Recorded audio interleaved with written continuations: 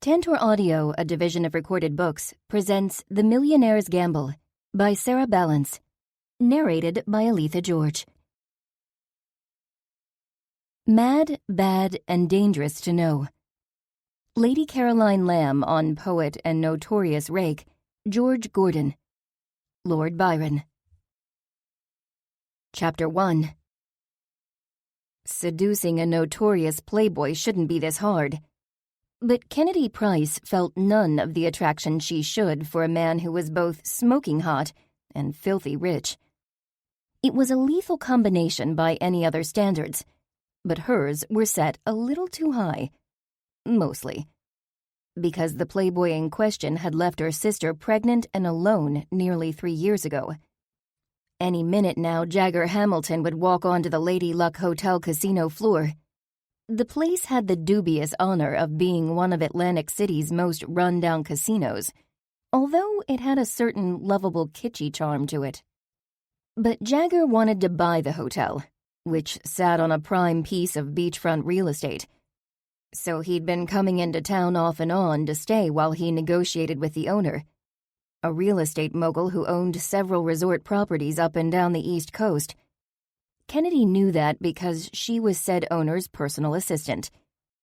If Jagger's pattern held, he'd walk off the gaming floor with a one-night stand on his arm not long after he entered the casino. Fortunately for Kennedy, the Lady Luck was dead on a Monday night, which exponentially upped the chances that the woman on his arm might be her. But she wouldn't sleep with him. She just needed to get close enough to get a strand of hair with the root attached. With any luck, that would be enough for a DNA test to prove paternity of her nephew.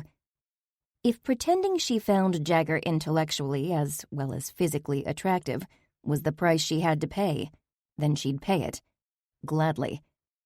But the odds were against her. She wasn't one of his usual knockout model types. The tabloids blasted photo after photo of him with blue-eyed blondes like her sister, while no one with Kennedy's boring brown hair and matching eyes was ever pictured by his side. Snagging his attention wouldn't be easy, but she'd done her research. She knew how to dress, tastefully revealing. Her black Dior mini sheath was worth a fortune, but it was on loan from one of those online rent-a-designer dress places. She knew he had a tendency to prowl the blackjack tables when he couldn't sleep the night before a big business deal. So she'd spent weeks harassing her cousin Jim the casino dealer until he'd taught her to play, and play well. And she'd asked for a whiskey neat. That was a diversion from his usual type, but a well-calculated one. All of his model types drank frou-frou mixed drinks, according to the gossip site photos she'd scoured. She'd never pass for a model, so she might as well stand above. Since he himself preferred whiskey straight, she just had a gut feeling he'd respect her for feeling the same.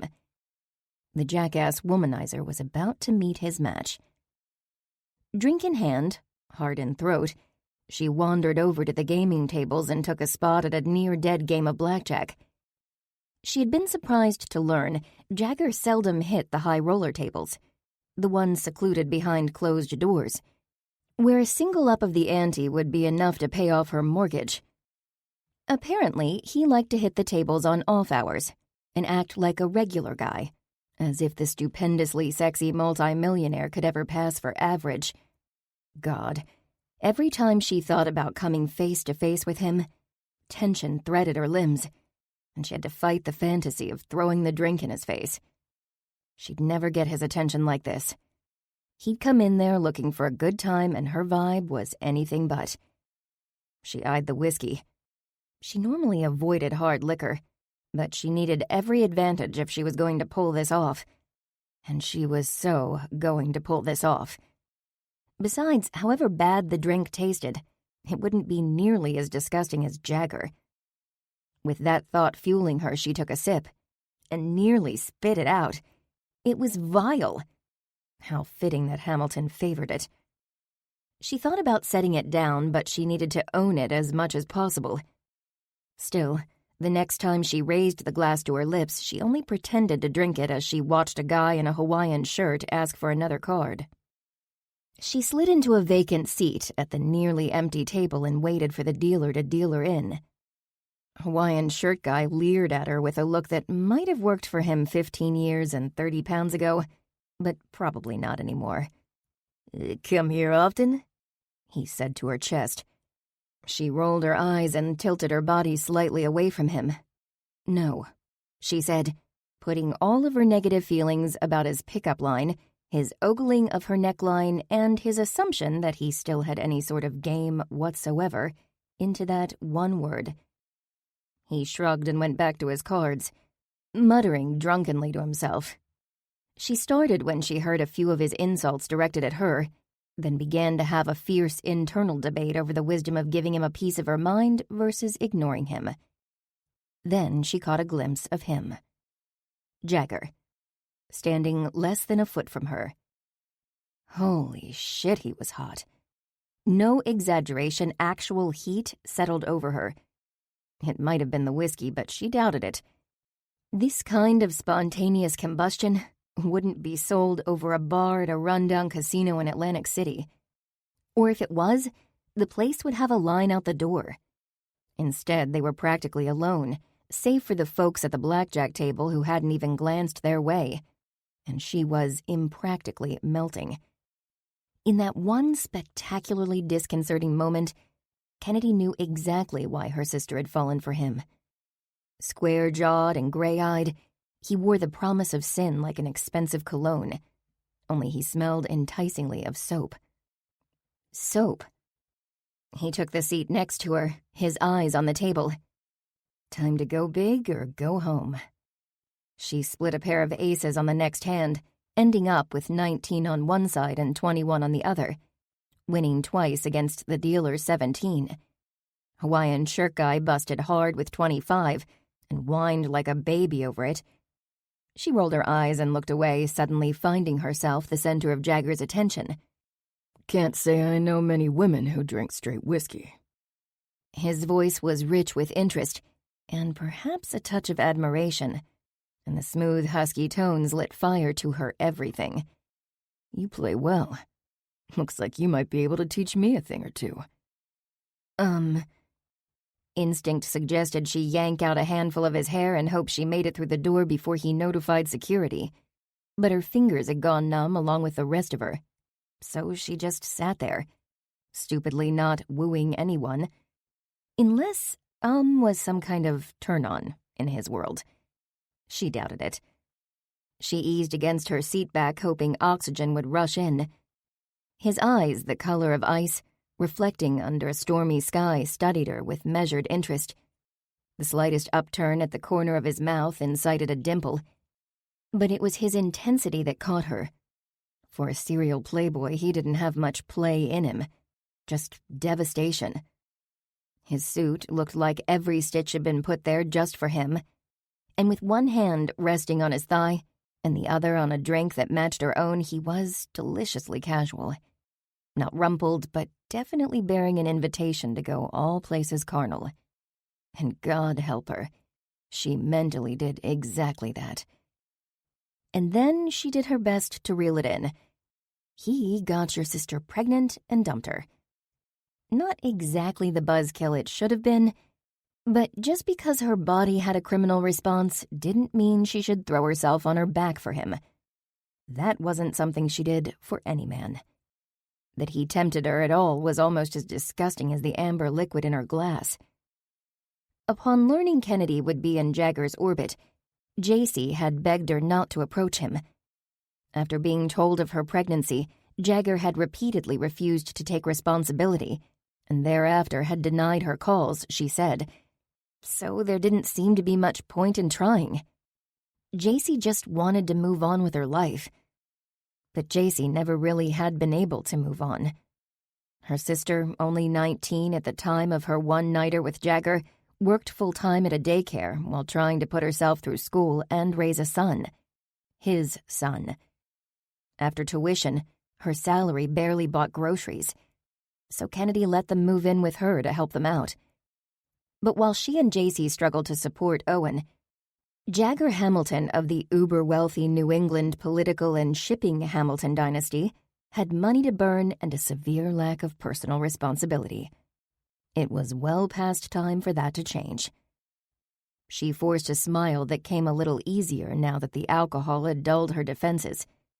She'd still love to jab him between the eyes with the force of her resentment, but that would come later. First, she had to play his game. And win. She had him hooked, so she left the table, shooting him a casual invitation to follow. Hawaiian shirt guy scowled. She felt like doing the same, at both of them. But she was this close, and the hard part was over. She could put up with Jagger for a few more minutes. Predictably, he left the table with her. With a faint nod in the direction of the drink in her hand that had spurred him to comment, she said, "Why play around when you know what you want?" Let him take it any way he wanted. She wouldn't have to live it down. She'd never be in this situation again. Not ever.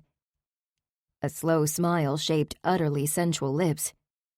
A woman who knows what she wants. Just happens to be my favorite kind. What's your name? Cocky bastard.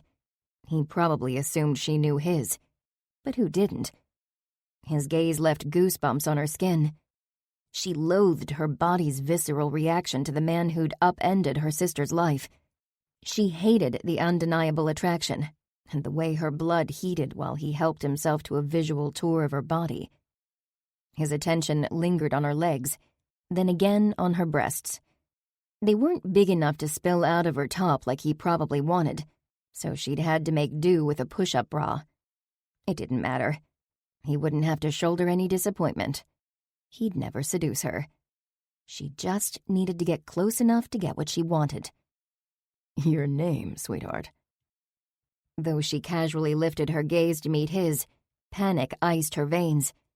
He still had eyes only for her, but he was drawing whispers and garnering looks from a small group of women near the bar they'd walked toward. She needed to play ball, and fast. To buy time, she dropped her gaze to the sensual, sexy line of his jaw and traversed the tanned, exposed skin of his throat before taking a lingering tour of his chest. For good measure, she dipped below the belt, then inched her way back up. Not him. Never him. It's just pretend. When she again met his eyes, the hunger she saw there sent a terribly forbidden thrill through her. Who wants to know? Surprise blanketed his expression but quickly faded. Clearly, we need to spend some time getting to know each other. Like hell they did. She had to fight the urge to retreat. She was supposed to be falling all over him like most women would, not resisting the urge to kick him and snatch out a handful of hair by the root. Only no one should smell so good. Pretty much everyone had soap. There was no reason he should smell so amazing. And absolutely no reason she should be swooning. To the contrary, there was one big reason she shouldn't. And if fathering her nephew wasn't reason enough, there was always that playboy reputation to fall back on. Kennedy may have had zero luck when it came to finding her one and only, but that didn't mean she was ready to join a lineup. Hawaiian shirt blackjack guy let loose with a loud whoop. In the time it took her to glance in that direction, Jagger managed to put a hand on her arm and steer her away from the outburst. She was too stunned by the sparks flying from the point of contact to say anything, at least until she realized where they were headed. The dance floor situated at one corner of the casino was almost empty, but the music thudded as if the place were at capacity. Jagger ditched his drink on the tray of a passing cocktail waitress without glancing once at what Kennedy had to admit was an awesome figure. He let his fingertips linger on her hip, just enough contact to draw her in, more than enough space to flee. So she tipped back her own glass and let the disgusting liquid fuel her. Tomorrow she'd blame the whiskey. Tonight, she'd handle her shit. She followed his lead and handed off the rest of the drink, then looped her arm around his neck. The anticipated revulsion didn't happen. He'd probably shot it all to hell by firming that feather-light touch on her hip into something a bit more demanding. In heels, her height nearly matched his, which left everything else perfectly, sinfully lined up. Through 2 layers of clothing, she became brutally aware of the most vitally thick and hard part of him. Or maybe he had a banana in his pocket. A phallic, steel-plated banana. "We need to get to know each other? Is that your version of a pickup line?" She asked him, grinding lightly against him for context. He cocked a brow, exhibiting a nuance of surprise. She suspected the thinly veiled come-on didn't typically elicit resistance, although her words could just as easily be interpreted as coy. She hated playing that part, like he could reel her in so easily. "Would it work?" he asked. "Is that the best you've got?" Amusement teased his lips. They appeared ridiculously soft amid that hint of a 5 o'clock shadow. He pressed his mouth to her ear and whispered, "I thought I'd be decent." "That was your first mistake," she said. "The first of many." Funny he'd try to sell decency after giving up his drink to grope her with 2 hands, only the slightest pretense of dancing happening with slow moves to a much faster beat. She wondered if he knew he was failing so hard on decency, making her want indecent. His eyes darkened, making all kinds of promises he'd never have the chance to fulfill. "I don't make mistakes, sweetheart." That explained a lot of his attitude toward her nephew. "How do you know you're not making one right now?" If he only knew. He grinned, his gaze briefly skating to her cleavage, or what little she'd managed to summon on a push-up bra and a prayer. "Do your nipples beg like that for just anyone?" Oh, God. So much for playing it cool, dignity intact. Her nipples were indeed begging. She and Jagger were as close as 2 people could be with clothes between them, but fluid. With one hand on her hip and the other cradling the small of her back, he wasn't doing anything to draw her in, but her body clamored anyway. It was all too easy to imagine this going horizontal, his sensual lips touching every forbidden place they could find. He was unmistakably dangerous, wickedly sexy, and she was in way too deep. Time to get out. In lieu of an answer, she wound her fingers through his hair and kissed him hard. Hard enough to distract from her attempt to steal his DNA. For a split second, she felt like she had regained control. But then he recovered from whatever shock she'd dealt him by dragging him into an open-mouthed kiss, and he retaliated. Harder. His touch was every bit as soft as she'd imagined, and tender, but commanding. He immediately took charge, and he annihilated her with a seductive dance she felt from her mouth to her toes. It hit her stupidly, belatedly, that, by comparison, she'd never been kissed before him. Not like that. He devoured her, leaving her hungry and achy and distracted. Shit. She wound her fingers tighter, managing to isolate a few strands of hair despite her spinning head, and yanked. The kiss halted. She'd expected as much, but the sudden shift left her dazed. She blinked, finding his slate-gray gaze full of questions. "Sorry," she said, entirely too breathlessly. "Must have caught you with my ring. Thanks for the, dance." 5 more minutes and she would have been thanking him for an orgasm. Right there on the dance floor. She took a few backward steps, nearly running into another waitress. She swiped a full glass from the tray and nodded her thanks, then turned and headed for the elevator. She realized belatedly that the creepy guy from the casino was standing nearby, watching. Hopefully he'd seen her with Jagger and would consider her taken. She hit the up button with her elbow, managing to balance the hair she had pinched between her fingers and her glass.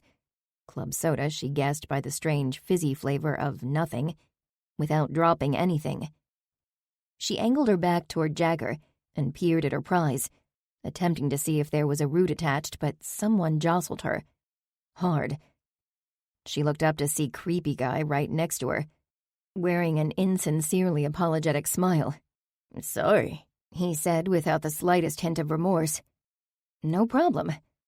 She jammed the button again, but the elevator didn't budge. Worse, Jagger was on his way toward her, looking fierce. Not just fiercely hot, but stupendously angry. She highly doubted he'd jumped to any kind of DNA test conclusion, so she wasn't worried exactly. But the elevator doors weren't opening, so she threw back the rest of her drink and handed the empty glass to Creepy Guy, whose leer shifted toward surprise.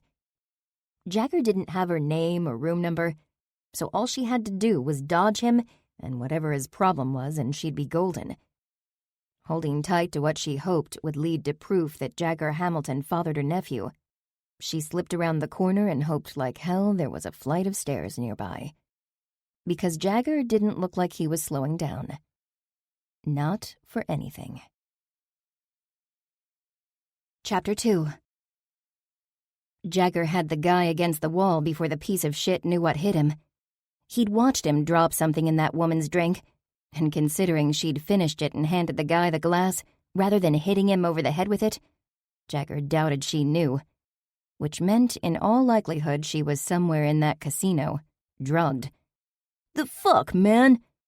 The guy sold his bewilderment. He didn't have the decency or the brains to understand that he'd been caught. Or maybe he was one of the special types who didn't think there was anything wrong with drugging a woman. "What was it?" Jagger demanded. "Fuck you." This time a sneer. Jagger slammed his forearm against the man's throat until his eyes bulged. A quick glance didn't reveal the woman's whereabouts, but he did make eye contact with an approaching security guard. "Call the cops," Jagger said as the guard rushed over. "I watched him drug a woman's drink. I'll provide a statement after I find her." "Yes, sir." The guard had a foot and 50 pounds on Jagger, which seemed to worry the hell out of the man lodged against the wall. He'd lost what was left of his smirk when Jagger mentioned the drug, and probably control of his bladder when the security guard took over. The guard restrained the man and then patted him down, pulling a white plastic bottle out of his pocket. He checked the label and opened the bottle, examining the contents. "Sleeping pills, not roofies," he said. That meant the woman probably wasn't in immediate medical danger, but Jagger didn't stick around to see what was next. Instead, he took off after her, feeling like he ought to be carrying a damned glass slipper. He rubbed the back of his head where she'd ripped out his hair, an entire handful by the feel of things, and she'd lied about it.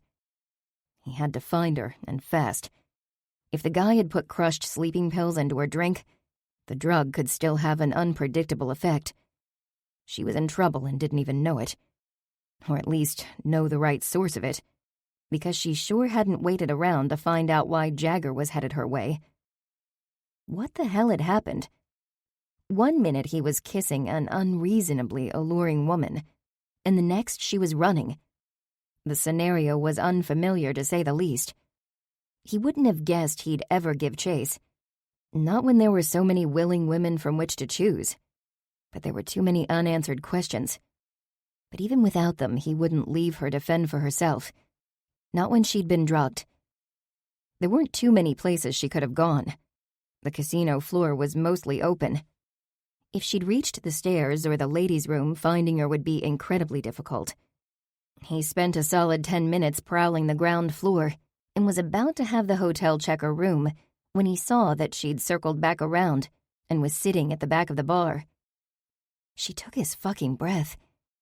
Had to be her eyes, a rich shade of espresso, or maybe the light floral scent emanating from the glossy dark waves of her hair, making him want to draw closer and inhale.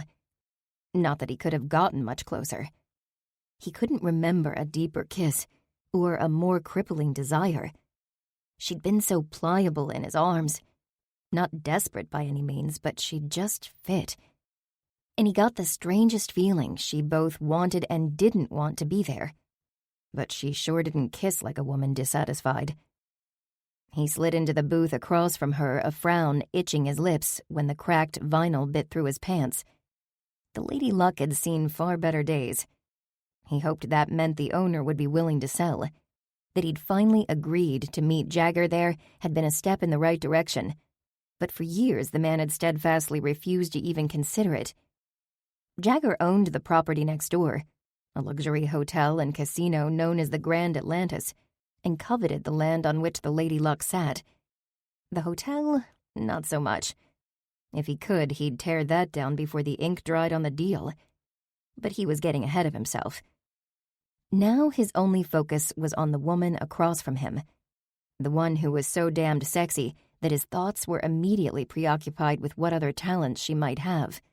She'd sure blown him away with that kiss. "You left in a hurry," he said. "I got a little carried away. Not like me." She sounded sleepy and her eyes were less focused than they had been. "Maybe you should go up to bed," he said. Her eyes narrowed the tiniest bit, a hint of a scowl marring her otherwise pretty face. "Is that your way of making an offer? Because this is my first night in Atlantic City. I'm not quite ready to settle for anyone just yet." He met her gaze with deliberate measure. "Sweetheart, no one settles for me." "I'll keep that in mind," she replied easily, unaffected, like she was bored by the very thought of remembering anything about him. He eyed her, realizing she didn't have a handbag or purse or whatever those things were called. "Do you even have a room key on you?" She pointed to her bra.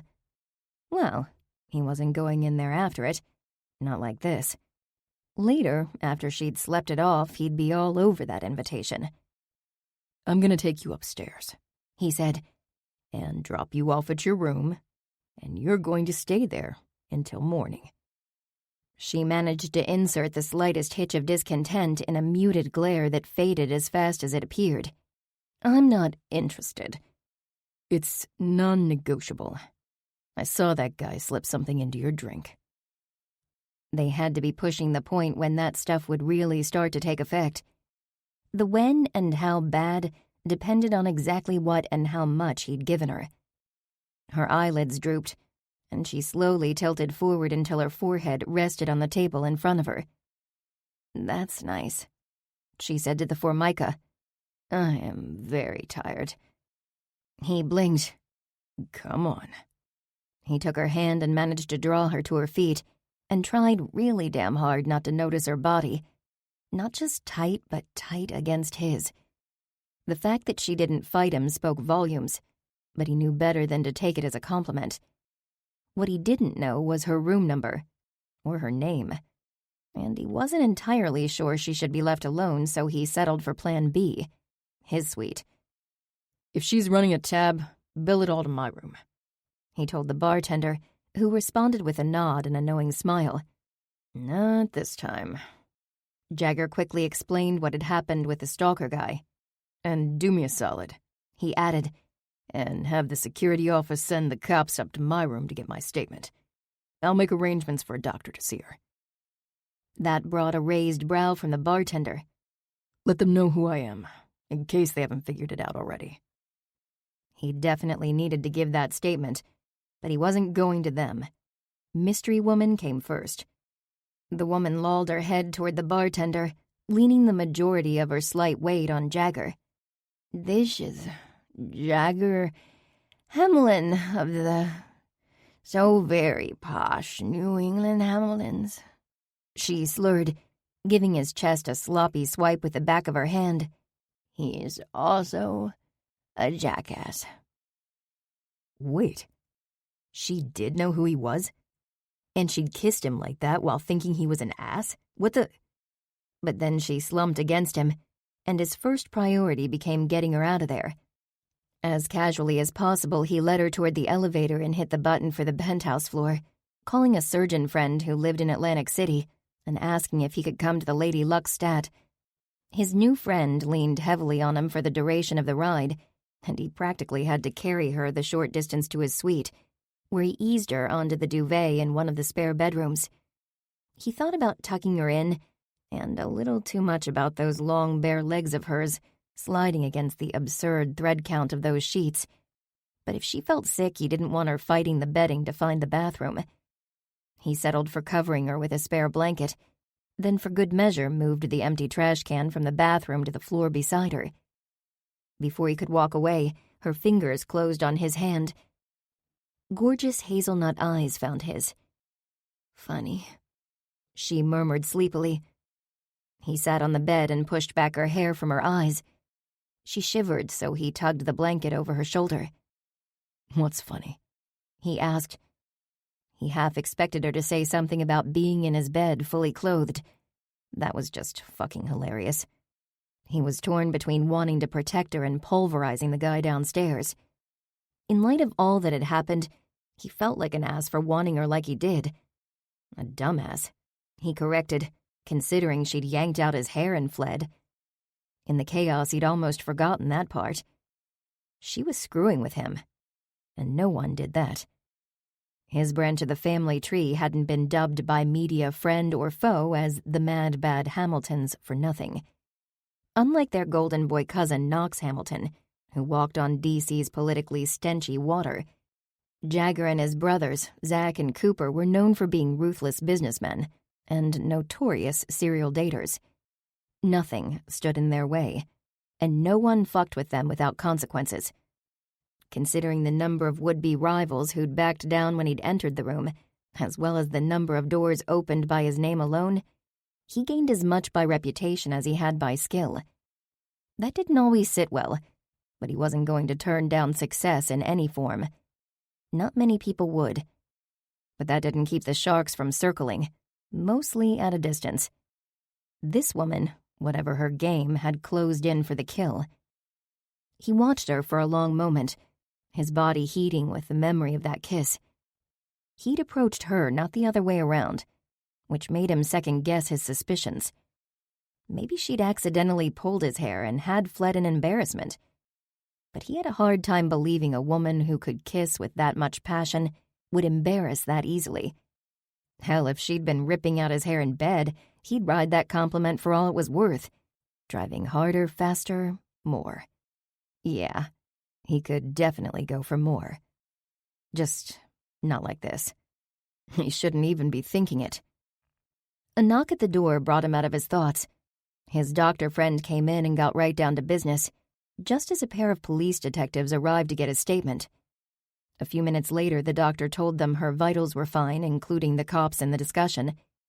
The guy who drugged her had more pills on him, so they had a reasonable expectation of what she'd been given, and anticipated she'd sleep it off without needing further medical intervention.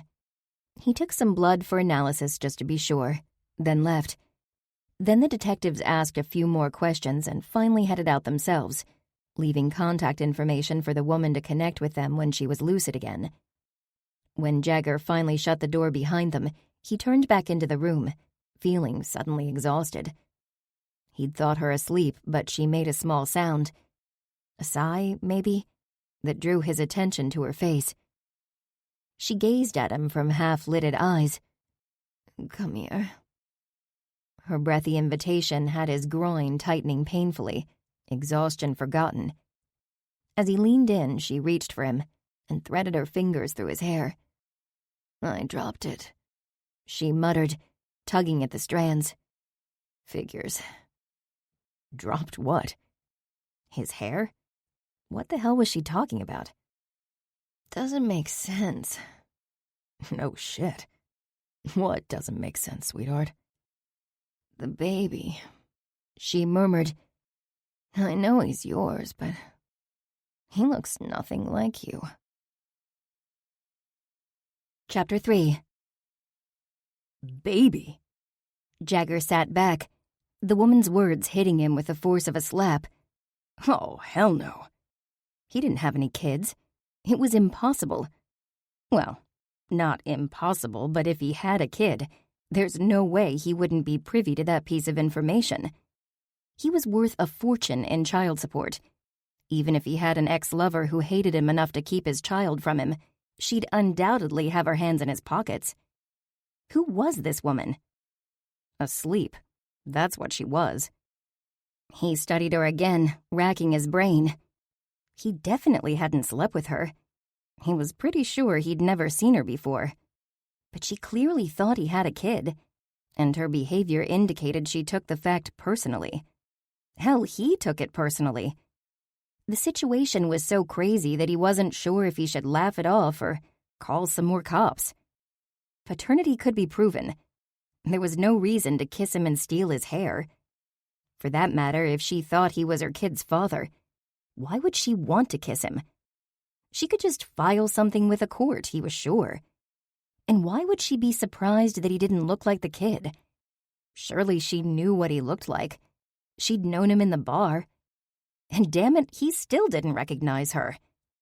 He didn't forget many faces to begin with, but he could drown in those eyes. He wouldn't have forgotten those.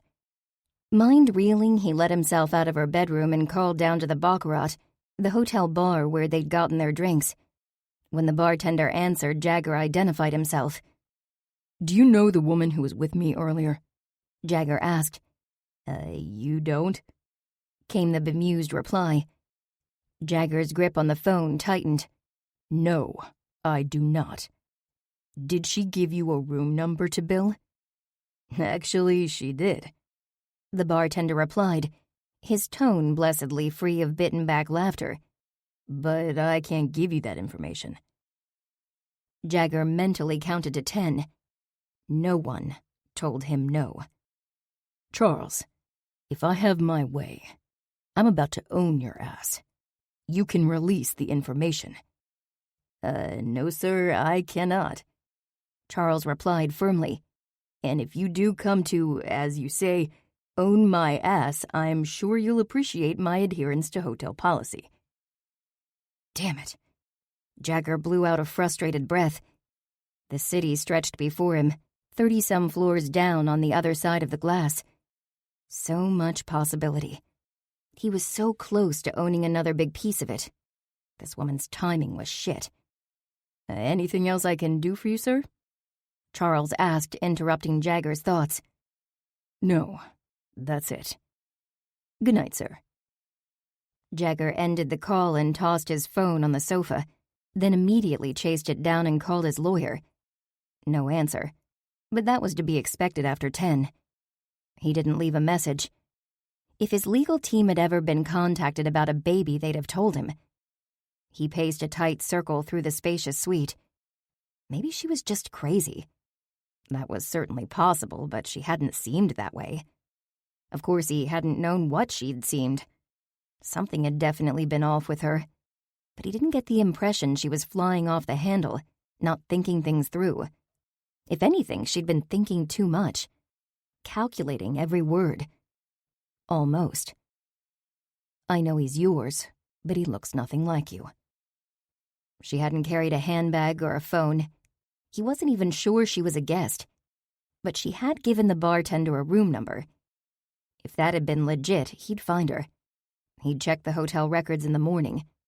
Until then, he had a meeting to prepare for.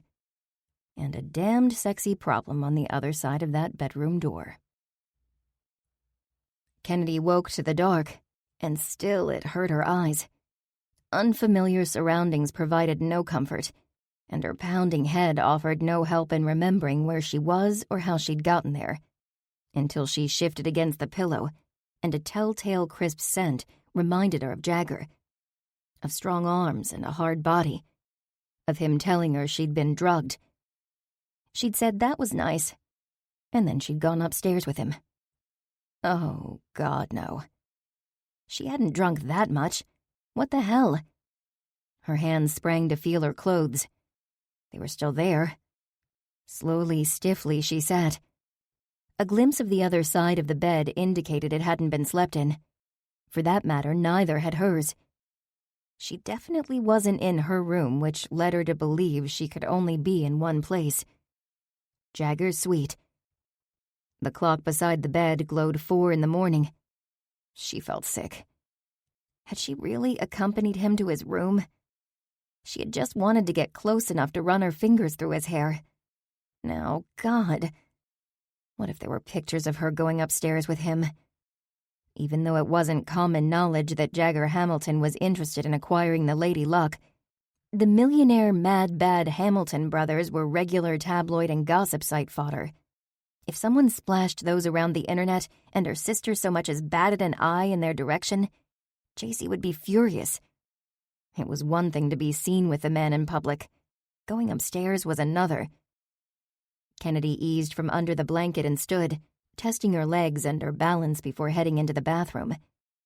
When she thoughtlessly flipped the switch, the light nearly blinded her, but it wasn't as horrifying as her own face, Her makeup was an embarrassment. Had she really thrown herself at him in this condition? And for what? Frustrated, she scrubbed her face until the god-awful gunk had washed down the drain, then went back into the bedroom.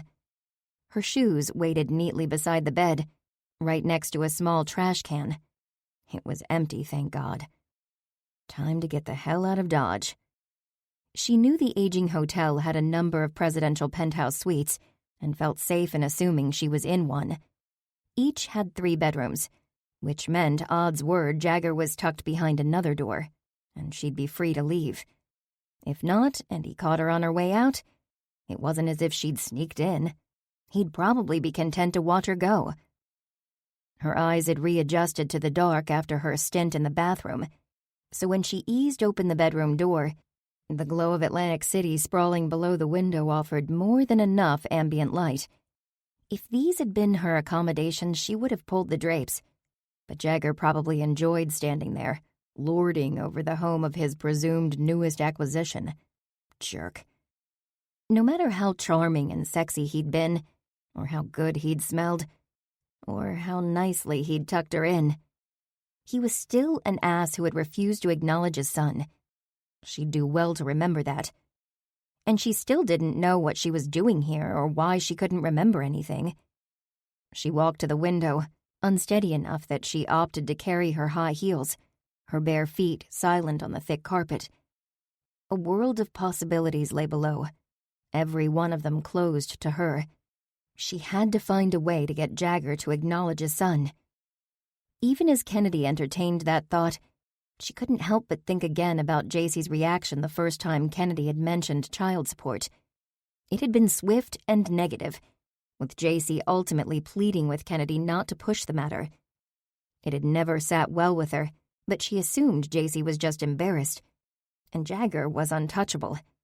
All those millions could build a lot of walls, and Jagger's reputation for being fierce didn't exactly instill a desire to break through them.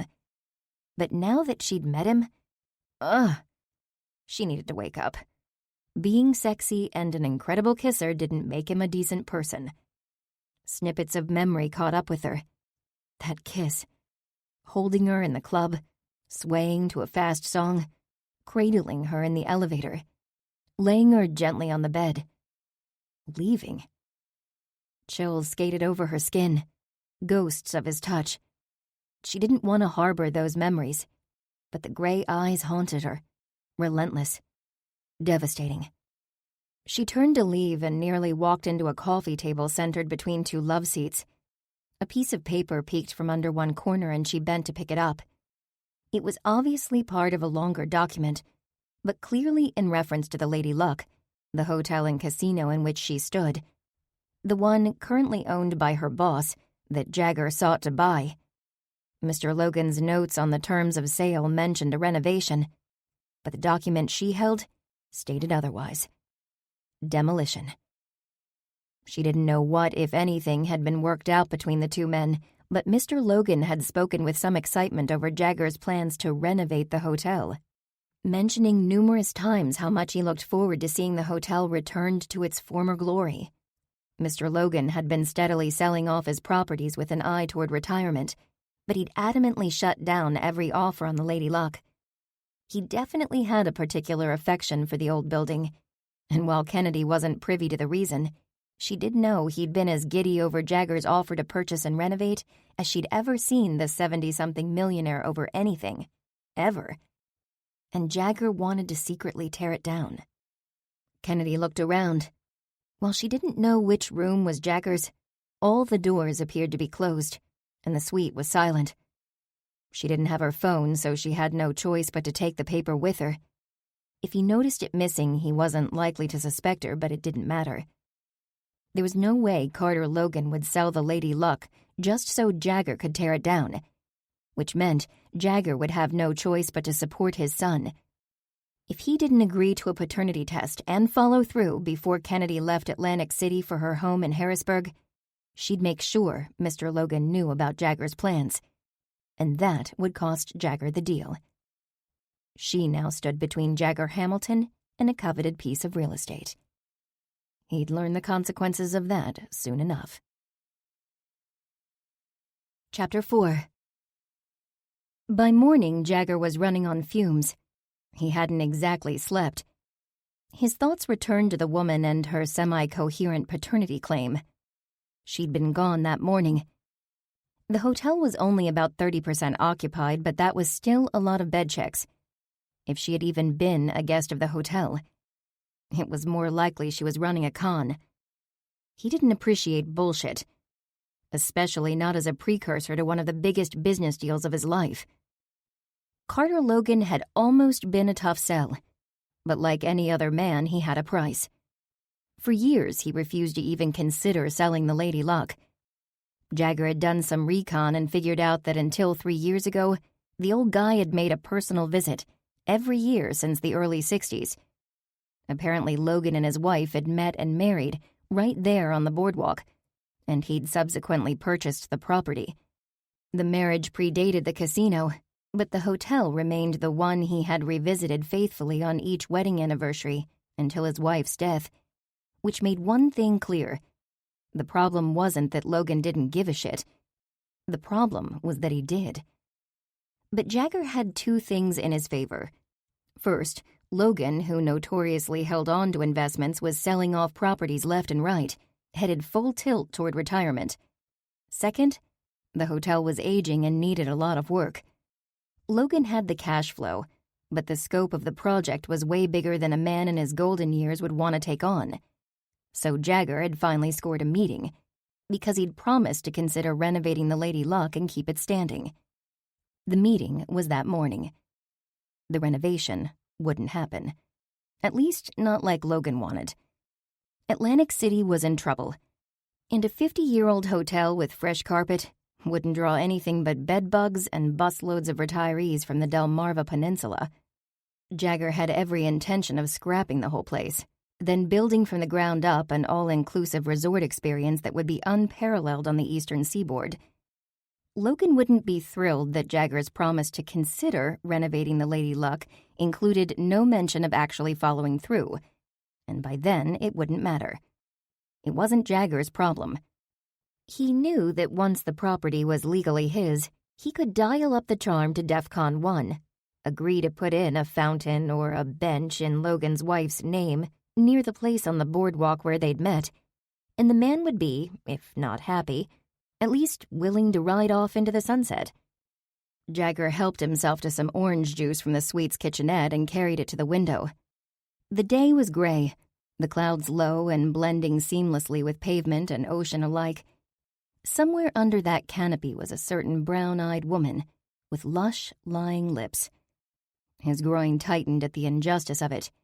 He didn't have to imagine her in his bed, he'd seen it, and the only thing missing was his ability to crawl in after her. By the time he had her situated on the mattress, her skirt had ridden up her thigh, and he'd taken a long, slow visual walk along that expanse of skin, imagining it slick with sweat and desire. He already knew the feel of her fingers in his hair. All he needed was the sound of his name on her lips while he drove into her, the walls falling around them for all he cared. They were going to fall anyway. If he played his cards right, that was. He pushed the woman and her drug-induced lies from his mind. He'd deal with that issue as soon as he nailed down this deal with Logan. Jagger drained the juice and rinsed the glass, then headed downstairs for his meeting. He couldn't imagine what Logan wanted other than numbers, and Jagger had made sure those were ironclad. And in cash. He found out soon enough.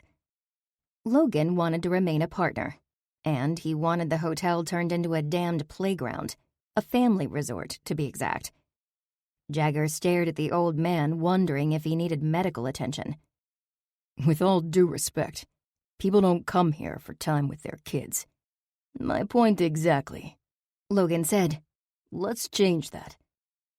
You understand I have cash, and a generous amount of it. Jagger had never felt so close to flailing, but Logan had caught him completely off guard.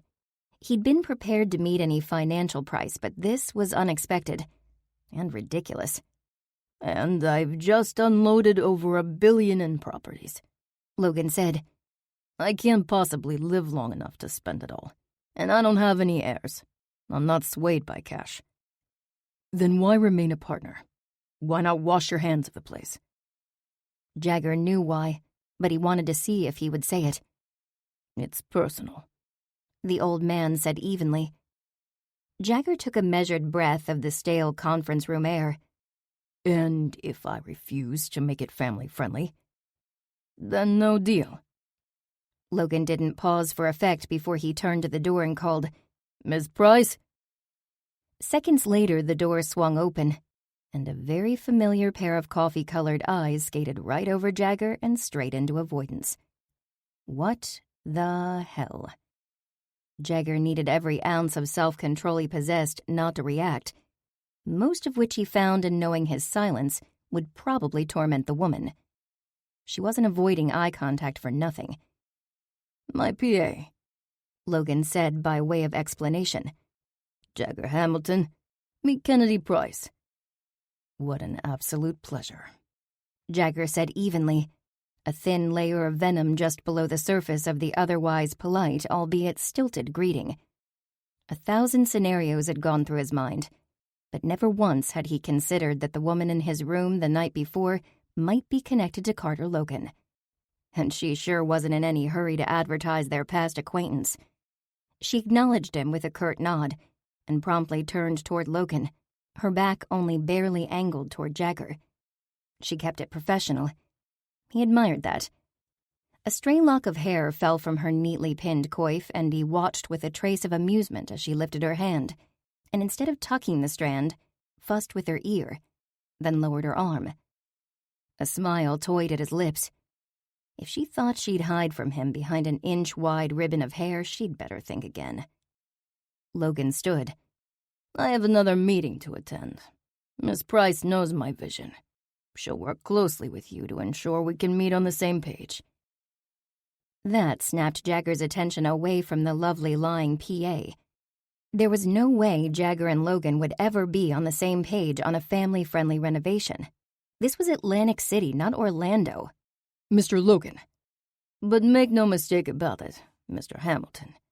These are my terms, and they are non-negotiable. With those words, a firm handshake and a clap on the back, Logan headed out. No longer amused, Jagger turned to Kennedy. She still played the part of a professional, but that tension she carried the night before hadn't worn off. Her spine was straight, and her chin held high.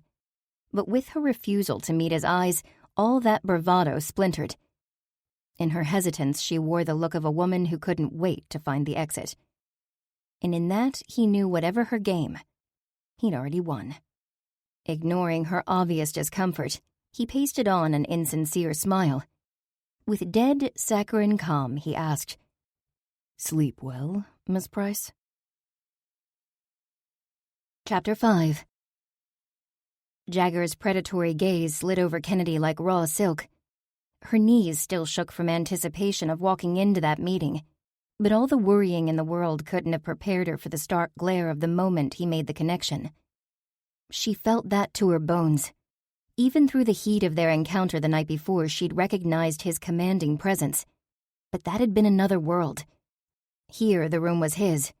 She felt it the instant she walked in, and even Mr. Logan's dismissal of Jagger's terms hadn't caused him to falter. He'd only watched with cool gray eyes while Logan had left the room. And then the sexy mogul had turned toward her. Cold, assessing, calculating. She felt it all. The impact made him almost rugged despite being clean-shaven and impeccably dressed, and the result was devastating sex appeal. She had to remind herself 1,000 times that he was the one she hated. Her sister was just as culpable as Jagger, but JC was doing her part. Jagger had denied his son. Jagger hadn't even wanted to find out if it was true. Whatever favorable impression he managed to draw from Kennedy was an illusion.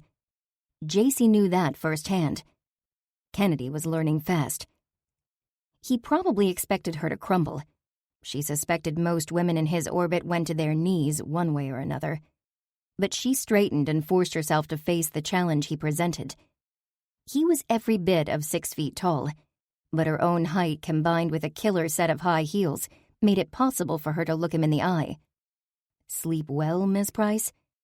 She glared, even though between the two of them she was outwardly the one who had the explaining to do. He'd soon find out otherwise. "I slept just fine, thank you." "That's great," he said, not selling the sincerity that might have accompanied the sentiment. "Now that the small talk has been disposed of, why don't you tell me what Logan's PA was doing in my bed last night?" The arrogant jerk had the nerve to look smug, but if he wanted to win by intimidation, he'd better find someone who had a lot less to lose. She definitely wasn't that woman. And one thing had suddenly drifted to the forefront of her suspicions. "Why did you do it?" He met her vague accusation with an infuriating lack of emotion. "I've done a lot," he said without apology. "Wanna narrow it down a bit?" "Take me up to your room." Her voice almost shook at the admission, at what could have happened. I wasn't in any shape to be in a stranger's room. He hadn't taken advantage of her insofar as she could tell. It was that damnable attraction she had no right to feel for the man. She could blame the night before on the moment, or maybe the alcohol, or maybe her nerves. But either way, he'd been in player mode. Today he was as cold as ice, and that should have turned her off. Instead, she found herself wanting to pry away the layers, to see what would make him melt. And that she could feel an ounce of attraction for the man absolutely infuriated her. "I didn't drug you, if that's what you're getting at," he said dryly. "But your gratitude is noted." Gratitude? For what? She hated losing her cool, but he was just so indifferent. Like none of the events of the past 12 hours had affected him, while she felt as if her world had been flipped. Again. "Making sure you were okay," he said evenly. "Keeping you that way." "Why would you do that?" she asked. She remembered how angry he'd appeared, and that he'd been coming straight for her. Why had he been so irate? He studied her for a moment, his assessment drawing chills across every inch of her skin, before finally replying, "Remember the man with the Hawaiian shirt?" She nodded. Sucked at blackjack. And had what to do with this? Everything from the moment she'd first laid eyes on Jagger had been surreal, and that feeling certainly didn't end now. Not with his $1,000 suit draped over his $1 million body, in a conference room that hadn't seen better days since the 70s. Everything was out of place. They, in a room together, were wrong. He seemed to know something was up. It was evident in the way he watched her, like he was trying to get a read on her. Maybe he too thought she was out of place. A woman who'd gone to his bed and hadn't slept with him. That was probably a first. After a moment of silence, he finally said, "I saw him slip something into your drink. I didn't know your name or your room number, so I made sure you had proper medical attention and a safe place to sleep it off." Try as she might, she could recall very little past a certain point, though she did remember the man in the loud shirt jostling her at the elevator. "And I'm supposed to just trust you." "You're to call this number to provide your version of events." He reached into his back pocket, pulled out an expensive-looking wallet of rich brown leather, and plucked out a business card which he handed to her without a word. Detective Jane Harding. So, he really had taken care of her, without taking advantage of her. Her very own knight in shining armor. The jerk. "Speaking of trust issues, Miss Price, that was no chance meeting between strangers, was it?" When she failed to answer, he continued, "That was you, taking advantage of your position to get close to one of your boss's business associates." Jagger leaned in, heeding her even as his words drove a cold steel spike down her spine. "What do you suppose your boss would think about that?" Her heart raced, more from his proximity than the threat in his words.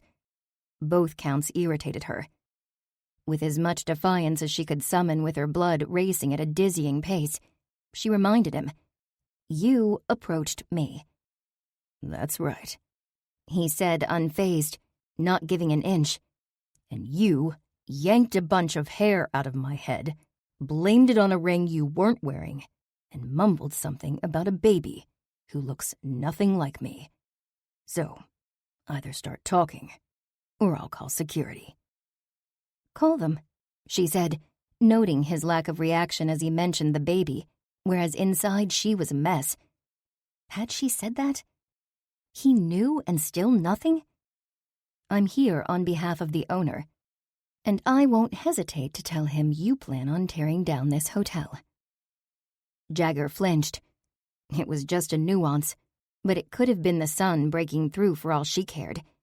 It was enough. For a man with an impervious facade, a flinch meant everything. It meant hope. "Let's pretend your threat has any merit. What do you want?"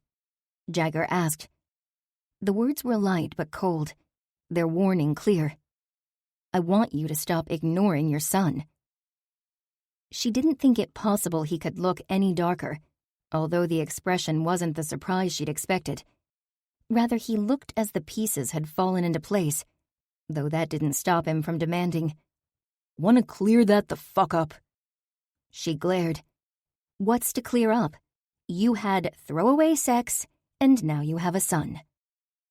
"I had a drugged woman in my suite last night, mumbling nonsense." He took a step toward her. His expression had turned to stone. Menacing stone. "Who is the mother?" "You assume it's not me?"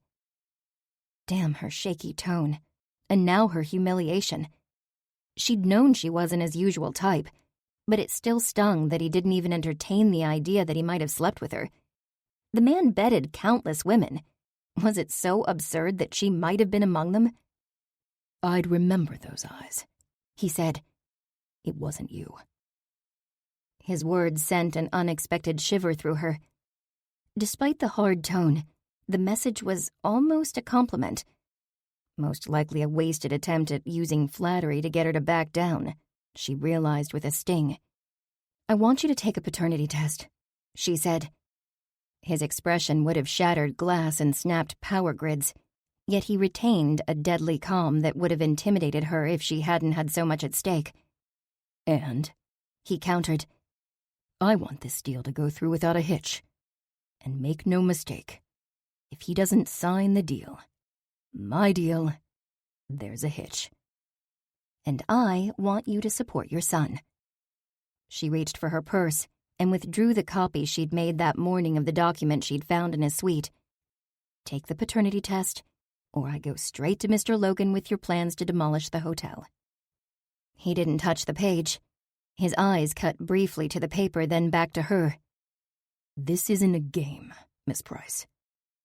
She narrowed her eyes. My point exactly. Everything about his face was angry but his mouth.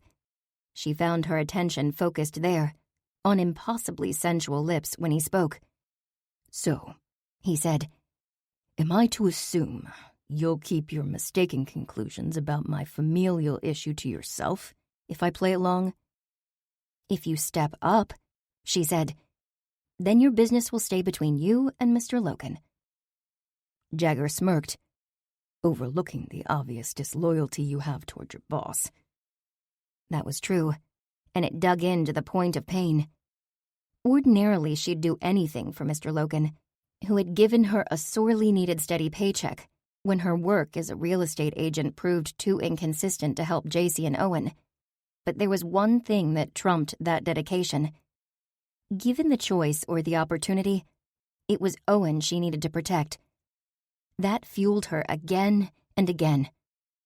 My loyalty is to my family, and ensuring they have the financial support they need.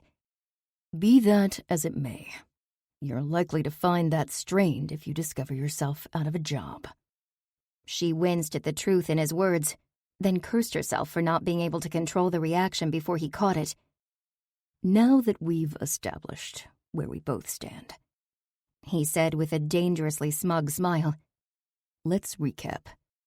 You want a paternity test for a kid you won't even name. I want this deal to go through. There's no reason we can't both get what we want. I'm listening. She just hoped she kept the surprise from her face.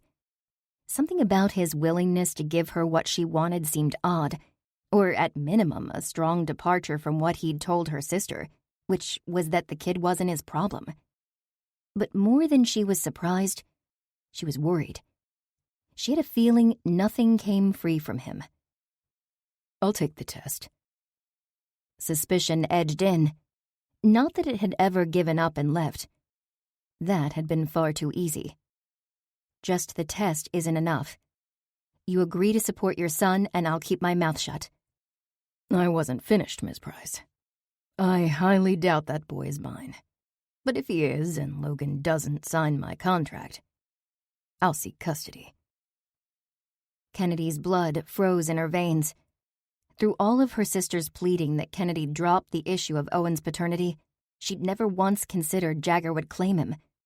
She'd only wanted support, never imagining JC could lose her son. Oh, dear God. What had she done? Jagger rather enjoyed the myriad emotions that played out over Kennedy's features. She'd been stunning the night before, all dressed up to play with him. That held nothing on today. Now her eyes sparked fury. He could practically feel the anger she emanated, and it struck something primal in him. Something that made him want to haul her into bed. She was a hellcat, this one. She didn't like being cornered, and he could practically taste the fire. He craved it. Who's the kid? He asked, mild curiosity at best. The kid, she practically spat, is my nephew. Well, that explained why she was willing to risk so much, and why he didn't remember sleeping with her. It would be a damned shame to have done it and forgotten. It was equally a shame she thought he'd abandoned her sister, because the odds of ever getting her into bed now had just plummeted. Unless she'd fabricated the entire story. The situation still didn't make sense. And why hasn't your nephew's mother contacted me? If she named me as the father, surely she knows I'm worth millions. I can't imagine why she wouldn't be all over that. A thin blanket of uncertainty glazed her face. Then, in an instant, it was gone. She glared. She tried. Last I heard, you weren't taking her calls. Apparently, you're not the easiest guy to get in touch with. He smiled.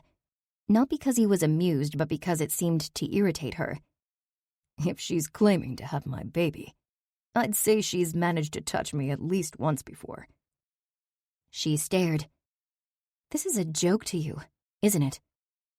To the contrary, he said evenly. It's a lie. When was the child conceived? She blinked, as if she might be startled that he wanted details. He didn't normally have so much trouble reading someone, but he still waffled between thinking this was a scam and the feeling that she believed her own story. Labor Day weekend, she finally said. Almost 3 years ago. And may I ask where? Her eyes narrowed. Where is not my... Which city? He was growing impatient, and her elusiveness didn't make sense. Either she wanted him to take care of it or she didn't. If she wanted to play games, he'd be glad to strip down and play anything she wanted. But this evasive shit over a kid he'd supposedly fathered wasn't happening. And fortunately, she seemed to register that much. Bethesda. She spoke reluctantly, which he found interesting. But not more so than the fact that he remembered that particular Labor Day weekend. And not just because it had been a rare visit to the area. As a rule, he avoided D.C. and its suburbs, primarily to distance himself from any perceived political affiliations. And in recent years, scandals.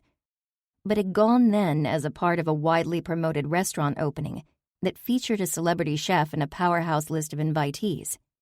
Jagger hadn't sunk any money into the place, but one of his brothers had, so he'd reluctantly accepted the invitation, only to come down with a brutal case of food poisoning. There hadn't been any sex that weekend, and there hadn't been any other weekends within screwing distance of Bethesda.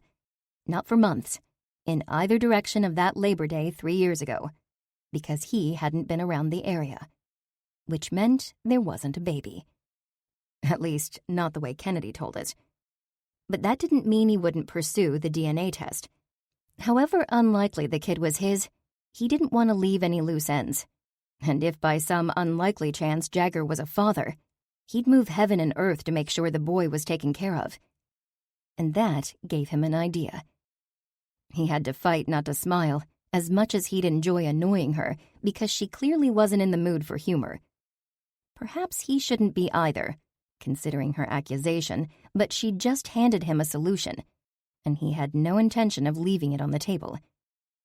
"I tell you what, Miss Price, if I'm the father, I'll provide child support and enough money for you and your sister and this boy to live comfortably for the rest of your lives. Assuming, that is, that I don't feel compelled to raise him myself." "It's not for me," she snapped, though it was fear, not worry or relief, that shaped her features. He definitely hit a nerve, and that was valuable information. "If I'm not the father," he continued, ignoring her outburst, "you have to work with me to get Logan to sell. No partnership, no family playground. He sells, and I do what I want with the property." "Why would I agree to that?" she asked, her voice shaky. She pushed through it, though, and he admired that. "If you're not the father, there's no reason for me to help you. Especially not to bilk an old man out of the only property in his portfolio he wants to keep.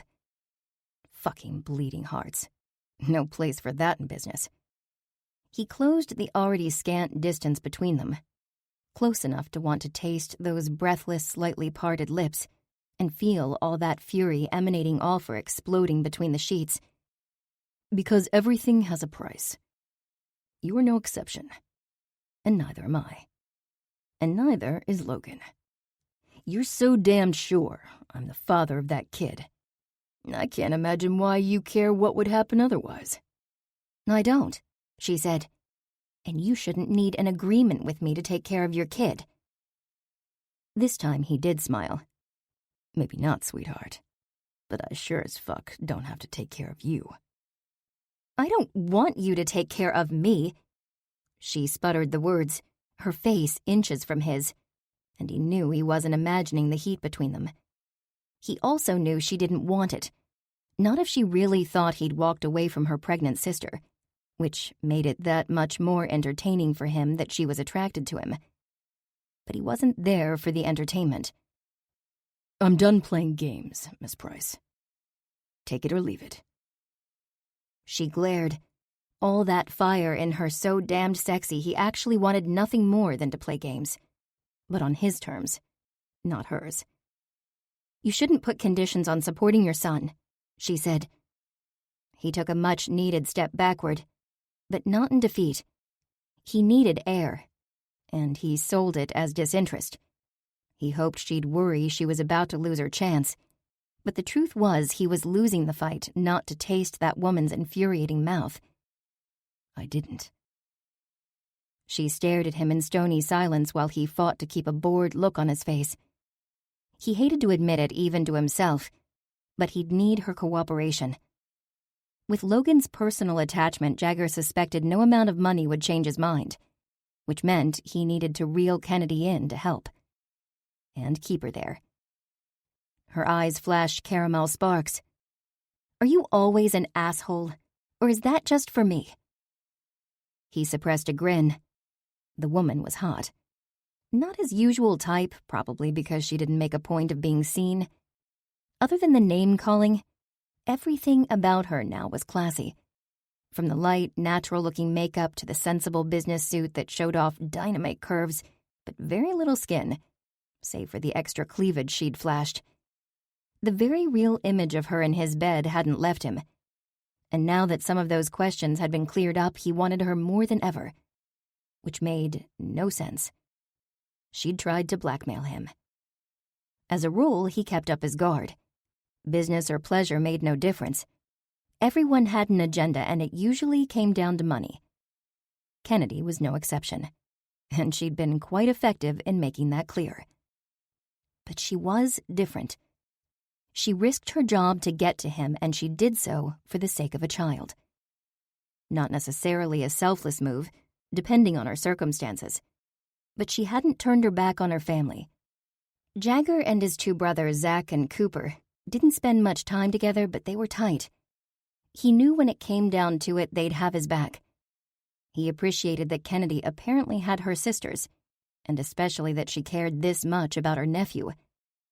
The woman he'd thought of as a mother had walked out without a backward glance, so whether or not he'd admit it, and he wouldn't, he had respect for what Kennedy was fighting for. Which was not to say she'd win. "Where does your sister live?" he asked. "With me." "Which is?" Near Logan's offices, of course, but she clearly didn't enjoy being forthcoming, which made him all the more interested in dragging it out of her. "Just outside of Harrisburg." He nodded. "Good. I'll file a flight plan." Excuse me?" Her shock reverberated through the empty conference room. She was prone to tempering her little outbursts. This one seemed to have gotten away from her. He gave a casual shrug that didn't expose his amusement. "You want a DNA test? Let's go get one."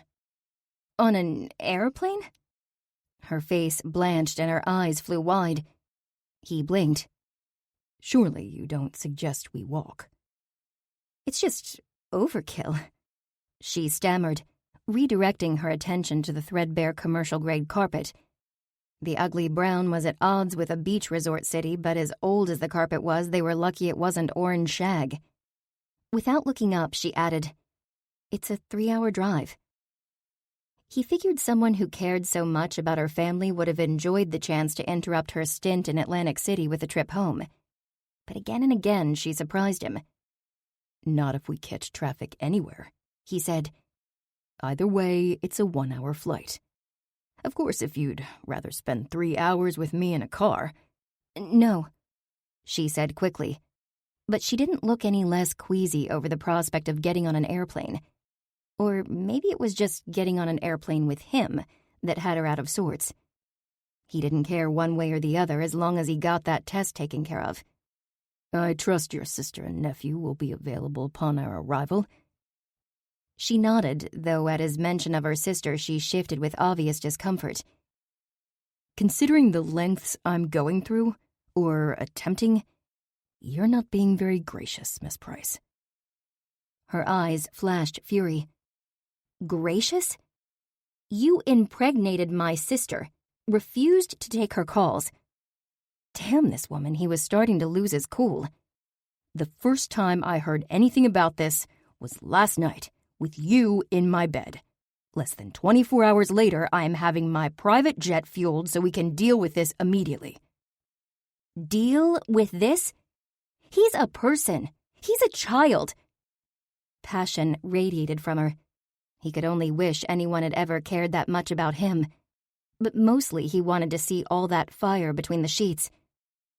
He took a step toward her. "Stop twisting my words.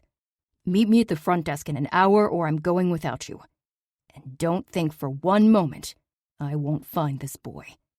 And if he's mine, I'll do whatever I have to do to make sure he's taken care of. Do we understand each other, Ms. Price?" She gave a curt nod. Then she spun on her toe and left. Chapter 6. Kennedy didn't go to her room. Instead, she grabbed her purse from the table where she'd left it and went outside. The sky and ocean made a kaleidoscope of grays that fit just right with her mood. She should have been thrilled Jagger was stepping up so quickly. But it didn't make sense. JC had insisted she told him about the pregnancy, and he'd turned his back on her. Then supposedly after Owen was born, she'd tried again to get in touch with him, which he'd flat out denied. And he had nothing to gain by lying. But maybe Kennedy was just blind to all the pieces. Still, he was taking a huge gamble if he thought JC's claim was an empty one. If his net worth was anything near what the rumor mill churned, he'd lose a small fortune to child support payments. Unless he took Owen. The thought sent a terrible chill shimmying down her spine. JC would be devastated. Kennedy would be broken. That little boy was the light of both of their lives, and losing him was unimaginable. She had never considered Jagger might want him, not the way he dodged paternity. The only problem with that theory was he hadn't dodged paternity. He'd apparently fueled up his jet. Kennedy stood there staring at the gray sky, the storm-whipped rush of sea air sending her hair in a frenzy. She debated calling her sister, but something held her back. It hit her that she doubted JC's story, and she hated herself for that. Jagger had a wide reputation for being ruthless. There was no way he'd blink in the face of anything she threw at him, true or not. But using what she threw his way to his advantage, he'd be all over that. Which left Kennedy doubting everything. And getting on a jet. At the thought, her stomach turned. Not because of Jagger himself, but because flying terrified her, even more than her worries about how her sister would react to the events of the past 24 hours. Despite that nagging hesitation, she knew she should call JC. But her sister had slammed a door every time Kennedy had pushed the issue. This wouldn't be any different, she prayed, because if Jagger meant what he'd said about seeking custody. She forced aside those thoughts. Jagger couldn't actually want Owen. His protest against a family-friendly resort spoke volumes as to what he thought about kids. He just wanted leverage against her, and he wasn't going to get it. Not when she stood between him and his resort. "You're eager." She jolted at the sound of Jagger's voice so close to her ear.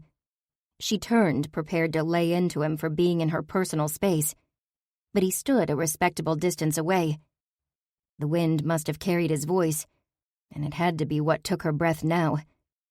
There was no way she'd credit the stupidly pleasant sensation of having those gray eyes rest on her in that lazy, sated bedroom kind of stare. It was probably the only look he had with a woman in view. "Why shouldn't I be?"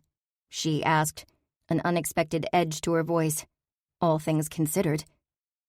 He cast a pointed look at her handbag. "Are you ready?" "No." She marveled at the way cars blew past on the street. Despite the gray day and workday hour, several people moved along the sidewalk, some dressed in swimsuits, others in business attire. She wondered how many of them were about to have their lives changed. She envied that old version of herself, the before version, who had a great job and a lot less stress. But she hadn't had Owen, or any real reason to get on a plane. An involuntary shudder overtook her, and she hoped that hadn't been courtesy of an ominous wind. "Yes, I'm ready. Assuming we're returning." He gave her an odd look. "Why wouldn't we? There's work to be done here. I don't walk away from opportunity, Ms. Price." "I think my sister figured that out firsthand." She didn't answer his question about what might keep them from coming back, though she wasn't without ideas. The one at the forefront of her mind involved the plane falling out of the sky, but saying that out loud was probably some kind of bad luck. His lips flattened, but the play of light in his eyes suggested the source was amusement, not indignation. She didn't care. Either way, she just wanted this ordeal over with and for her sister and nephew to have the support they needed. He keyed something into his phone before responding. "Does that particular trait of accepting opportunity run in the family?" She stared at him. "Are you asking me to go to bed with you?" Again with that stupid smirk of his. "I was referring to the tendency to learn things firsthand. As for my bed, I believe you already found your way there once." She hoped the sand and the sea breeze would account for some of the red she was certain stung her cheeks. "Someone had to roofie me to get me there. This is your bragging point?" He glared, and she found ridiculous satisfaction that she'd broken that stone exterior of his, although it wasn't the first time, and she wasn't the least bit thrilled with the way her mind danced back to that kiss. That kind of memory should be about Prince Charming, not some jackass who didn't deserve her respect, let alone her lust. Nevertheless, her gaze drifted to his lips and lingered until she realized they'd stretched into a knowing smirk. She jerked her attention elsewhere. Damn him. And all that legendary Hamilton charm, too. Not just because he was an insufferable ass, but because he'd made her doubt her sister's story. That was the only possible explanation for her attraction to him, at least under the circumstances. Because while she was apparently a sucker for slate-gray eyes and the mind-bending contrast between soft lips and a hot mouth, she carried no weakness for a man who would abandon his own son. "You're thinking about it. Right now." He paused and she looked at him. Probably his plan all along, because he leaned until his lips grazed her ear and said, "But that's okay. I haven't stopped wanting you back in my bed. Fully aware." At that moment, a limo glided to a stop in front of them, sparing her the indignity of sputtering a response. Jagger didn't wait for the driver. He simply opened the door and gestured for Kennedy to get inside. She stared into the dark interior, still wearing the chills of his whisper. Wanting him was one thing. She could suppress that easily enough, in theory, at least. But him wanting her was another story. Probably a false one, but that didn't make it any easier for her to push away those blind, stupidly misplaced thoughts. She knew the attraction was wrong. That wasn't her problem. The problem was her body's unjustified, undignified response. She kept going back to that kiss, to strong arms and a hard body. A very hard body. And the promise of a wild, reckless ride, at least if what she'd already tasted of him carried through to the bedroom. She had a feeling it would, and then some, because he hadn't even been trying. Of all times for her imagination to kick in, it had to be with that one lingering, persistent thought, which she was having while he waited for her to get in the damned car. Embarrassed over her hesitation and grateful he couldn't read her thoughts, she climbed inside. The scent of leather curled on the wind, and a deep sense of panic set in. She'd never been claustrophobic before, but she'd never been in a car with him, and for that matter, she had a thing against taking rides from strangers.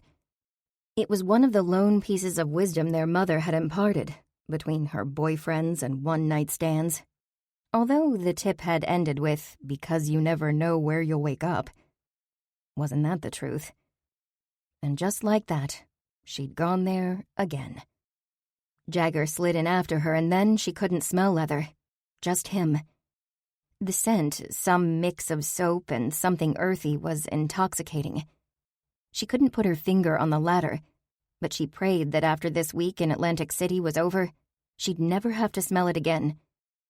It was bad enough he'd ruined bathing for the foreseeable future. She'd have to switch soaps to something that smelled nothing like his. "Tell me about your sister," he said once the limo glided into traffic. For a moment, she didn't answer. She was too struck by the silence inside the car. Mere inches from the dirty city noises, they sat in utter luxury. The imbalance struck her a little hard. She wondered if having millions deadened a person to that kind of contrast, or if a sense of entitlement took over. Then she realized Jagger watched her. No real animosity on his face, just a curious, intense interest. It sent little shivery waves through her, even as it gunned her hackles. Did he really think she'd fall for this crap? "Why do you want to know about my sister? To give you ammo against her?" He grinned, or rather smirked, and she realized his dark hair was tousled. Not that it had been GQ perfect before. His clothes were always impeccable, but his hair offered a hint of rebellion, like he'd just escaped a quickie in the supply closet. "No," he said in a low, sexy tone tinged with amusement. "Because I like to know what I'm getting into. You've raised my curiosity." She glared. "You didn't worry too much about what you were getting into when you had sex with her." His smile fell. Stony silence followed. Then, "What makes you so sure I did?" She met his gaze. "Because she said so." He gave a short laugh. "Let me guess. She's never told a lie in her life." She hated every smug inch of his face. That's not fair. "What's not fair," he said evenly, "is this woman has used my name." He adjusted the knot in his tie, and she wondered if she was making him uncomfortable, and if it even mattered. "No less fair than you using her," she shot back. "Enough." His sharp tone sliced right through her, but she forced calm. "It's not enough. Not yet." "Are you familiar with slander?" He asked the question with laziness, like the mere suggestion would send her scurrying back to the gutter, thus eliminating the complication she'd become. She straightened. "It's not slander if it's true." "And what if it's not true?" Despite the argument, his gaze held a certain appreciation. Maybe he just wasn't used to people not scattering when he opened his almighty mouth.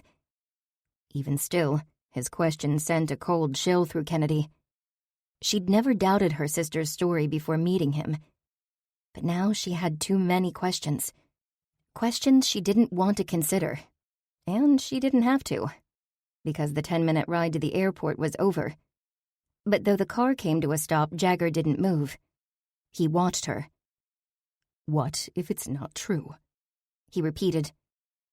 "Then we'll know, soon enough." She reached for her own door, probably breaking every law of limo etiquette in existence. But he stopped her with a hand on her arm. She turned to meet cold gray eyes. "It's not true." "How could you possibly know that?" Sickness curled through her. "Unless you plan on paying off the lab." The expected retort didn't happen.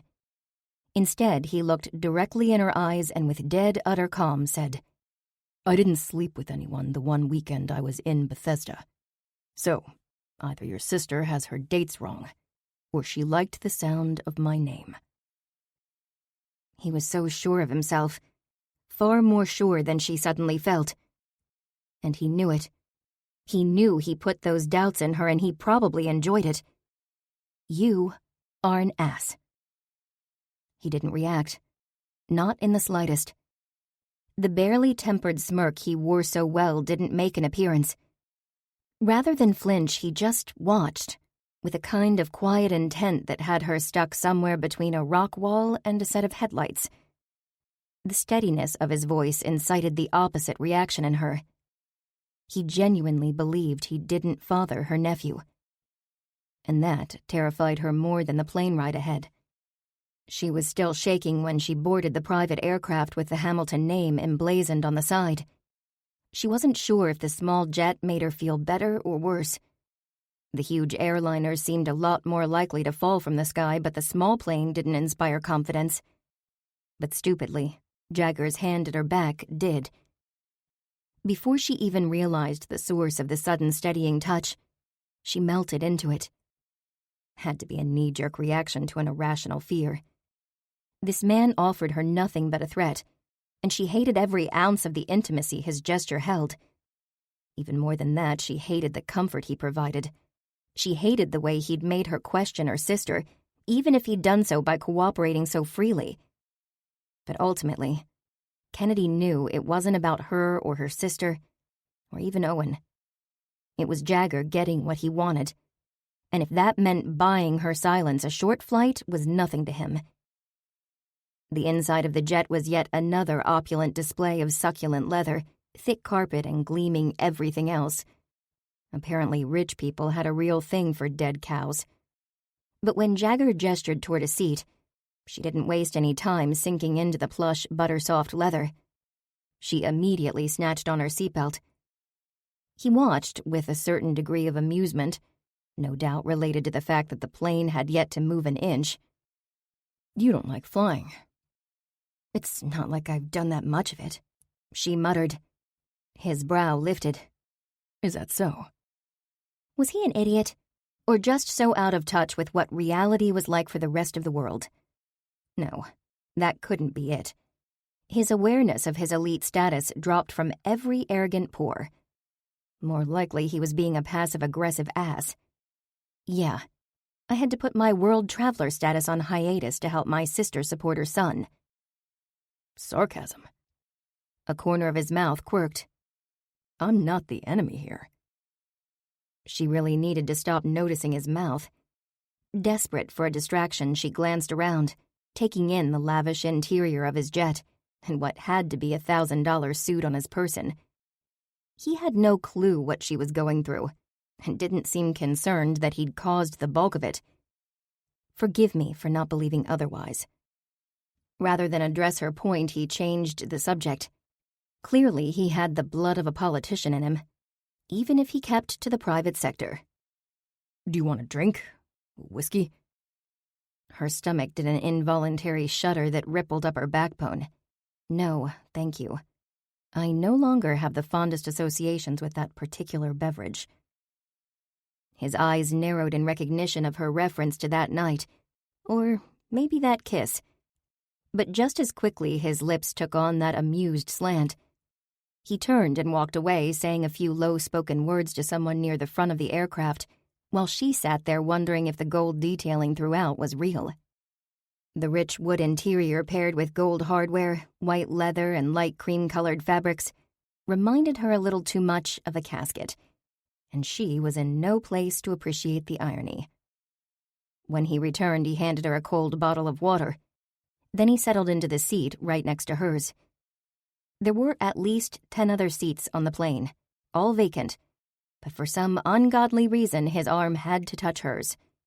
And not by happenstance either. The wide, luxurious seats had consoles between them, plenty of room for them to keep to their own sides, but he intentionally invaded her space. She opened her mouth to say something but forgot the words when the plane began moving. "I was thinking," he said. She managed a sideways glance, but seeing him there utterly calm irked her. Thanks for the warning. In her head, she heard a shrill sound of panic. Plane moving. "After we settle this thing with your sister, you should probably sleep with me." "What?" She wasn't sure she'd heard him right. If she had, the man was insane. Or a pig. Yup, that was it. An arrogant, jackass pig who just assumed every woman in the world wanted to fall into his bed. All he was missing was a cigar and a smoking jacket, and he was Hefner, all the way. Only sexy. Incredibly sexy. But still wrong. So very wrong. "We'll be working closely together on the hotel deal," he explained, impervious to her thoughts and apparently her terror. "There's a lot of tension between us. Might be a benefit to work some of that off." He had to be kidding. But before she could retort, the plane began to accelerate, the sound of which was only amplified by her inner panic and her imagination. Surely something that emitted a noise as piercing as what was in her head wouldn't make it out of manufacturing. "Not happening," she muttered. She had a lot more to say, and it was probably the worst possible time to be struck speechless by the prospect of flight, lest he think himself wooing her. But that was all she managed. God help her, after too many interminable moments, the screaming rumble of the runway ended with a sudden lightness, and they were airborne. She took a deep breath, forcing calm through her limbs. Only it was more like resignation. No point in panicking now. Her fate was sealed. Gray eyes rested curiously upon her, and she was struck again by how not handsome. That sounded too much like someone's father. He was downright sexy. He looked like that well-dressed guy who had just stepped out of the shadows, and you didn't know if you should run or swoon. The slightest hint of stubble roughened his jaw, adding a hint of danger to what made a devastating combination of wealth and seduction. A man who was utterly pulled together, but only biding his time until he could destroy someone. Boardroom or bedroom. He could do nothing less. Hell, he already was. He shouldn't sit that close and look at her like that. Really. The other side of the plane would be fine. His face was inches from hers, and while that certainly didn't imply intimacy, it sure created it. "Don't be so sure you won't find your way into my bed," he said, echoing thoughts she wanted no part of. Because despite the adamant denial swirling through her conscious thought, the one throwing out non-stop reminders of who he was and why she was on that plane with him. There was an undercurrent of desire that threatened to drag her absolutely anywhere he beckoned. Not that he'd ever know that. "Unless you maintain a supply of Rohypnol on your person," she muttered, dragging her attention from where it had been fixed to the floor to shoot a glare his way. "I wouldn't count on it." Her words only seemed to draw more amusement from him and irritation from her. She was a little too focused on his mouth. "If you believed that," he said, "you wouldn't be on this plane with me." She took a deep breath. It smelled too much like plane and way too much like him. But she calmed a notch. If she didn't regain some semblance of control, this man would eat her alive. Literally, if she let him. "You'd be surprised what I'd do for my nephew." "You wouldn't do that." He seemed to believe she wouldn't cross that line, and for that she gave him credit. "I wouldn't do you either." She leaned into the seat and repeated the breathing exercise, her attention drifting toward the floor so she wouldn't have to think about him. Not that it helped. And now she wondered just how many thousands of feet gaped between the floor and the ground. Too many. He still watched her. She sensed it. She felt it. "Is that what you think? That we weren't headed to bed?" he asked as the plane hit a jolt of turbulence. Something about the threat of imminent death made him seem almost friendly, especially when he smiled. She could easily see why her sister had fallen for him. Dangerous thought. Again, you approached me. Don't flatter yourself. "And you did your research." Surprised, she looked at him and found herself drowning in molten steel. "What do you mean?" The way his attention rested on her made her heart kick up a threatening notch. At this rate, she'd need CPR. Only having his mouth on her would be 10 times more perilous than any lack of oxygen ever could. "You don't look like you did last night," he said. "No designer dress, big hair, thick makeup. Everything about you is more natural. And you hate whiskey. The ruse is up, so I can only assume you were trying to lure me." Something about "you don't look like you did" snagged a corner of her heart. Or more likely, her raging, unruly libido. "Am I supposed to apologize for upping the odds that you'd notice me?" His brow lifted. "What makes you so sure I prefer the other version?" "Because I see you on a new tabloid or gossip site every week." She scowled, more than a little annoyed for noticing him week after week. But not because he was gorgeous, she assured herself. It was because of what he'd done to her sister. Photographic evidence suggests you have a type. His knowing grin offered little argument, not that she expected one. "What do you suppose it means that I prefer this version of you?" he asked. "That you're an opportunistic ass?" She shot back. "I'm here, I'm breathing, I don't look like a troll, so you might as well scratch an itch." He laughed. So hilarious. But before she could say anything, the plane jerked again. She gasped, and he covered her hand with his. She didn't say anything about the gesture, and neither did he. At least, not directly. "Be that as it may," he said softly. "You're beautiful. Both ways." His words left her wondering whether he was used to his lines working on absolutely everyone, which was the only possible reason he could feel like he could touch her and not lose a limb. "You need to work on your game," she murmured. "I think we're past that point, don't you?" His hand still rested over hers, and she liked it. But that had to be abject fear talking. Are you ever past the point of trying to get a woman to have sex with you? Her words earned her that smirk that would have been tantalizing on any other man in the world, just not him. "Yes," he said, shocking her. "But not for the reasons you think." If he'd wanted to reel her in, he'd done so handily. Not that she could believe anything that came out of his mouth. But she could learn just as much from his lies as she could his truth. Besides, conversation was better than the now near-silent drone of the jet, and talking about anything other than herself would be fantastic. "Care to enlighten me?" she asked.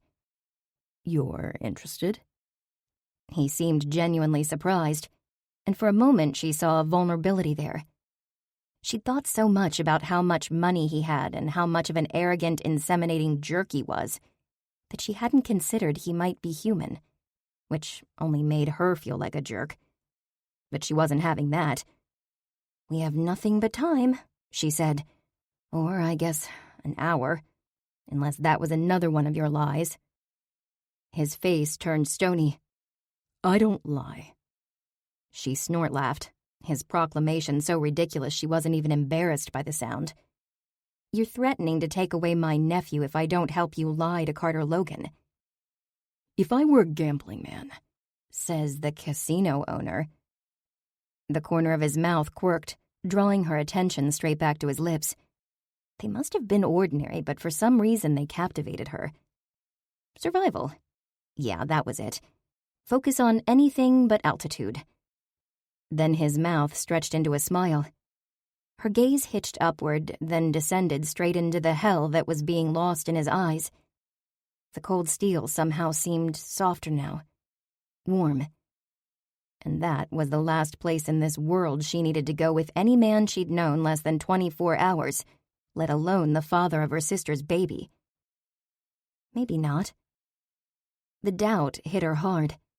Not because she hadn't already begun to question JC's story, but because it had been an instinctive reaction. One she didn't welcome. Growing up, she and JC had only had each other. To think her sister had told such a huge lie hurt. A lot. I told you before, he said. I didn't sleep with anyone that Labor Day weekend. I flew in minutes before restaurant opening and was a patient at MedStar before midnight. He shuddered. Good acting or a genuine reaction she couldn't begin to know, but his timing was impeccable. "What about the next day?" she asked. She stared at her hand and wondered how long he'd leave his touching hers. There wasn't anything indisputably intimate there, but the gesture got to her. I don't like DC, Jagger said. I didn't hang around. She found that interesting, considering DC was what had made his family famous. Or maybe that was reason enough. "So you crossed the Beltway into Bethesda?" So I got on my plane. Alone. Oh. He seemed so forthcoming. It was hard to believe he wasn't telling the truth, but she had to believe that because otherwise she'd have to doubt her sister. And if she had to do that, she'd crumble.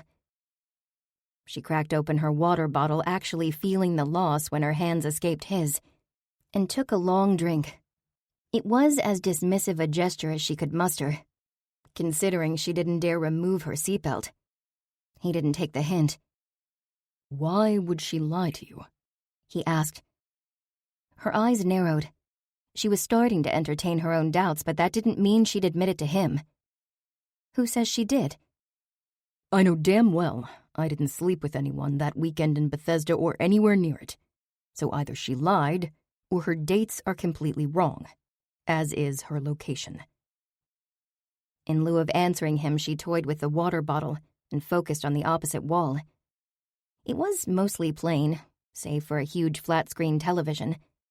It was probably a colossal pain closing all 20-some window shades to keep the sun's glare from affecting it when he wanted to watch TV.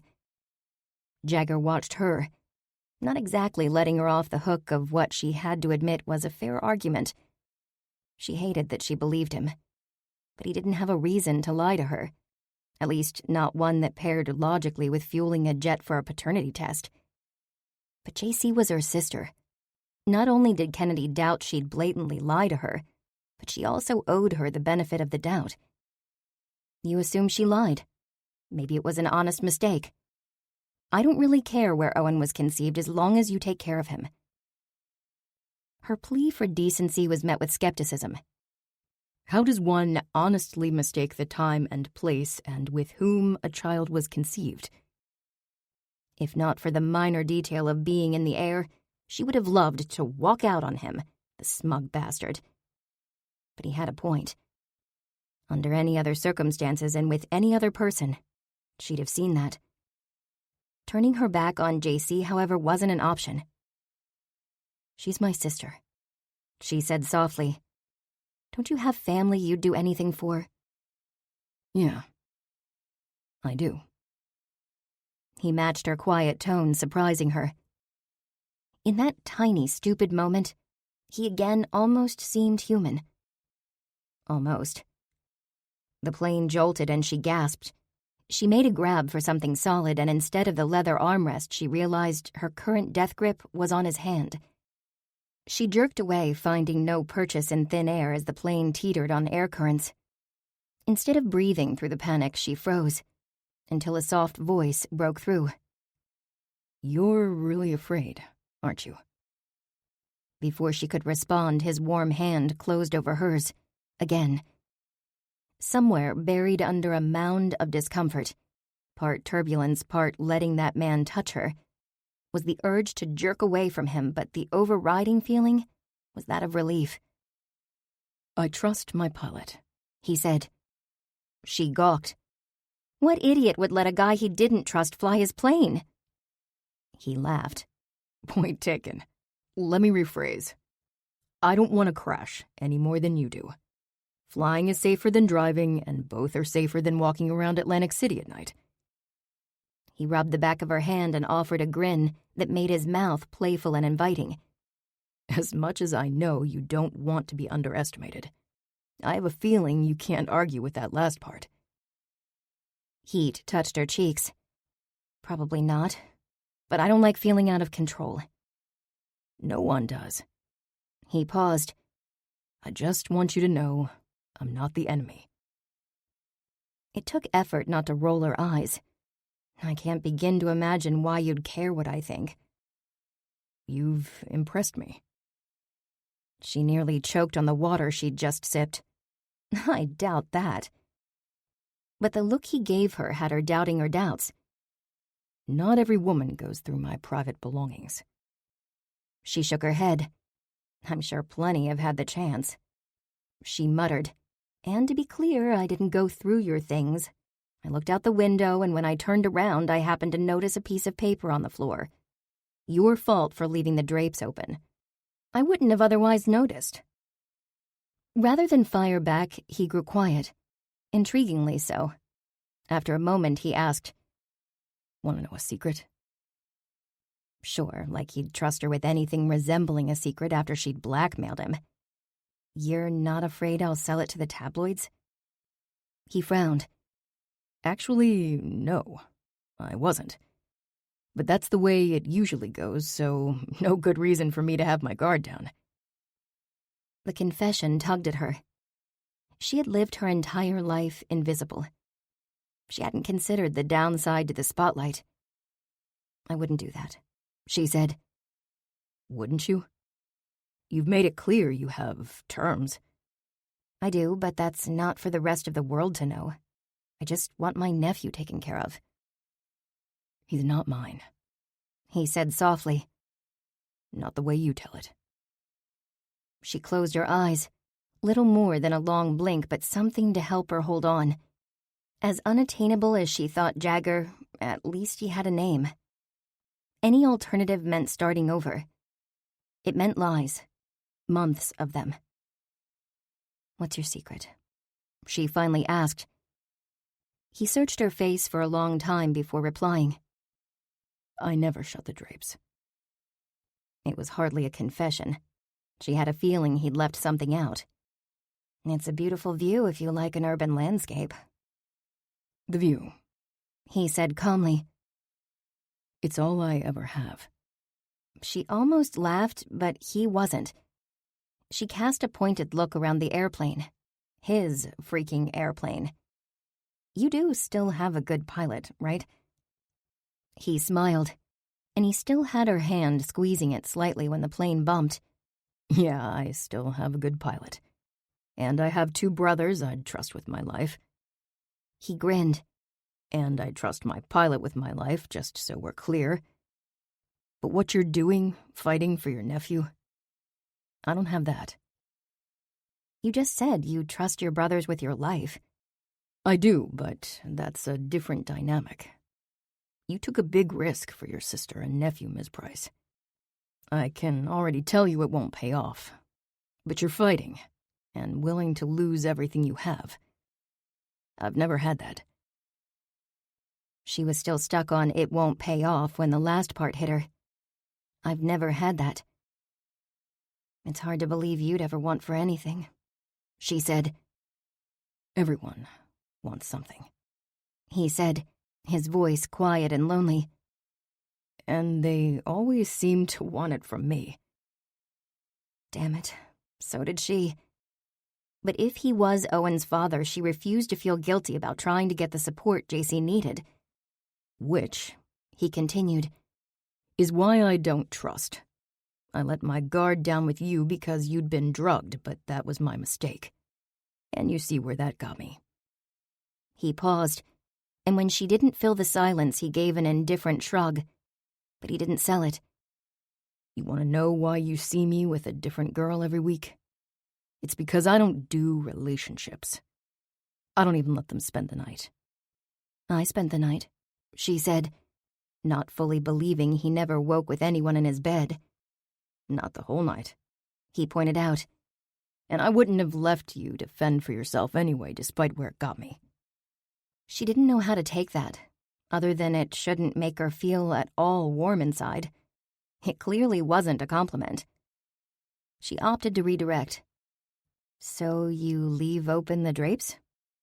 Yes, so I can see what's mine. She almost laughed, but then she realized he was serious. You don't own the city. A hint of vulnerability touched his eyes, and for that instant she saw past the reputation and the wealth. Maybe not, he conceded. But I own the view. I earned the view. I can't make personal connections out of thin air. I can't make people honest. I can't change the way people try to get close to me for their own greater good, but I can make money. And I'm good at it. And I'm really damned good at making sure nothing gets in the way. The soft-spoken words didn't immediately sound like a threat, but their weight settled heavily. And she wondered how much of his so-called confession was really just a setup. To tell her that no matter what, he'd get what he wanted. But he was wasting his breath. She'd gotten this far. She'd go the rest. Chapter 7. Kennedy may have hated the part of flying where she had to be in the air, but landing and stepping out of the gleaming jet was almost fun, in a Cinderella kind of way. No need to enjoy it, though. She'd be back home before she knew it, scraping pennies to get by. Even if Jagger was proven to be the father and stepped up with child support, that wouldn't be her money to spend. But she wouldn't have to pay JC and Owen's expenses anymore, and that would be a huge help to her own bottom line. Her little house in Pembroke wasn't impressive by any means, but it was neat and clean. She noticed Jagger didn't bother asking for an address when they were settled into their rental car. He just plugged it into the GPS, clearly having memorized it, and steered into traffic without a word. She shot a quick text to JC, asking if she and Owen were home, and ignored the near-immediate, "Yup, what's up?" she got in return. She'd know soon enough. Kennedy should have been thrilled to be back on solid ground and content to look out the windows, but instead she caught herself staring at Jagger. He appeared utterly at ease navigating. So clearly he didn't rely on a driver for his every whim. She wondered if he ever did late-night fast food runs, or if he'd ever stepped foot in a discount store. She'd been so determined to hate him from the beginning that it hadn't occurred to her that he did people things. He'd been a monster in her head, not a man. He was definitely a man now. He'd stepped up. He'd comforted her over her fear of thin air. He may have taken her to bed after she was drugged, but he hadn't crawled in after her. He'd known nothing of her reasons for meeting him, yet he'd treated her with respect. He'd protected her. If only he'd done the same for JC. If only JC hadn't lied. Kennedy almost had to admit to herself that JC must have. Jagger was way too sure of himself, and he had nothing to gain by denying it and firing up his jet. As Jagger turned onto her street, There was little comfort in the familiarity. Instead, she felt as if she were about to topple, and the very thought of having that happen in front of Jagger sickened her. Jagger parked on the street in front of her house. I have a doctor and a lab tech meeting us here shortly. She's going to need to sign consent. I assume that won't be a problem. She'll consent, Kennedy said. And if you're the father, I want it in writing that you won't take him away. His expression shifted to amusement. A bit presumptuous of you to make demands, Miss Price. Besides, we already had a deal. One I never explicitly agreed to, she reminded him. And I mean it. If you want me to keep to myself that paper I found in your suite, I need your promise that you won't take him. And I want it in writing before you close the deal on the hotel. She hated laying her cards on the table, but there would be no sleight of hand with him. He had too much power and she barely had a grip. If that becomes an issue, he said in that even, unaffected tone. Which I highly doubt. Then I will do so contingent on the hotel sale on my terms.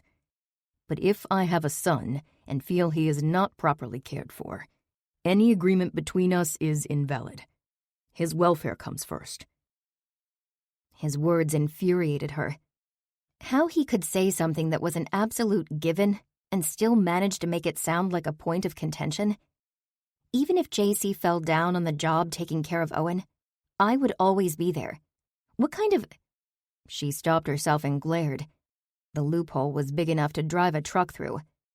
No doubt he'd use it to his advantage if just to spite her, and she had to believe he wouldn't take a boy from his mother just because he could. As it should, she said through gritted teeth. With that, she exited the car and stood on the sidewalk, waiting for Jagger to join her. As he walked around the front of the car, she couldn't help but admire the way his suit fit, and his confidence. He must really believe he wasn't on the verge of having his life changed, and that didn't bode well for her. He gave her a small, somewhat surprised smile when he noticed her waiting, and placed his hand at the small of her back as they walked toward the house, just being polite. He was probably so used to putting on a show that it was automatic. That didn't mean it should make her feel good, and the fact that it did really pissed her off. She took a couple quick steps, putting enough distance between them that the contact faded. He shot her a puzzled sideways look, but said nothing as she rang the doorbell. Yet another odd thing for her to do, but less strange than walking in with Jagger Hamilton. At least JC could answer on her own terms. The curtain shifted at the window adjacent to the door. Immediately thereafter, the door flew open. "Kennedy, why didn't you use your key? What are you doing here? I thought you were in Atlantic City." Then her gaze shifted to Jagger. "Oh my God. Is that..." A dozen emotions hit Kennedy with the shock on her sister's face. It didn't have to mean that JC had slept with him, and it didn't have to mean she hadn't. But the undercurrent, the awe, got to Kennedy and dug deep. JC didn't seem mad or angry. In fact, Kennedy realized she never had when it came to Jagger. She'd always seemed matter-of-fact about what had happened. But this was different. This was wide-eyed fangirling. Kennedy hooked her sister's arm and dragged her around a corner, leaving Jagger to let himself in and shut the door. "What is going on here?" she asked. "Why are you looking at him like that?" JC's attention edged past Kennedy and hitched to their guest for a long, appreciative moment before returning. "Why are you with him?" Kennedy felt sick. "It's a long story. The short version is he's here to take a paternity test." JC's face fell, alarm creeping in. She shot a glance at Owen, who had been playing with his trucks when they'd come in, but now sat motionless, staring at their guest. Jagger was probably the reason notoriously shy Owen hadn't come running when he saw Kennedy. "You promised me you wouldn't approach him about that." Kennedy shook her head. "No, you asked me to promise, but I didn't. Your pride shouldn't keep your son from his father." Jagger had stooped to Owen's level and was speaking quietly. She couldn't make out what he said, but Owen was smiling. Apparently, there really were no limits to the Hamilton charm. "It's not that simple," JC said. "It's precisely that simple," Kennedy told her, shoving aside an unexpected bout of discomfort. Why did everything in her own home suddenly feel so unfamiliar? She stood in her kitchen, the battered second-hand wooden table lovingly polished, the cabinets well past their prime, while Jagger freaking Hamilton seemed to take up way too much space in the living room, where the last boxy tube TV in existence played public television cartoons, and a little boy purported to be his son smiled up at him. But it wasn't right. Something wasn't right. Do you have something you need to tell me? Because I would expect some hostility here, and instead you are gawking. JC's mouth snapped shut. She peered around Kennedy, who followed the direction of her gaze to find Jagger holding Owen aloft, both of them making airplane noises. Stunned, Kennedy turned back to her sister, whose expression mirrored what she expected her own reflected. She hadn't even anticipated he'd be cordial, out here among the peasants. And not only was he playing nice, but he had Owen doing belly laughs, like only a toddler could. He said it wasn't him. Kennedy said, her voice low. But what else would he say? Right, JC murmured, just as the doorbell rang again. It was apparently JC's cue to escape because she immediately left to answer it. Kennedy caught Jagger's eye over the top of Owen's blonde curls. Something definitely wasn't right, and the slight shake of Jagger's head confirmed it. Wasn't me, he seemed to be saying. Kennedy would bet money her sister had never gotten close enough to touch the man, much less conceive a child. But still, Jagger was there, and willing, and Kennedy wanted it settled. Two men waited at the open door. JC gave Kennedy a questioning look, but before she could react, Jagger took over. "Gentlemen," he said, taking long strides, carting a giggling Owen. As the men shook hands, Jagger said, "Good of you to meet me here. This big guy is Owen." The younger of the two men immediately began talking to Owen, while the older one stepped aside with JC and Kennedy. He introduced himself as the doctor, and his companion as the lab tech who would collect the swab, then asked who the mother was. "That's me," JC said, her voice shaky. "Owen is my son."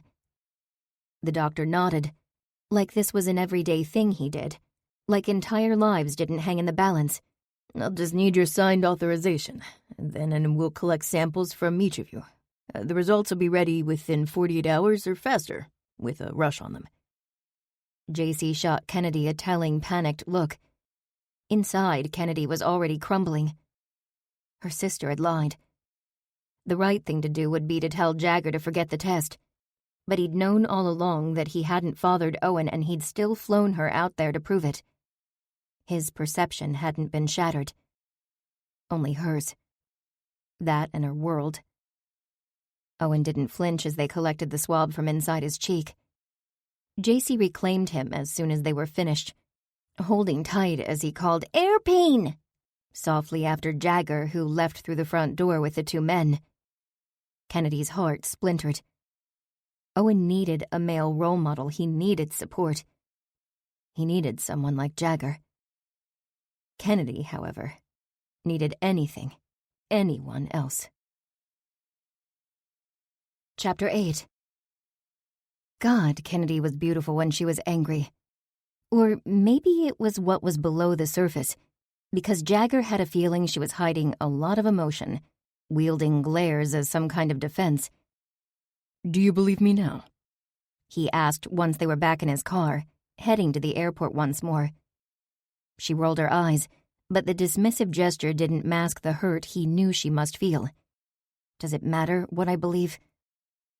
"Yes," he answered, surprised to realize he meant it. She gave him a sharp look, but it quickly softened.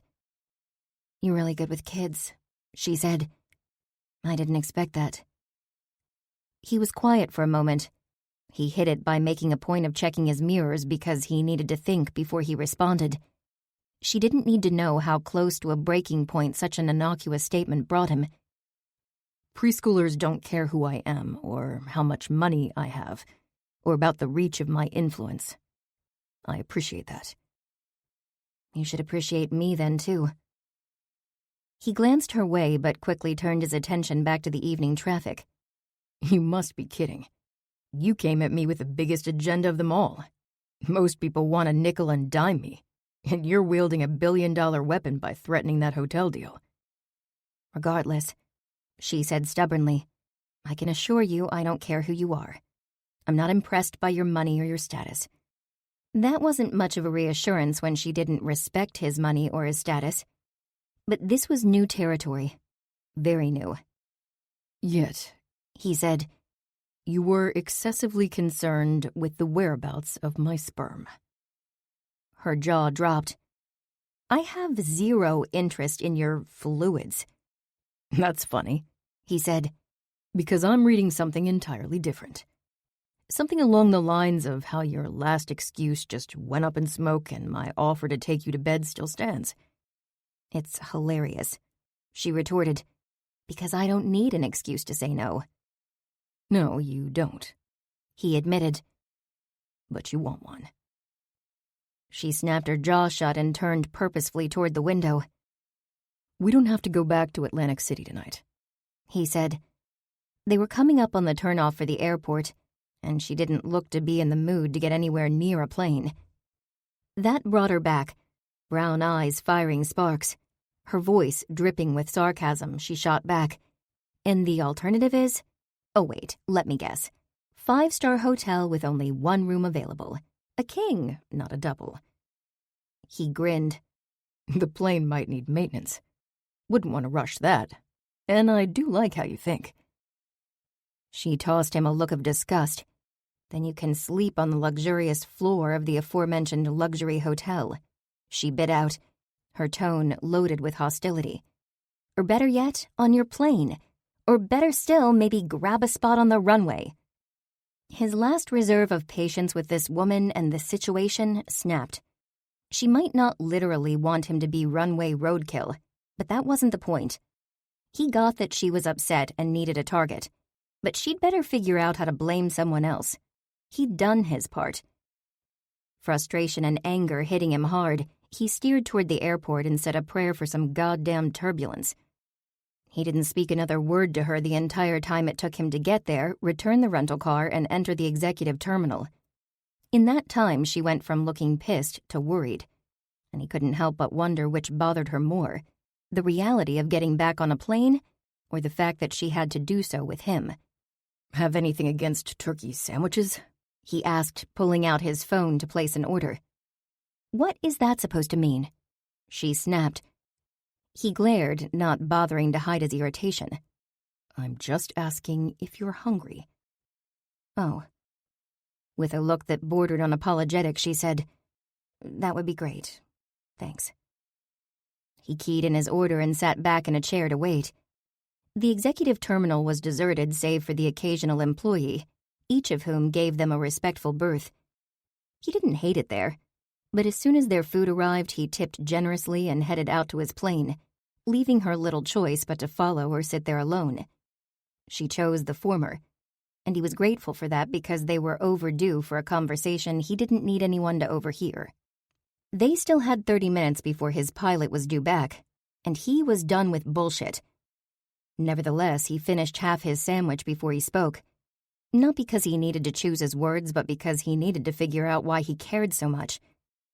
Ever since he first realized how far he could get by closing off his emotions, there wasn't much that had gotten to him. He wasn't impervious, but he'd become a pro at deflecting drama, especially when it wasn't his to begin with. Everything came down to the art of the deal, and emotions had no place in that game. That was where Logan was screwing up. His emotional attachment to that run-down casino would cost the man tens of millions of dollars. And Jagger's interest in this damnable woman had already cost him, and the sky was the limit on that total.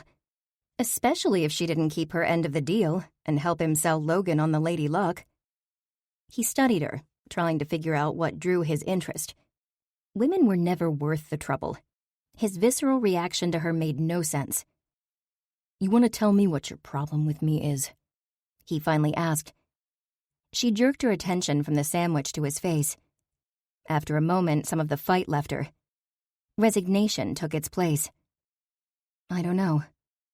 I've hated you for years and I trusted my sister. Everything has been flipped upside down and it's just hard not to see you as the bad guy. He gave her credit for being honest at least. Don't put too much stock in my good side. That wasn't about honor or integrity. That was me clearing my desk of distractions so I can get back to business. The words he expected would shut her down only brought back the skepticism. I think you might just have a shriveled, grinchy little heart under that expensive suit, Jagger Hamilton. Holding Owen and playing airplane had nothing to do with your desk. He gave her a hard look. But it did have something to do with distractions. I figured you and your sister might need to talk. I don't buy that. Not entirely. He shrugged. That's your choice. She was quiet for a moment, then asked, "Who hurt you?" The question sent an unexpected pang through his heart. No one hurts me. No one gets close enough. Why is that? Damn her soft voice and all that understanding in her eyes. She'd already proven she wasn't above playing him nor lying to get to him. She'd have to forgive him for not falling for the nice act. Or not. He didn't really care. I don't like playing therapist any more than I like playing house, Miss Price. My mom was in and out, she said quietly, so much so that he wasn't sure he heard her correctly, which only dragged him in. Damn, she was good. Mostly out. She continued. New boyfriend every week. JC and I always swore we'd never be like her. That's why JC said she slept with you.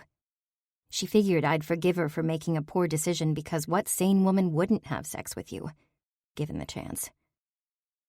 He'd had every intention of ignoring her, but that was one opening he couldn't let go. I'm looking at one, unless you're pleading insanity. That was more of a rhetorical question, she said, turning red. He liked the way the blush colored her cheeks, and wondered if he'd ever seen that naturally on a woman versus painted on. She made him wonder a lot of things, namely why she kept reeling him in, her of all people he should be impervious to.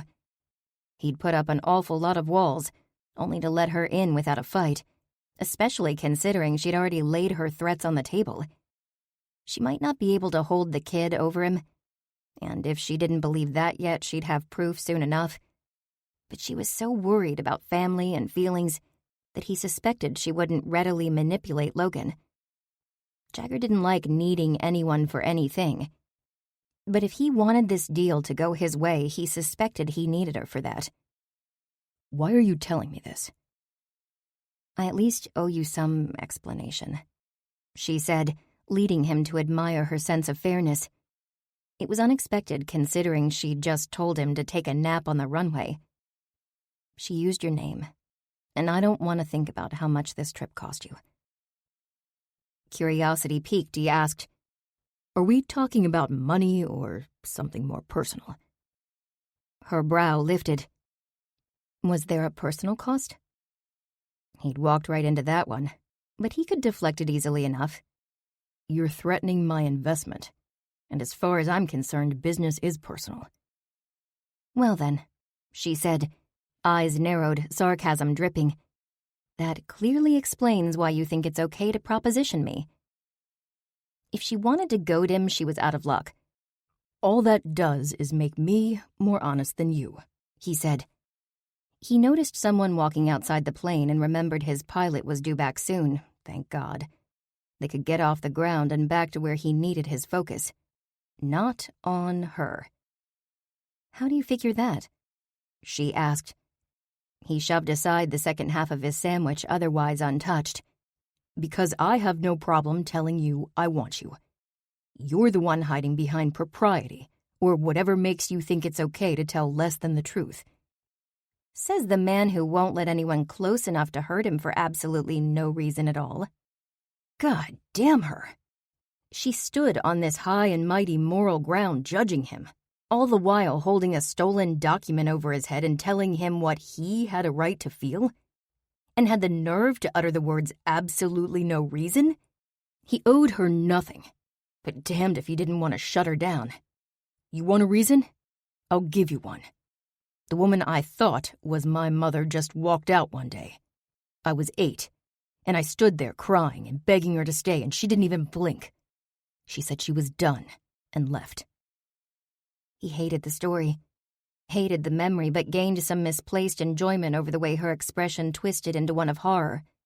My dad really smoothed it over, though. He said she wasn't really my mother, then told me to shut the fuck up with my whining. I learned that lesson fast the first time. I don't need to go there again, so I don't let people in. She'd gone past horror, and now looked positively sick. He hoped if that became a physical thing, she'd handle it somewhere other than his jet. "Oh my God," she said. "I'm so sorry. Where was your real mom?" Dead, shortly after giving birth to my younger brother. He was surprised by how detached he sounded. He hadn't spoken the words aloud in years, maybe not ever. None of us remember her. My older brother might have because he was 4 at the time, but my dad has a type. Looking back, Cooper isn't sure if he's remembering our mom or her stunt double. "You do let people in, though," she said gently. "You said earlier you trust your brothers with your life." My brothers and I only have one another," he said. It was probably the only good thing that came from that situation, because without going through that, we probably wouldn't be so close. My dad didn't even apologize, much less offer comfort. He said it was good we learned young what kind of trouble a woman could bring. And then he went back to his scotch. "That's terrible." That's life. So, now that I've put it all out there for you, why don't you do me the same favor? "Which is?" She still wore her sorrow for him like an open book. He enjoyed that he was about to turn the tables on her. "Tell me you don't want me," he said, "and I won't mention it again." She glared, but he saw right through it. The heat of the attraction she carried for him might have taken a back seat to their shared sob stories, but there was a burn there that the entire airport fire department would be hard-pressed to dampen, much less extinguish. And to her credit, she admitted it. "I can't do that." He leaned back in his seat and grinned. That's all I needed to know. Chapter 9. Jagger couldn't stop staring at Kennedy, and not just because her fingernails were about to tear through his leather upholstery. Still on the jet, still on the ground 30 minutes later, and the sound of the engines had her freaking out before the wheels even turned. While they were talking earlier, despite the context, she'd seemed comfortable enough in her surroundings.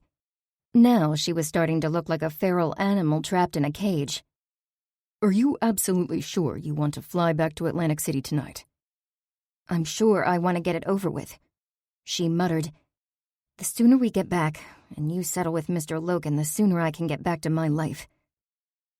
Her interest in getting things over with kind of stung, and that irritated him.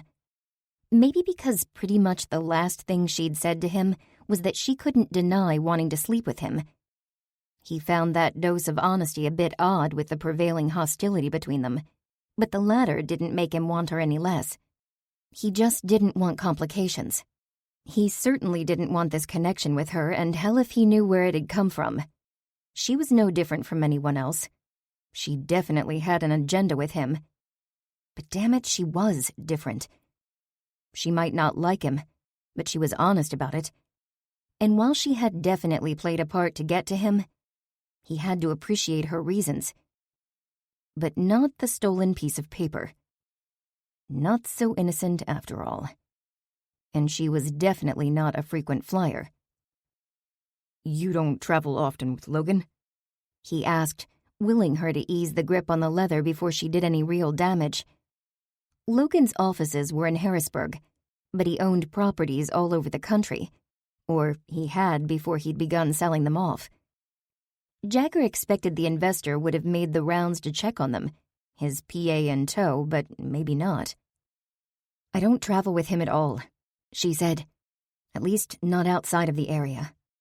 He doesn't go many places, and when he does, it's personal and without staff. Frankly, I'm surprised he went to Atlantic City." Jagger was taken aback that she didn't know the sentimental value Logan placed on the Lady Luck, given that she was the man's assistant. He refrained from enlightening her. She already knew the Lady Luck wasn't an ordinary property for the investor. If she knew why he wanted to hold on, there was no way she'd help Jagger close the deal his way. It was bad enough she had the upper hand without her knowing just how much power she held. She jerked in her seat as the plane moved on the tarmac, and guilt stabbed at him. No reason why it should. The flight had been for her benefit. But something about all that wide-eyed vulnerability hit him hard. Probably because it was a lie. There wasn't a vulnerable bone in that woman's body. She might not realize it, but she was stronger than most people he knew. The details she'd shared about her mom had surprised him, but not as much as what he'd told her. He didn't open up to anyone, especially not about that. He wouldn't be so dramatic as to say he didn't trust women after his father's wife had ripped away his sense of family, but he'd learned quickly that his brothers were the only ones he could count on. Everyone else, he'd learned, was after something. Giving a shit about anyone wouldn't get him anywhere he wanted to be. It complicated things. Like Logan's investment. Building a playground for kids in Atlantic City was ridiculous. Logan was so twisted by the idea of family that he couldn't see the folly of throwing millions into a bad idea.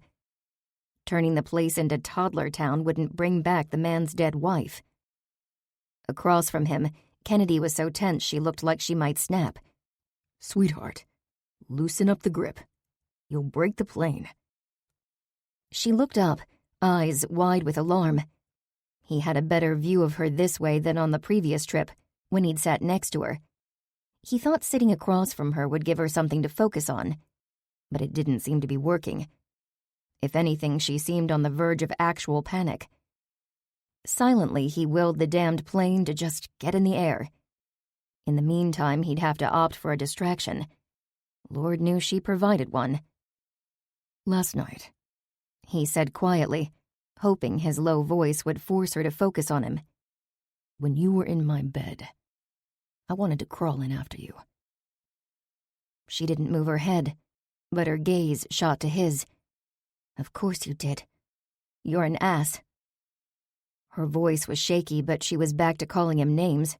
That was something. "Not enough of one to take advantage of you then." The woman tempted him, and before she'd been drugged, he would have gladly hauled her up to his room and put his mouth on every wickedly sexy inch of her. Her gaze had dropped. Her head still hadn't moved, but her grip on the seat had eased slightly. He wondered if she was thinking about sleeping with him. He watched her face for clues, but mostly got fuck airplanes. Until she moistened her lips. That might have been a good sign. "Then?" she asked. "Has something changed?" He suppressed a grin, though hell if he knew why. This growing attraction of his had bad idea written all over it. She was distraught. She was blackmailing him and, well, she was gorgeous. He'd never been so close to a woman so naturally beautiful that she'd actually look like the same person without her makeup on. Today's makeup, that was. Not the stuff she'd clearly washed off from the night before. That made him think of shower sex, and that made him even harder than her moist lips. "I've had time to think about it," he said. "I've been wondering, ever since, if your legs really were built to be thrown over my back or if that was just an illusion." She stared at him. Kennedy Price, stunned into silence. He'd have never guessed it.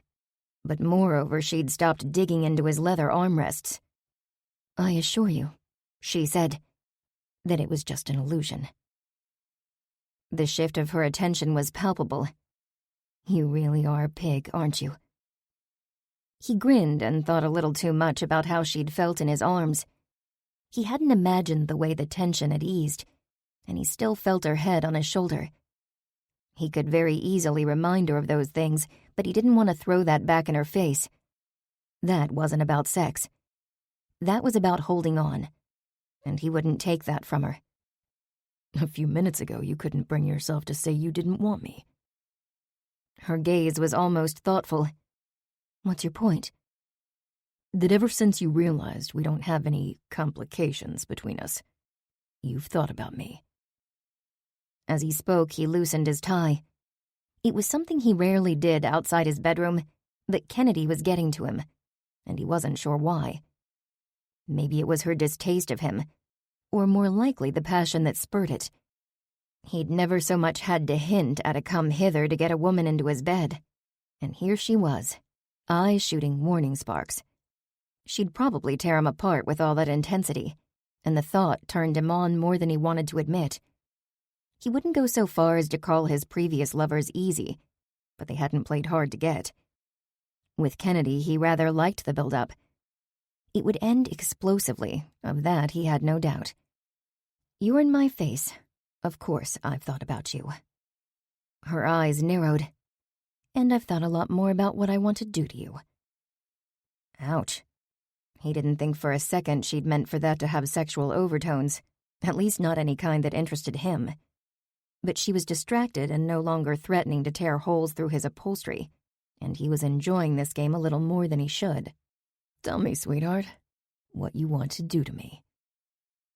Turning her likely innocent reference to doing things to him into something carnal probably endangered his tentpole, but he'd take the chance. He liked riling her. You also like confiding in her. He hadn't seen that coming, but hell, when was the last time he'd ever related to someone on such a personal level? And it wasn't like he'd brought it up. He'd empathized, which made him less of an ass. He loved that she'd probably hate that. She didn't speak for a moment. The aircraft was taxiing, picking up speed. And despite that, she was no longer sheet white. But she wasn't answering his question either. You know what I want to do? He lowered his voice once he had her attention. Ever since I saw you on my bed, I've wanted to touch your thighs. I've wanted to see if they were as soft and smooth as they looked. And when I can't stand caressing them anymore, I want to part them. Do you ever think of anything else? She muttered, briefly closing her eyes as the rumble of the runway fell away, and they were in flight. Or is this much begging just standard for you? He ignored her questions. Neither answer particularly benefited him, considering she seemed to be an exception on both counts. With her eyes on him, he wasn't sure she noticed his lack of response. Her expression skated between irritation and obvious interest, and it was that last part that drove him. I want to see you lying there, open to me, trembling. No exaggeration on that point, especially not with that glare of hers melting. He wasn't sure he'd ever seen her with her guard down completely, and while he didn't love that he needed the extenuating circumstance of flight to make that happen, their entire acquaintance was nothing but a series of extenuating circumstances. You should really have that put on a business card. Her voice was tight enough that he sensed her fear, but her hostility had faded a notch. He lowered his voice, mostly to distract her from the flight, but he had to admit he liked the thought of her hanging on his every word. He ignored her deflection. The heat in her eyes was obvious, and he enjoyed putting it there. But you don't tremble, do you? You don't wait and beg. He'd probably grab me and take exactly what you wanted. God damn, that's hot. Yes, it would be. She seemed to appreciate the idea as much as he. She'd gone from clenching the armrests to pressing her knees together. And whether she did that from wanting him or wanting to not want him, the fact remained that her reaction to him had gotten physical. And it didn't stop there. Her shallow breathing might be blamed on the flight, but he doubted the same could be said for her hardened nipples. Though only visible through her shirt, he was almost crazed with the need to taste them. He'd forgotten his own game. Or he'd lost it to a raw, aching need that had no place between him and the woman determined to wreck his business deal. Only a distraction. But the thought was unconvincing at best. They were still climbing, but the weather had cleared, and the forecast wasn't for turbulence. Not that it meant anything. Turbulence was its own beast. So was wanting. He unbuckled his seatbelt and slid to his knees in front of her. Probably the first time he'd ever assumed that position. But he was less likely to be tossed around the cabin that way. And then there was her, looking at him like that. Those exquisite espresso eyes had lost the weariness she wore like a veil. In its place, a curiosity, turned dark with something he hoped like hell was lust. Her skirt was professional and sexier than it should have been, but it was in his way. He flattened his palms against her legs. When her sharp intake of breath wasn't accompanied by an attempt to kick him, he inched the material higher. It moved easily enough that she had to have lightened her weight on the seat, but he kept the victory of that realization to himself. It fueled him, though, and even though he drew it out as long as he could, within a minute he had his palms very nearly on her ass. It took everything he had not to yank her off her seat and pull her to the edge and dive in right then and there. Is that what you do, sweetheart? Take control? Demand? Fuck, he wanted to haul her in. If they could have been any other two people in the world, he would have done it. But she stood between him and no small fortune, and 12 hours ago she'd been convinced he fathered her nephew. Is that what you want? She asked, echoing him. Her voice was soft and sweet, driving deep the ache that made him throb. He worked his hands over her legs until he had the leverage to part her thighs, at which point he had the supreme pleasure of seeing evidence of her desire. She might not want to want him, but she did. Hell, by now she'd probably forgotten she was on a plane.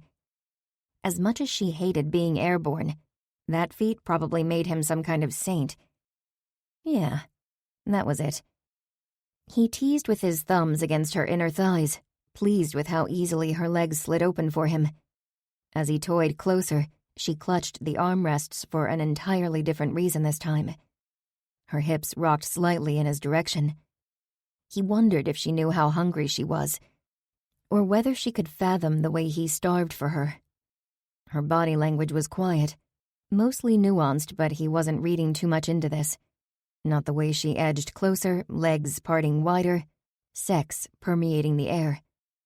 Fucking hell. He'd been played by his own goddamn game. He hooked a finger around the thin strip of material that circled her hip and yanked, eliciting a gasp. One she owned. No frilly girly, oh my shit. He grinned and eased the underwear down, not unlike the way he'd moved her skirt up. Slow and deliberate, intentionally depriving her of the touch that would bring relief. Then he spread her thighs more, debating the whole torrid time what she might want the most, and determined not to give it to her. He could already hear her screaming with the thick rasp of his tongue against her clit, so he went instead with his fingers, dragging the slightest touch against the part of her inner thigh. She sucked in a breath and pushed her hips closer. He reached to snap off the seatbelt holding her back, and she wasted no time scooting closer to him. Now she was wide open, nothing stopping him from tasting. Nothing but the absolute desire to live up to her expectations. So rather than suck her clit into his mouth, he lightly teased her with a fingertip. No pressure, no relief. Just driving the ache. She gasped, driving harder, forcing pressure he refused to give. Still an ass, she muttered. Take it, he said, a little too breathless for his liking. His dick raged, and there was nothing he could do about it then. She gazed at him, eyes a bit glassy, and instead of making any move on him at all, she touched herself. Fucking hell, he almost lost it on the spot. Long, prettily manicured fingers made deceptively lazy strokes, while her breathing grew labored. And suddenly he couldn't take it anymore. He wanted her to come, and come hard. But he didn't want to be a spectator. He wanted to be the reason. With as much restraint as he could gather, he captured her wrists and one by one licked the offending fingers while she watched. Then he reached beside her and hit the button to recline her seat. But she didn't fall back with it. Instead, she watched intently, propped on her elbows while he closed the distance. He immediately found her clit with his teeth while he worked his fingers in deep, crooking one and moving it in the classic come-hither gesture, while she gasped for air.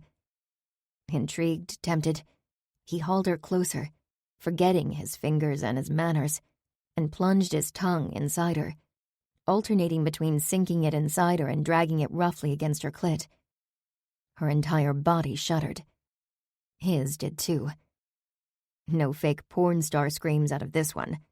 No canned moans. Just deep, fuck-all kind of pleasure that reverberated through him. But nothing so much as the moment she clutched his hair and dragged him from that place of utter salvation to one of devastation. He landed on top of her in that reclined leather seat, nestled between her thighs, her body an inferno. And fuck if she didn't set fire to him. The circumstances couldn't have been more completely wrong, but he wanted her, hard, and right then. No woman had ever brought him to his knees before, certainly not literally, and especially not one determined to destroy his investment. He'd lost count of the number of professional rivalries he'd crushed, but never once had that involved sticking his tongue where it didn't belong. "This is so wrong," she managed to say. And that was all she managed, because then he was kissing her, and it blew the one from the casino out of the water. As deep and probing and sexy as that had been, right there on the dance floor for all the world to see, this one was annihilation. She tasted sweet, and the incredible feel of her drawing him in fueled something tender, something latticed with hard edges that promised sex with her wouldn't be anything he'd soon forget. She didn't wait for him to find her, to sweep her mouth and beg for kisses. She met him unapologetically, leaving him fighting an unholy battle against the urge to drive into her until they both splintered. But he didn't lose, and he didn't splinter. She was his until this deal closed, his way. A means to an end. The result of an unfortunate attempt to blackmail him that he'd twisted and fucking owned. But damn it. She was a woman who fought and didn't care that his name alone made it impossible for her to win. She might know his identity, but she'd clearly underestimated his power. Or he hers. Because she had managed to wrap her legs around his back, and all that smooth skin was wasted on his pants.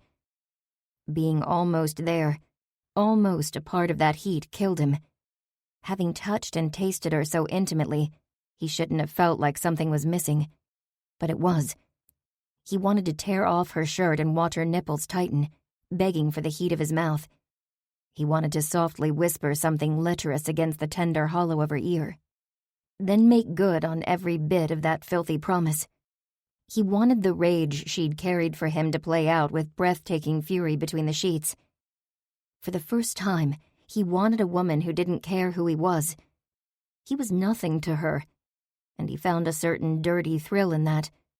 He made damn sure she knew it, too, as he deepened the kiss that never should have happened and melted into her.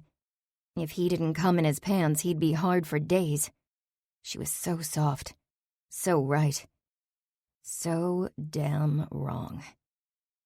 "I don't care," he muttered aloud, an unintentionally verbal response to his thoughts. "You wouldn't." She sounded dazed, happy. He suspected it was a dig, and he wouldn't expect anything less from her. "You don't want me to care, do you?" He pinched her nipple through her shirt, hard. And when she gasped, he took it as an invitation, kissing her deeply, owning her mouth, tasting every whimper. "You want to break a few rules, don't you?" Her lips were soft and warm against his. "I don't want to. You know how badly I want to sink into you right now." He rocked his hips against her, illustrating a point that needed no explanation. "I'm flattered." She managed on a shaky breath. "I'm sure you're a real discriminating guy." The damned seatbelt signs chose that moment to light up, and the pilot hit the intercom warning them to prep for landing. While that saved him from having to tell her he was a lot more particular than most people thought, it also served as one of the worst cock blocks of his life.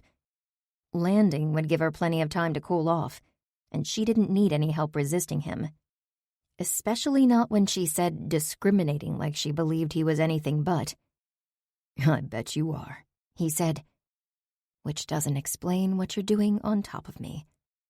"Sweetheart, if I have to explain it, I'm not doing it right." As he spoke, he slid his hand between them, edging just enough weight to his knees to work his fingers inside her.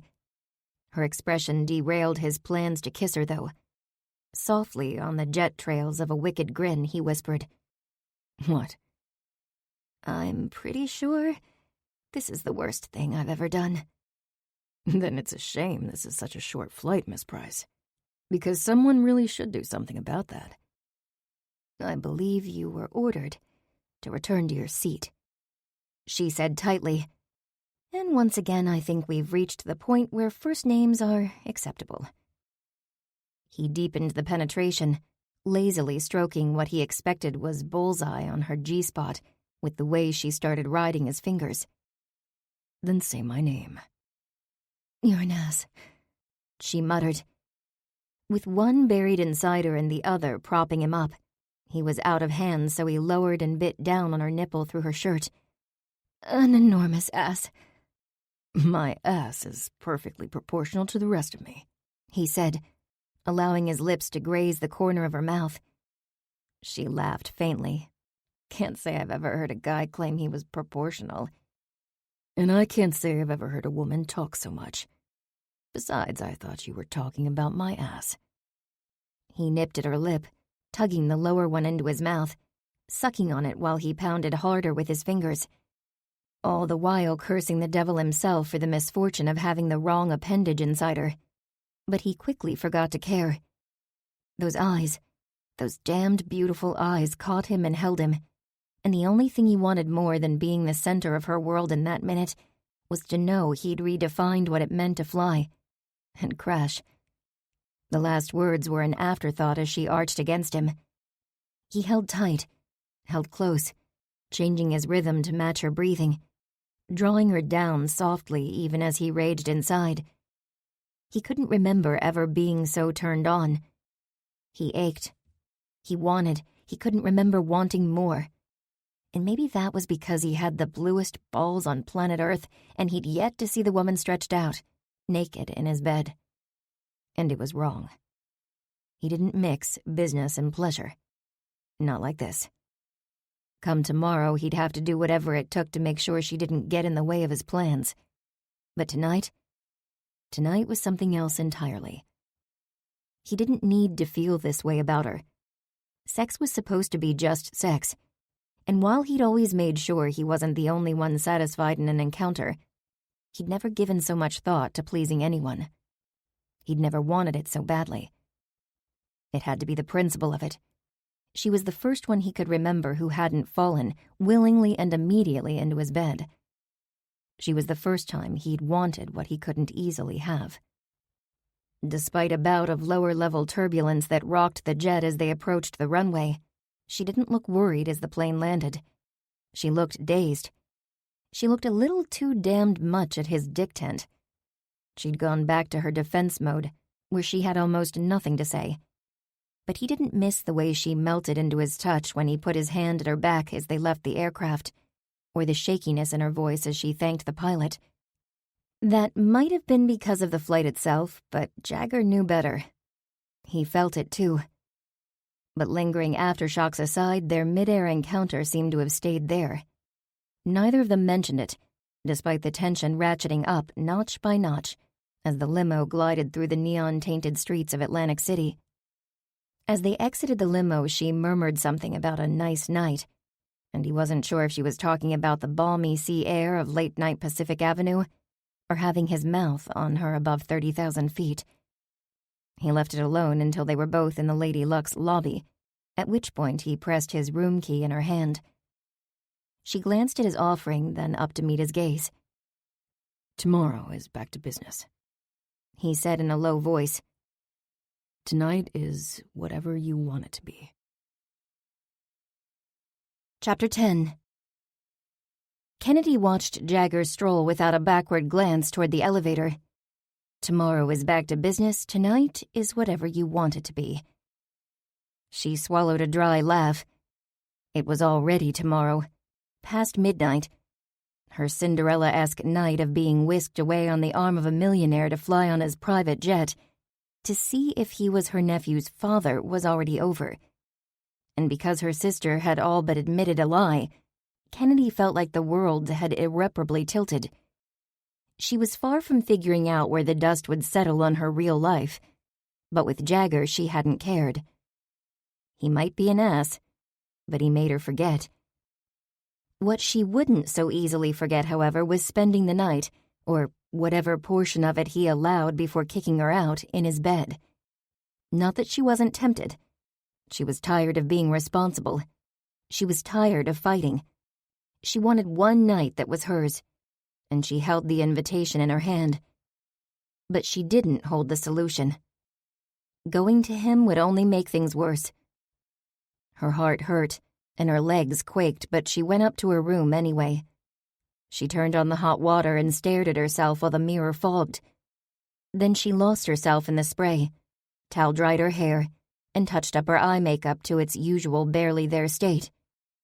A tiny shiver touched her skin when she remembered his appreciation of her that way. She hesitated. She realized the irony, or perhaps hypocrisy, of going to him. But there were no lies there. She knew going in what this was. She wasn't buying into a bunch of lines pretending he cared.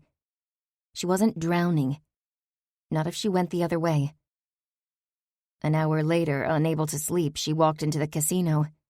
She avoided the bar. Her thoughts were already muddled enough, opting instead for the slots.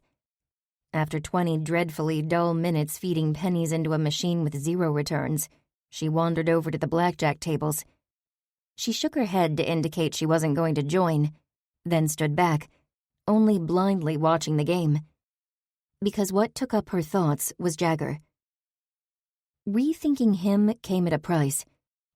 It tore apart the opinions, none of them favorable, she'd lived with since she'd found out over 2.5 years ago that JC was pregnant. And now she had to figure out how to talk Mr. Logan into selling the casino outright to Jagger, so he could destroy it. Unless it was Jagger's mind she changed. The thought made her laugh humorlessly. "What's so funny?" Jagger's actual voice startled her, then washed over her, doing everything the whiskey had the night before. Every neon light in the place seemed to scream that he was dangerous, but she couldn't bring herself to take a much-needed step away. "You wouldn't believe me if I told you," she said without looking in his direction. She knew he stood behind her. She could feel that much, and she hated that she had to be so in tune with him that she could feel his proximity. "I was disappointed when you didn't show." As he spoke, his lips grazed her ear, then her neck.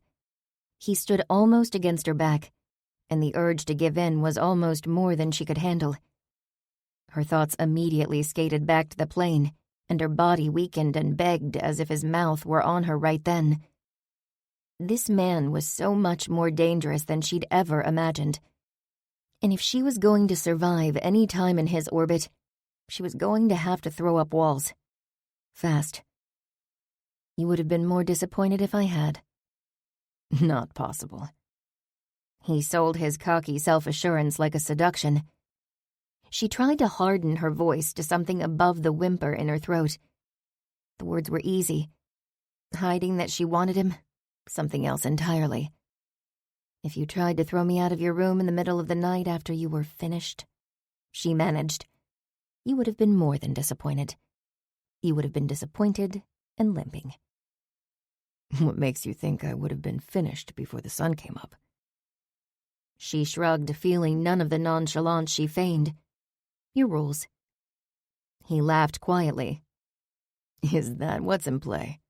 Because I have another one, and it's called Finishing What I Started."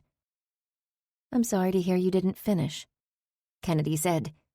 "I didn't know that was a particular problem of yours."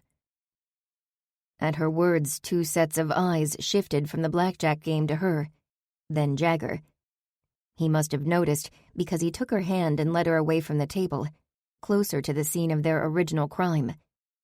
All she had to do was see the spot on the floor where they'd stood for that kiss, and she grew boneless and weak. She hated weakness. And he apparently hated small talk, because he didn't waste time on it. "It's not," he said on a growl. He immediately put his mouth on hers, using her surprise to deepen it, taking her right back to that kiss on the plane. Brimming with intimacy and promise, it had no business in her life, and neither did he. She willed herself to break free, but in the aftermath, looking in his eyes was far worse. The intensity there was devastating. It made her feel like he was actually seeing her, and she knew that was a lie. He saw a conquest, unfinished business, half a night with someone in his bed. "If I'd finished what I started," he murmured, "you wouldn't be walking so easily." Let him think it. Her liquefied knees could remain her own little secret for all of eternity as far as she was concerned. "Can I buy you a drink?" he asked. She waited for the punchline, the part about having that drink in his suite, probably naked. But the offer didn't come. Still, in what capacity is that a good idea? "Might distract you from all those thoughts of going to bed with me." He pressed a kiss to the corner of her mouth.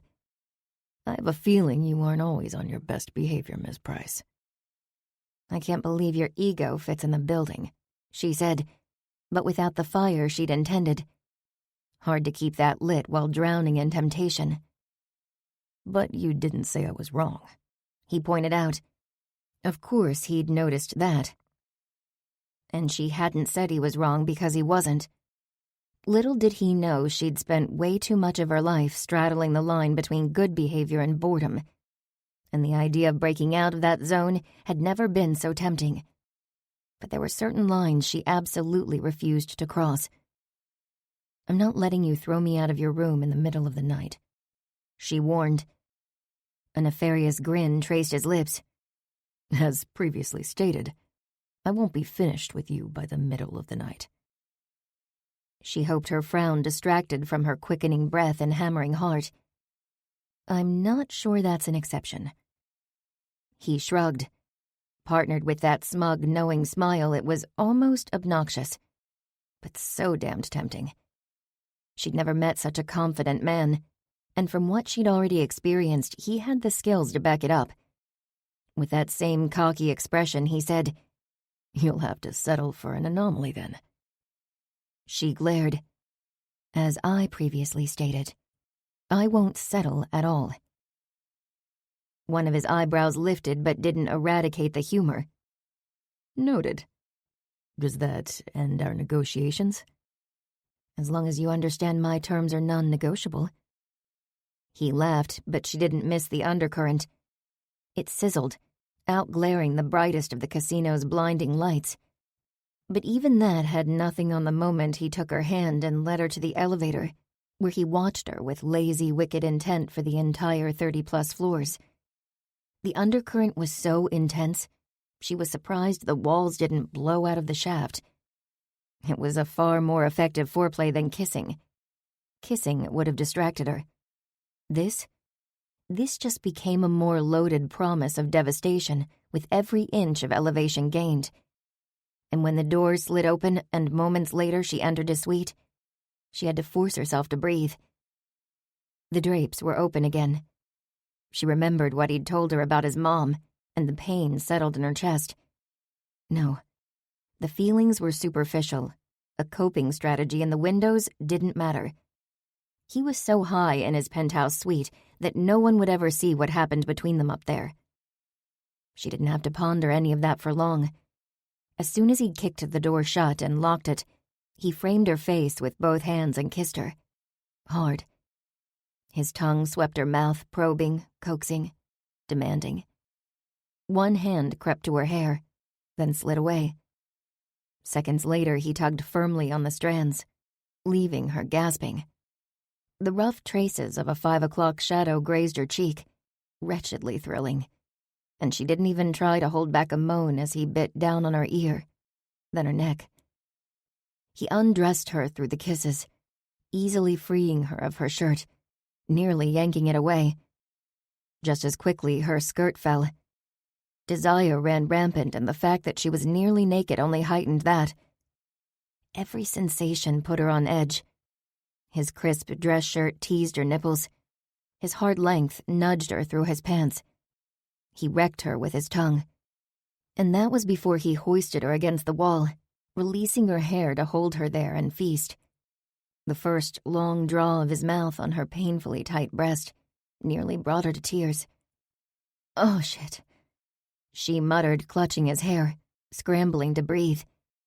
He was lapping at her, his tongue swirling the areola, sucking and teasing, unraveling.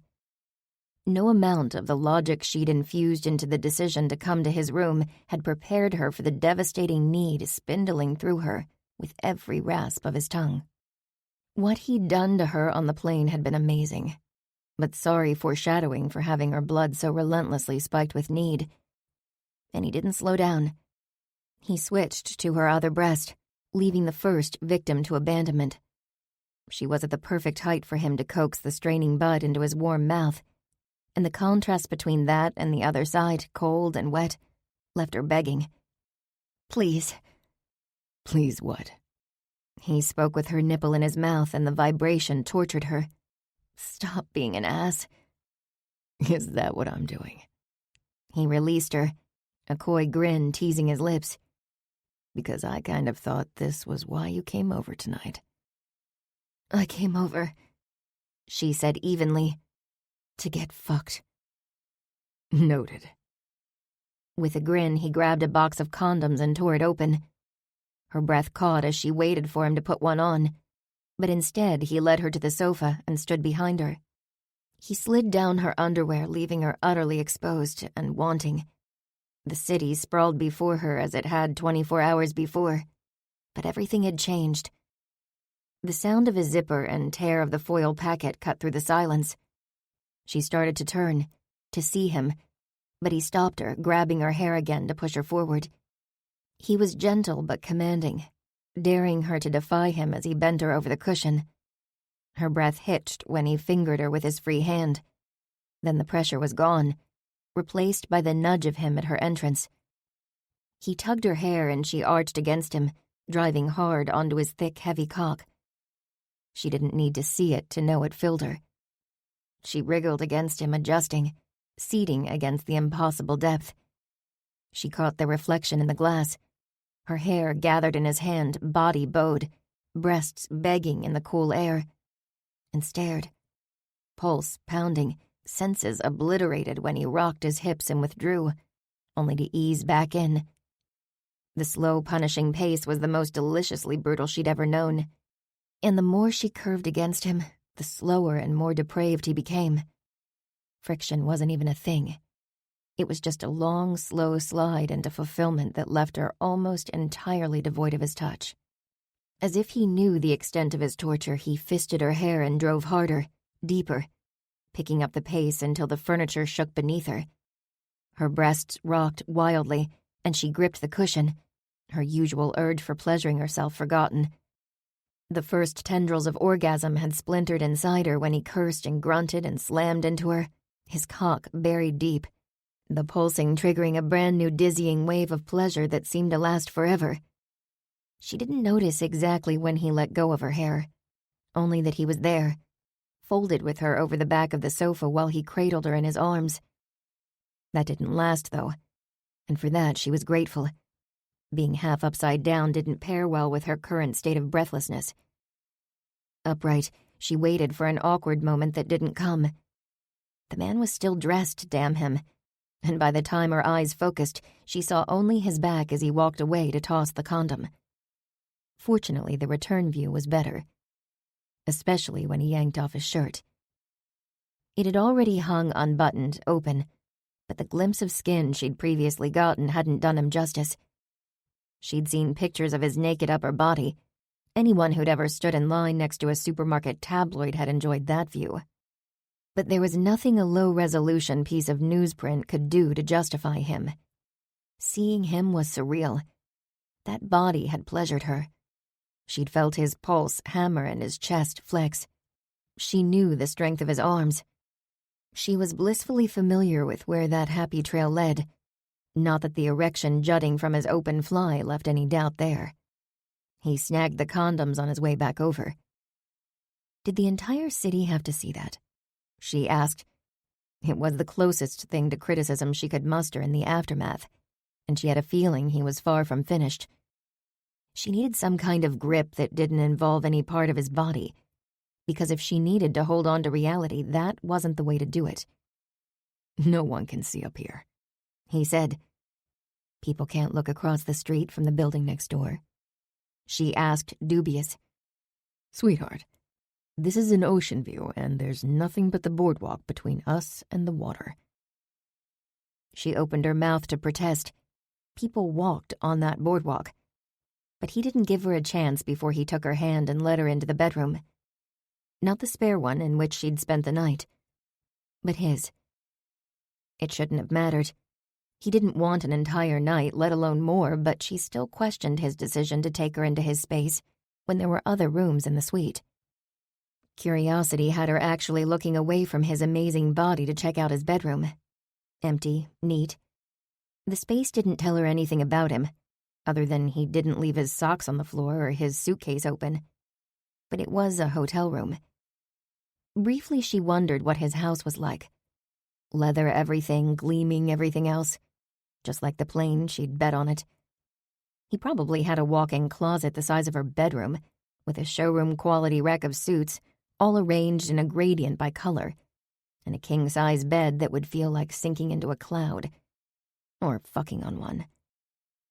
He shut the door, a wickedly symbolic gesture in the empty suite, and gave her a long, slow look that almost sent her to her knees. You're beautiful. A tiny shudder worked its way down her spine. She remembered hours ago thinking she was too plain, too not his type. But she'd been wrong about a lot. Vulnerable for the wrong reasons. Doubting the wrong things. But she wouldn't give that moment up to those worries. There wouldn't be any regrets tomorrow because tonight he could do anything he wanted. He might be an ass, but he'd also exhibited surprising tenderness when she needed it most. It was probably all part of an act. Seducer in the bedroom, then owner in the conference room. But he'd be sorely disappointed. Her eyes were wide open. Her eyes were on him. Second thoughts, Miss Price? Seriously, were they not on a first-name basis yet? Probably for the better. She didn't need to remember the whisper of her name on his lips. Nope. Are you worried about your ability to perform again? His eyes darkened. He gripped himself as if to make a point. Probably not the one she got, which was how small his large hand looked in comparison. But she was sure he'd be pleased nonetheless. Do I look worried? You don't look like you're in any hurry. He released himself and, palming the back of her head, drew her in. I'm not, he whispered, seconds before he kissed her. With a hand at the small of her back, he lowered her to the bed. The cool fabric made for a delicious contrast as he sank on top of her, still wearing pants. You got your wish, he said in that same low voice. You got fucked. Now we're doing it my way. Her bones were the wrong kind of melty considering she was in the arms of the enemy, but she didn't care. Not with the nip of his teeth against her lip and the slow, tender kiss that followed her gasp. She knew it was a lie, that he didn't care about her. But the physical connection was undeniable. He did something with his mouth she had yet to figure out, but she was pretty sure she'd feel now familiar tingles for the foreseeable future. For the moment, she just lived 1,000 lifetimes in the wretchedly slow stroke of his tongue against hers, while his hand made equally slow, equally gentle caresses along the curve of her hip. She sincerely hoped he was sacrificing at least some of his own sanity for the sake of driving her mad, because wanting this much, wanting it alone should be a crime. everything about that man's body should be illegal. She slid her hand from his upper arm across the planes of his back. He was hard everywhere but his mouth, his skin hot enough to burn her at the touch. Despite all that rigid, commanding control, when she traced his spine with her fingertips, he reacted. Not by caving against her, but by hauling her against him. They landed together on the bedding a second time, his body more solidly driven against hers. He abandoned her mouth for her neck, his kisses hungry, his hips grinding, his erection hot and hard against her belly. But it wasn't enough. She needed him inside her. She spread her legs wide, dragging her feet along his legs. She'd forgotten she still wore heels. Maybe he had too, because he swore against her neck and grabbed one of her legs, pressing kisses along the back. The task took him away from her, but the feel of his lips against the back of her knee was so stupidly erotic it was almost worth the loss of body heat. Instead, she had chills and nipples cut from forged steel. He continued his departure all the way off the bed. An involuntary whimper escaped her. She'd have to kick her own ass for that later, but the disappointment didn't last. It couldn't because he stepped out of his shorts and turned long enough to grab a condom, giving her a first view of his naked ass. It was spectacular. Its only imperfection the lack of trails left by her fingernails, but she'd take care of that soon enough. The last time he entered her, her only view had been that of a window reflection. This time he took one heel-clad foot and rested it on his shoulder. He met her eyes, building some damnable emotional bridge between them, and forged some kind of path to hell when he joined with her. She was almost brought to tears by how unfair it was that they had to connect on this level, but she shoved it away. This was just sex, and he had certainly had some practice at it. If anyone knew how to play this game and make it feel real, it was him. She hated the lie in that, or that he might think she believed it, but that would be his problem. He'd find out soon enough that he'd misjudged her. She'd care later, when he wasn't balls deep, making her body feel things it hadn't before. She'd never felt so damned full. With her leg against his shoulder, the angle was incredible. There wasn't a piece of her he didn't touch, a fact that tortured her as he pumped slowly between her thighs, grinding when he was buried all the way. The slow, sensual dance was the most erotic of her life. Maybe it was the soft kisses he pressed along her calf, or the trace of his fingertips that followed every one. Maybe it was seeing the tenderness after the explosion that preceded it. It was hard to think it mattered because every time he drove inside her, he found her G-spot. She didn't know she could go screaming toward an orgasm at such a slow pace, but there it was. He was sexy, cocky perfection, driving her like a lazy Sunday afternoon toward the edge of a cliff. And she let him. There shouldn't have been anything so spectacular about that moment everything splintered again, but it wasn't just the climax. It was the connection. She should have left right then, as soon as her legs returned from jellied bliss to something remotely capable of supporting her weight.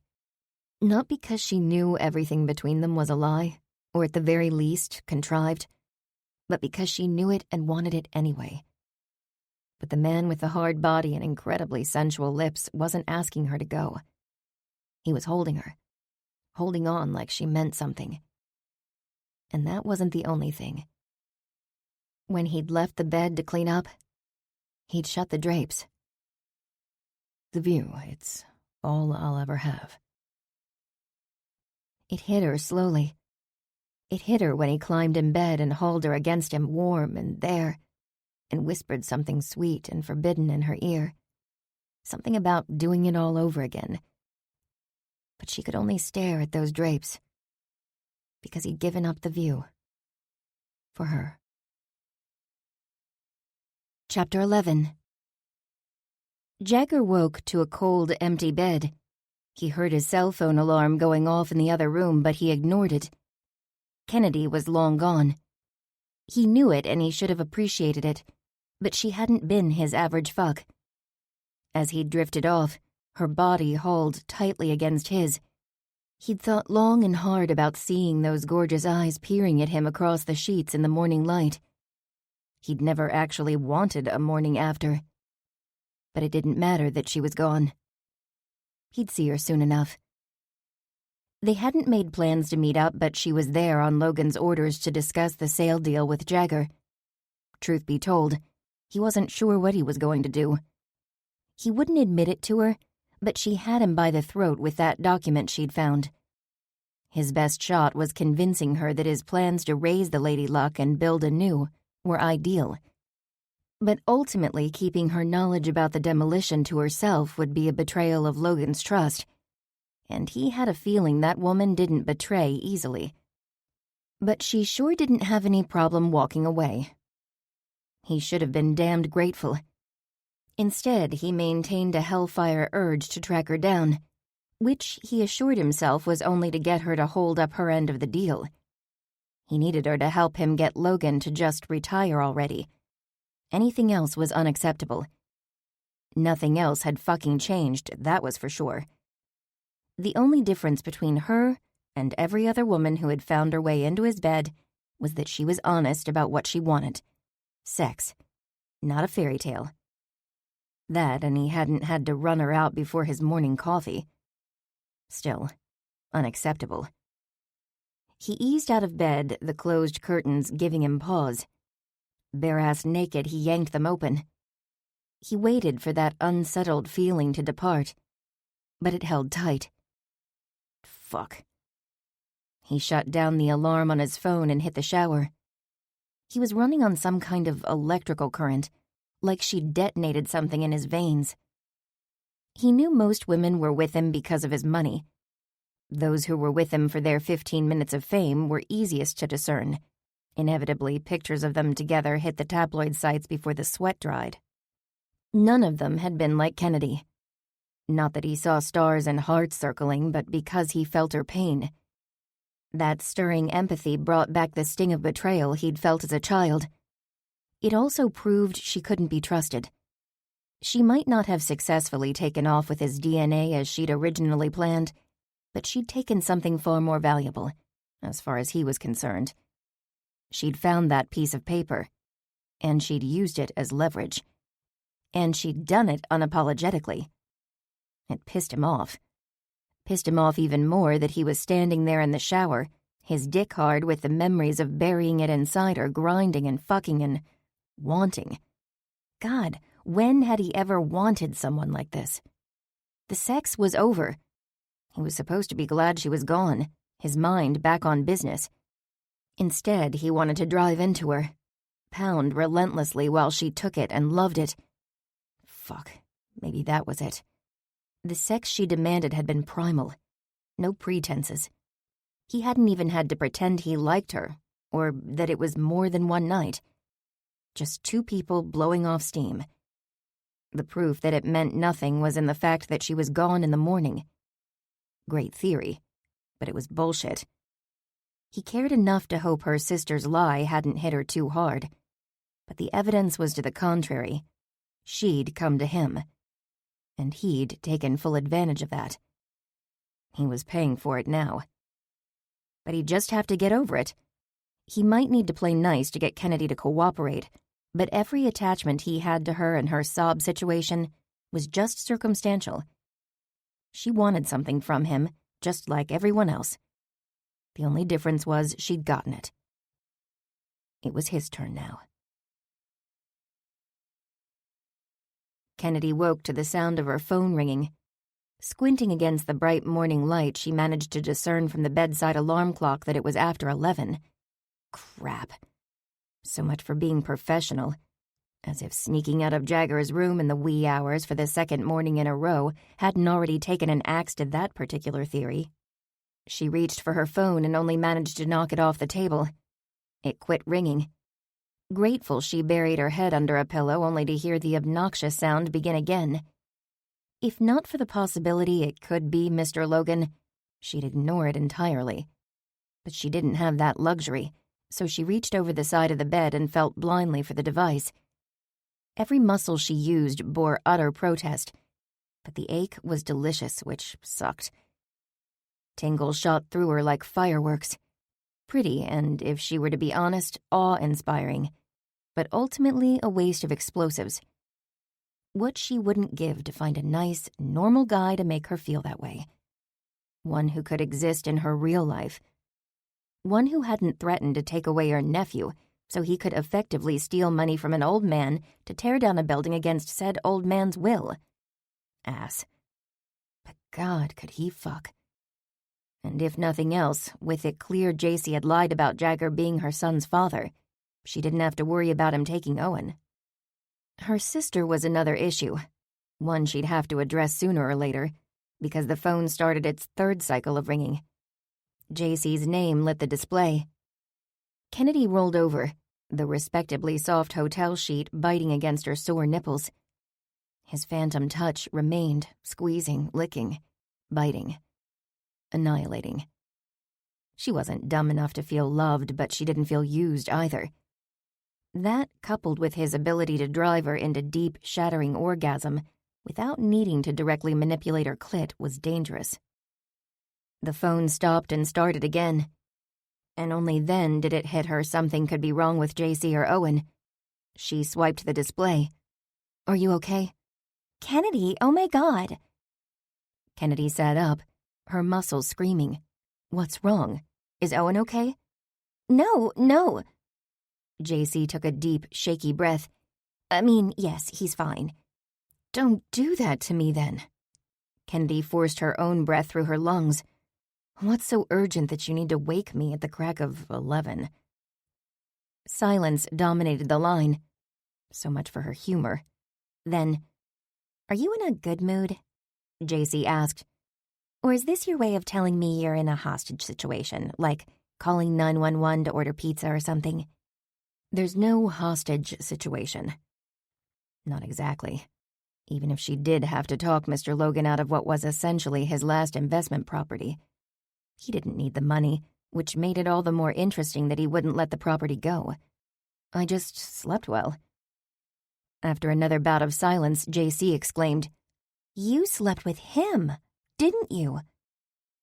And this was why having a sister sucked.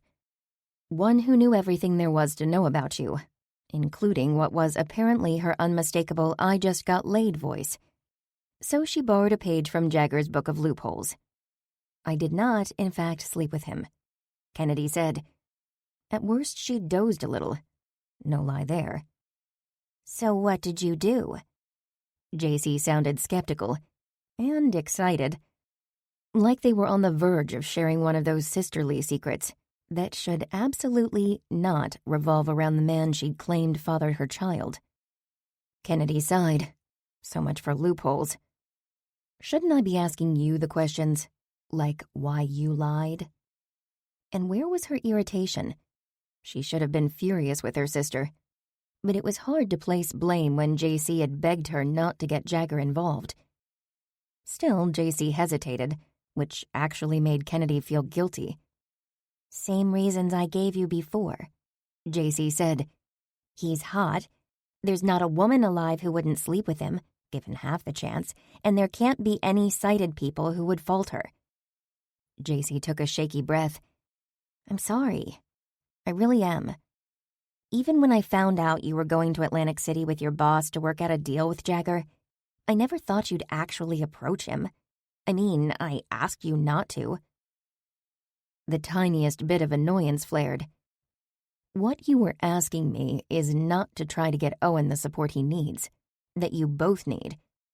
And he needs a father, JC. You saw how he lit up with Jagger. I did, she said quietly. But I can't make a father appear out of nowhere. You can start by not lying about who he is. Do you even know who he is? Of course I know, JC said quickly. Then she sighed. For what it's worth, anyway. He was a guy I met at a party, supposedly a friend of a friend, but when I tried to find him, I didn't have any luck. Or apparently his name, because no one had ever heard of him. Ouch. No wonder JC had said it was Jagger. Nothing you can say right now is going to make me feel worse than I do, JC said. and nothing I say is going to fix this. So can we please talk about something else? Like why you were about to sleep through lunch? You wouldn't believe me if I told you, Kennedy said. She didn't believe it herself, but that didn't stop her from wanting to do it again. And that, not the sex, was her problem. Look, I need to go. Give Owen a hug for me. He's still talking about air pains. Then we'll have to get him one, Kennedy said. I'll see you later. She ended the call, empty and tortured.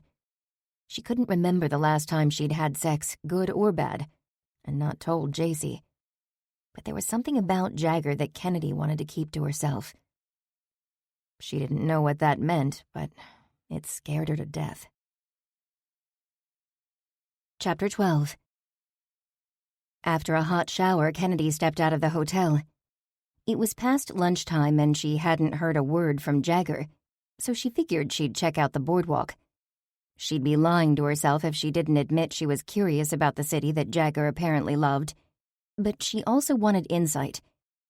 She couldn't argue with his position that children didn't belong in casinos, but she wouldn't accept that some sort of hybrid resort couldn't be built to accommodate families without seeing for herself what the city had to offer them.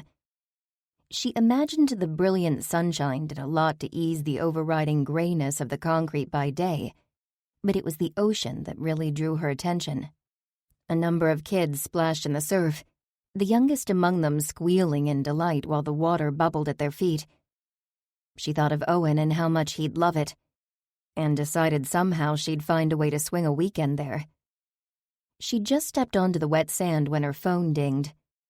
She didn't recognize the number, but the contents of the text message made left little doubt. "Where are you, sweetheart?" Well then. So, now she had Jagger's phone number. She felt a little too much like a teenager with a crush, but considering the level of his celebrity, that was probably acceptable. On the beach. His reply came quickly. "Working hard." She rolled her eyes. Actually, yes. "In front of the hotel?" Good grief. Was he going to come out there in his suit? Yes. "Wait for me. I'll be there in 10. When he approached 10 minutes later, she almost walked right past him. He wore cargo shorts and a tee, the latter a faded blue with the classic I Heart New York logo emblazoned across the front. She was so caught off guard she almost laughed. Probably hysterically, like a woman on edge. You do? He stared blankly for a moment before following her gaze to his chest. When he looked up, he was grinning. "Actually, I hate New York. But the more I look like a tourist, the less I have to worry about being recognized." She sure as hell recognized him, even out of the suit and tie. After the orgasm she'd had, she was tempted to give him a rousing ovation right there on the beach. "What kind of work are you doing out here?" he asked. "You know we're supposed to be in some stuffy boardroom right about now discussing your strategy for getting Logan to change his mind. Unless you'd rather do our negotiating in bed." She glared. I wanted a feel for the resort area, and I wasn't aware there was room for negotiation. His dubious look made her laugh. Okay, so there's no real reason for me to play tourist. But I thought the more I knew about the place, the better I could argue with you. Nice. Now she was telling him her strategy. So much for crushing him. So far, she had weak knees, hard nipples, and a raging attraction. All on a public beach. So much winning. "I respect that," he said. "How about we spend the day seeing things your way?" She waited for him to continue, but he didn't. And the catch is? "Tomorrow you come to the Grand Atlantis and see my version of the city the way it should be. Free of kids." Skepticism tore through her. Does that include a tour of your suite? While he stayed at the Lady Luck, no doubt to convince Mr. Logan of his interest in the old hotel, of course he'd have a permanent suite in the hotel he owned. Probably with his name etched on the door in gold leaf. She was still waiting for the catch. Then she realized she was likely looking at it. She didn't believe this sex had been entirely manipulation on his part. but spending the day in a relaxing environment with him would be torture. She needed that formality between them to make him unattainable. Like the night before, this version felt a little too real, and her achy, tingling muscles sang a chorus of agreement. "I like how you think," he said, totally missing her sarcasm, or more likely ignoring it. "Have you had lunch?" he asked. When she shook her head, he followed with, "Want to grab burgers?" She blinked. "You eat burgers?" His gaze drifted ever so slightly lower. "I eat lots of things." "You're such an ass." "Good. Hold on to that opinion. We are both safer that way." Safer? She was still caught on how he could be so good with kids and so against having them intrude on his version of Atlantic City. But after what he told her about his mom, maybe it wasn't such a mystery after all. Maybe happy families dredged up too much for him. But even that didn't make sense. Not welcoming them into his hotel wouldn't keep them out of the city, and having 2 casinos adjacent to the boardwalk would double the view of all those happy people frolicking on the beach or whatever people did there. "Let me rephrase," he said, pausing to stare as a band of seagulls circled a kid who gleefully threw potato chips at the birds.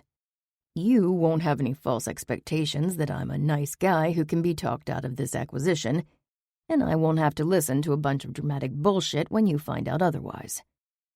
"Well, as long as we're on the same page," she muttered. He ignored her. Probably a good thing, considering she'd need to sit across a table from him and not stab him with her fork. Especially considering that what she found worse than his attitude was his apparent inability to turn off the charm now that he'd gotten her into bed. Although she was fooling herself on that part. The unfortunate truth was that she was still attracted to him. But after what he'd done to her in bed, not thinking about it or wanting more was out of the question. She was just going to come up with a distraction, one that didn't involve stealing glances at the way his amazing upper body reshaped his T.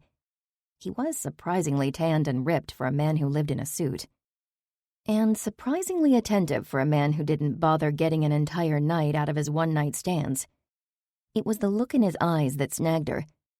He appeared genuinely interested, his attention casually on her, like it was the most natural thing in the world for them to stand there on the beach, despite the wildly inconsistent events of their brief acquaintance. Worse, that direct gaze took her right back to the bedroom, where he hadn't shied away from looking her in the eye as he drove into her. Fast, slow, it hadn't mattered. He'd stayed in the moment. She swooned, then mentally kicked herself. Then she followed him across the sand to a place on the boardwalk and had burgers, after which he bought snow cones and asked her if she'd ever been to the Steel Pier. She peered at him across the top of her blue eyes. "I've never been here before today. Actually, I've never even touched the ocean before, so I'm a bit lacking in the touristy things." As she spoke, a group of teenage girls had started whispering and holding up cell phones, which probably meant they at least suspected he was someone. Jagger remained unfazed, at least until one of them started calling his name. A few people looked their way, most with mild disinterest before moving on, but the group of teens started screaming, like they'd just seen an actual celebrity. She winced, wondering how long it would take before she ended up all over social media, the presumed latest in his long line of acquaintances. And he didn't help matters by grabbing her hand and pulling her behind him, around a corner and through an unmarked back door of what she presumed was a business. The door shut heavily, bringing to light the fact that they stood in utter darkness. She hated that her glare was wasted on him considering he couldn't see it. "Why," she asked him, "is it that 95% of the photos I see of you with a woman, you're smiling at the camera, whereas when the picture is with me, you run?"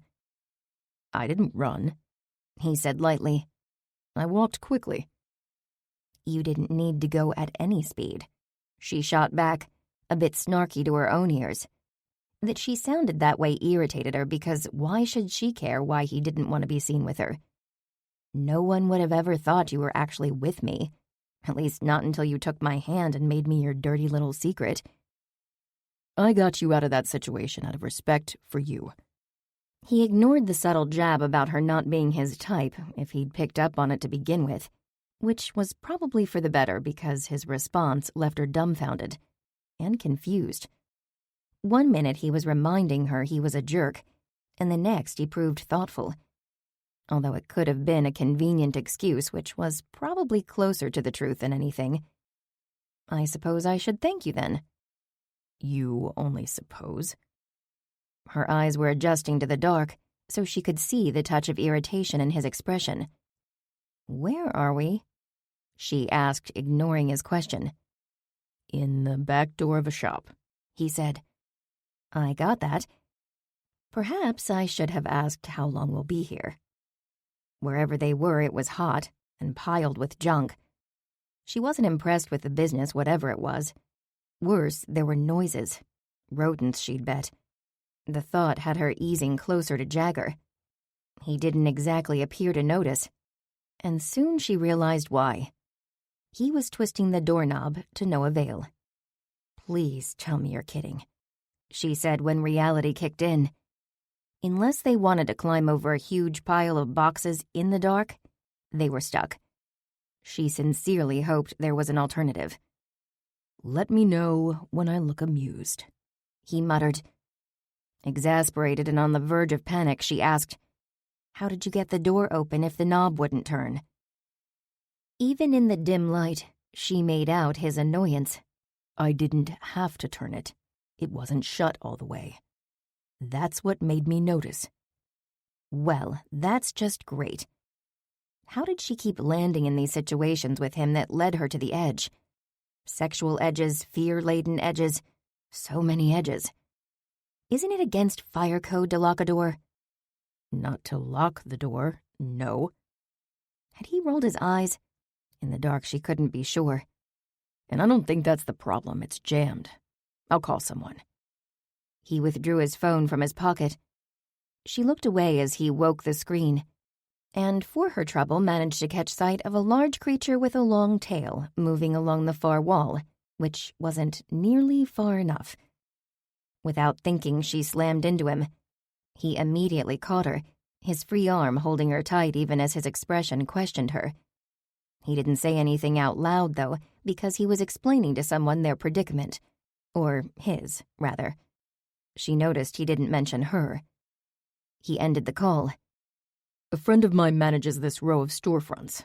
Someone from his maintenance crew is coming, which, now that you're throwing yourself at me, I'm not sure is good news. There is a rat, the size of a small person, over there. She actually felt sick.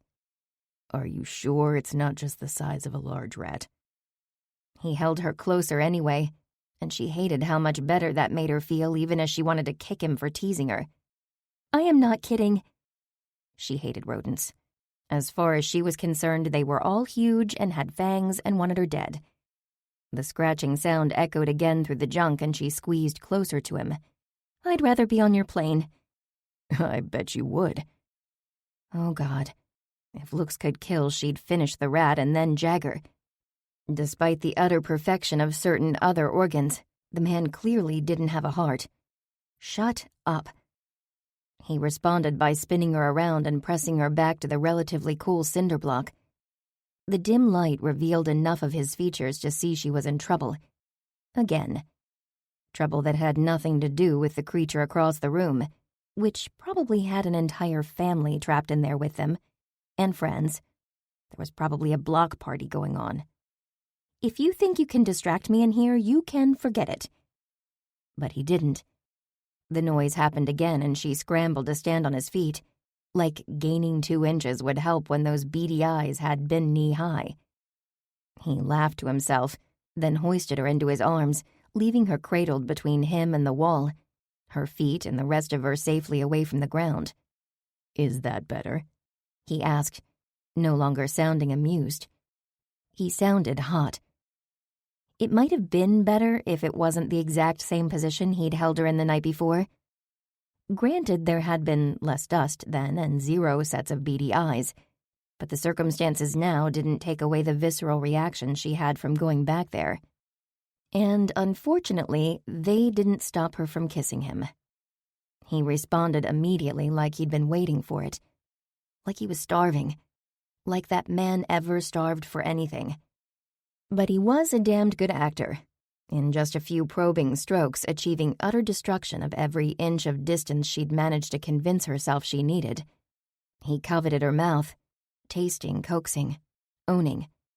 And then he dipped lower to her neck, her jawline, seemingly unconcerned with the sweat and the layer of filth she probably wore after 5 minutes in that hot, disgusting storage area.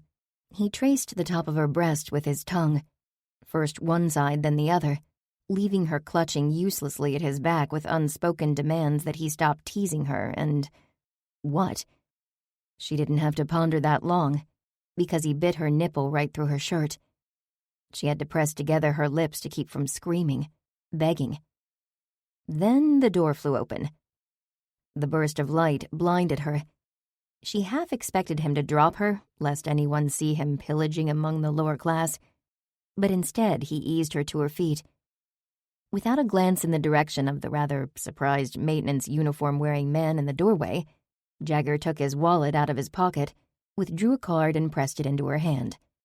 "That's for my suite at the Grand Atlantis," he said. Her lips parted, an argument on the tip of her tongue, but he didn't give her the chance to voice it. "You owe me Logan's cooperation," he said. "Don't think I won't collect." He opened his wallet again, this time withdrawing what she thought was a $100 bill. She didn't get a good look before he handed it to the man who had opened the door and nodded his thanks. Then he turned to Kennedy. "You have 1 hour. Don't make me come looking for you again." Chapter 13. Kennedy didn't take a deep breath until she'd shut her hotel room door behind her. She wanted, with the entirety of her being, to tell Jagger to shove it, but she didn't doubt for a second he'd follow through on his promise to find her. A glance in the mirror told her she wasn't as filthy as she thought after that stint in the storeroom, but she took a shower anyway, washing away the sweat and salt air and the last traces of Jagger's touch. Or not so much the latter, but a girl could hope. She didn't know why he had to feel so good when she knew his every stroke was part of a bigger picture, one in which he'd use her to get what he wanted. He'd blatantly told her as much. The only reason she hadn't been escorted out of his life like the rest of his sexual conquests was her connection to Mr. Logan. So all those warm fuzzies that tried to creep in when she thought about him could take a long walk off that steel pier jutting into the ocean. She was an adult. She could walk away from this. Her heart would be fine. Her conscience was the problem. She slipped into a simple black dress and gave the key card to the Grand Atlantis a long, hard look before throwing it into her purse. Maybe Jagger was right. Maybe she'd spend a night submersed in his version of Atlantic City and feel an all-fired need to talk Mr. Logan into selling. Maybe. But she doubted it. Before she left, she walked over to the window and threw open the drapes. The view wasn't as great as the one from the penthouse suite several floors up. Ironically, the Grand Atlantis hoarded most of the visible space. Irritated, she snatched the curtain shut and headed out. But she didn't get far. Downstairs in the lobby, a man whose name tag identified him as the hotel manager saw her and approached. Miss Price?" "Yes." How did he know her? She was the invisible one, always behind the scenes. Unless her boss wanted something, though he had her cell number and used it often. There was no need to have management find her. "I just want to apologize on behalf of the Lady Luck for the incident Monday night," the man said. Worry etched his brow. "Please let me know if there's anything we can do to make your stay here more comfortable." Despite the potential severity of what had happened, in the aftermath of everything that followed, she'd almost forgotten about the drugging incident.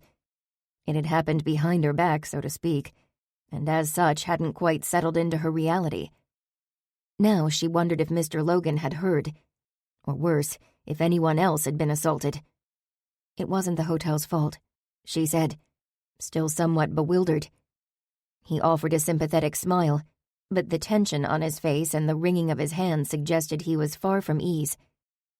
"It shouldn't have happened, but I wanted to let you know the young man had been arrested. Someone wisely talked him out of pressing charges against Mr. Hamilton." Pressing charges? Against Jagger? She remembered the look on his face as he approached her by the elevator, but she hadn't pieced together enough to realize at the time he must have been going after the man he said drugged her. That explained a lot, now that the pieces clicked into place. But she still had a hard time believing he'd gone after the guy himself. She would have expected him to call security, let someone else handle it. She'd been nothing but a stranger to him. Charges for what? For assault. The manager's brow furrowed. Has he not told you? I'm sorry, she said, waving off the man's concerns, though she wasn't sure she sold her nonchalance. In the background, casino noises dinged like a bad cartoon reel, adding to the surrealism. She'd been drugged, had almost no recollection of the entire experience, and the contemptuous playboy who had rescued her hadn't boasted one bit about the extent of his heroism. Apparently, his desire to keep her at arm's length overrode his ego. The whole incident is a bit fuzzy, she said. I'm glad to know he's behind bars and we can put it behind us. Fuzzy was an understatement. At this point, the only things she remembered were that look on his face and waking in his bed. I appreciate your concern. Yes, ma'am. Your room was already comped, but we're going to do the same for any additional expenses you have or may incur. If there's anything else I can do. That's more than enough, she said, still grappling with the idea that Jagger had apparently physically restrained the guy, and he hadn't said a word to her about it. Thank you, she said faintly. The manager nodded and took a step back, which she accepted as her cue to exit. Her mind swirled with what she'd just learned. Jagger had apparently assaulted someone on her behalf. The afternoon was waning into evening by the time she stepped onto the sidewalk. Behind her, the Lady Luck made a tired comparison to the sleek, dark glass and steel exterior of the Grand Atlantis. Ultimately, it was a giant, gleaming block, but unlike the surrounding buildings, it had a series of planters along its base with trees and tropical-looking fronds that probably required a fortune, or a transplant to keep them from keeling over every winter. They softened the gray hardscape, making the hotel seem friendly and welcoming.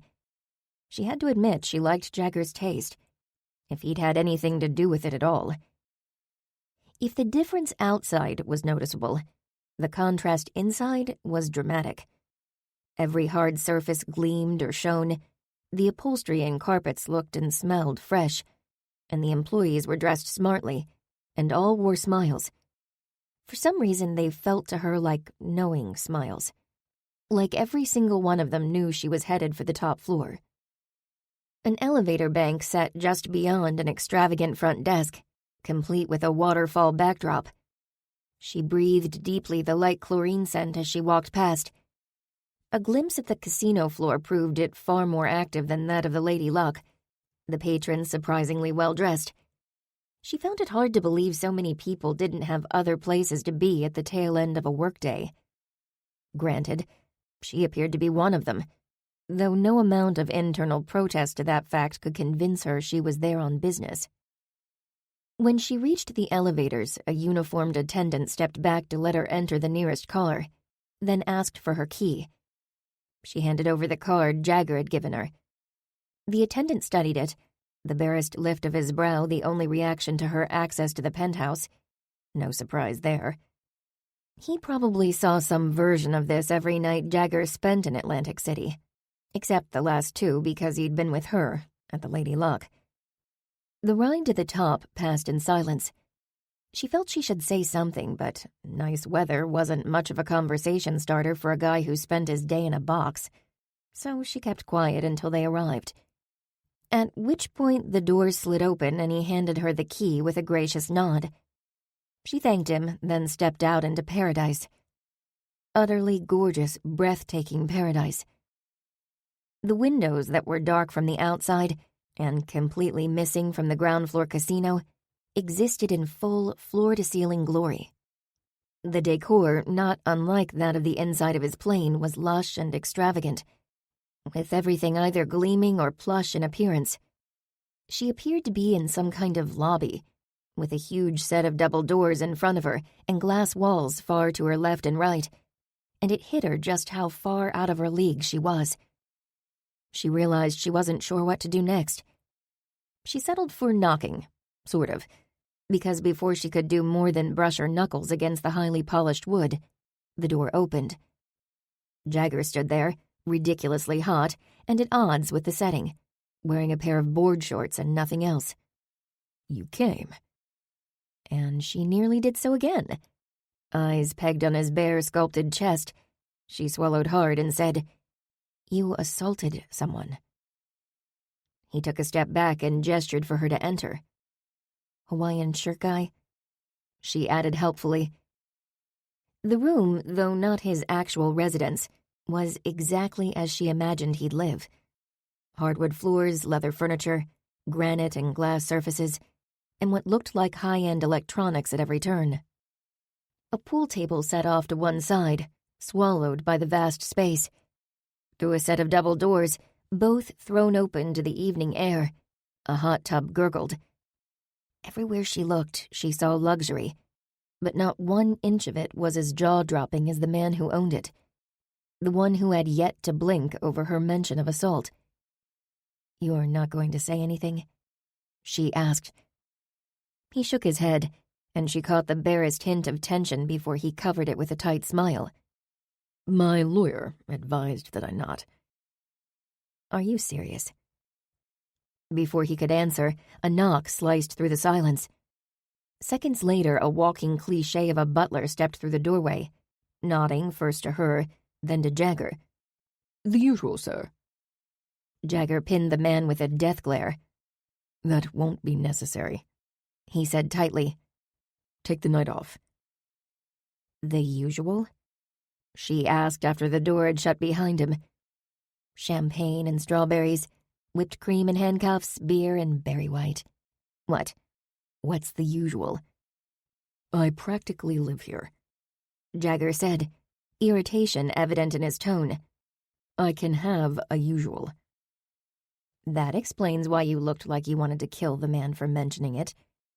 How many copies of this key are floating around out there anyway?" She hated that she cared, but she was already on edge.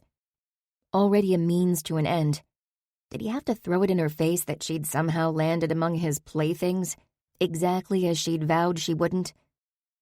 He glared. "Does it matter? Because I only see you here right now." "Thanks for clarifying that. Besides, I'm not here to play house."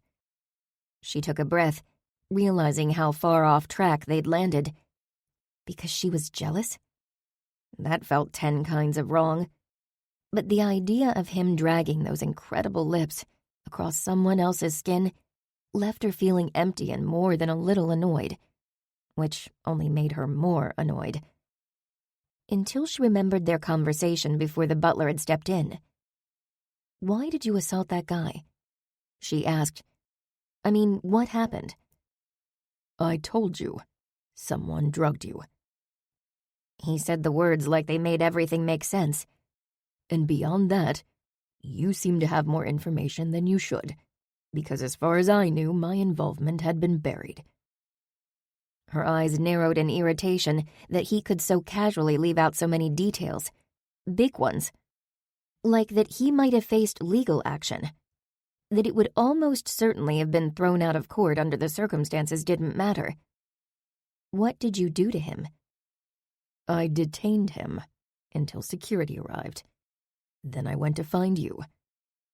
"Thank you," she said on kind of a guilt-riddled swoon sigh, though he'd clearly left out a detail or 10. As it sank in, that part ceased to matter. She hadn't realized what he'd done, or thought nearly enough about what had happened, or how bad it could have been. He'd taken care of her so readily that absolute fear had never really hit her. "I've been waiting for that version. The one where you sound like you mean it, I mean." His voice was soft, and she caught a hint of the man who took her to bed and made her feel like she was the only woman in the world, or at least the only one deserving of his attention. But that was a lie, or at best a carefully tended misconception. Because she was nothing to him, wasn't she? Reality edged in, leaving her shaking. She crossed her arms, hoping to hide the trembling brought on by a sudden chill. I don't think I realized what happened. I mean, you assaulted someone. I can do things, he said, amusement toying with his lips. Then he sobered. Don't take it personally. Any decent person would have done the same thing. Had she been less stunned or the topic less serious, she would have fired back with a line about Jagger not being decent. But he had been. Over and over. And she didn't miss that subtle jab thrown in there. It's not personal, you're still nothing to me. He's not pressing charges, she said. The manager over at the Lady Luck caught me in the lobby and let me know. I guess he assumed I'd be concerned about your fate. Something slightly less playful filled his eyes. And are you? I would have been, had I known there was a reason to be concerned. She kept her words light, hoping she'd keep the rest of her there as well. She didn't need to feel anything for this man, and he really didn't have the right to ask if she was worried about him after that little reminder that she was no one to him. He was 100% preoccupied with what he wanted, and he readily admitted to doing whatever it took to ensure things went his way. Rescuing her from the guy who drugged her might not have been a part of that plan, but he was right that any decent person would have done the same thing. She just had no idea he was so utterly decent. He was more of a forbidden thrill, and having any part of that grounded in reality was disconcerting, as was his state of near nakedness. Oblivious to the very definition of a bad idea, her gaze hitched from one well-defined muscle to the next. He was ridiculous.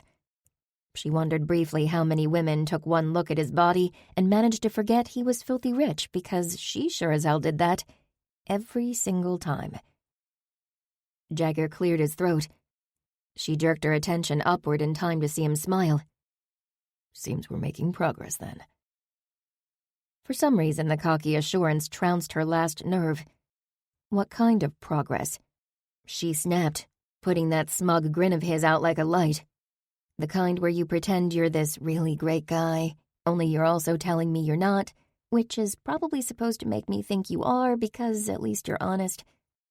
Probably not the best time to yell at him considering what she'd just learned, but she was flailing. I'm not pretending anything, he said, his voice tight. I told you from the beginning. I only wanted one thing, and that's for this sale to go through. Anything else is circumstantial. Is that what the sex was? Circumstantial? She hated the shrill voice in her head. It didn't belong to her. Not the normal version of her, anyway. And not just because she wasn't prone to wild sexual liaisons, especially not the throwaway kind. The sex was sex. His expression remained neutral, unimpassioned. Her foot itched with the urge to kick him. She wasn't sure why, because he'd never tried to tell her anything else. In fact, he'd been clear about that from the beginning.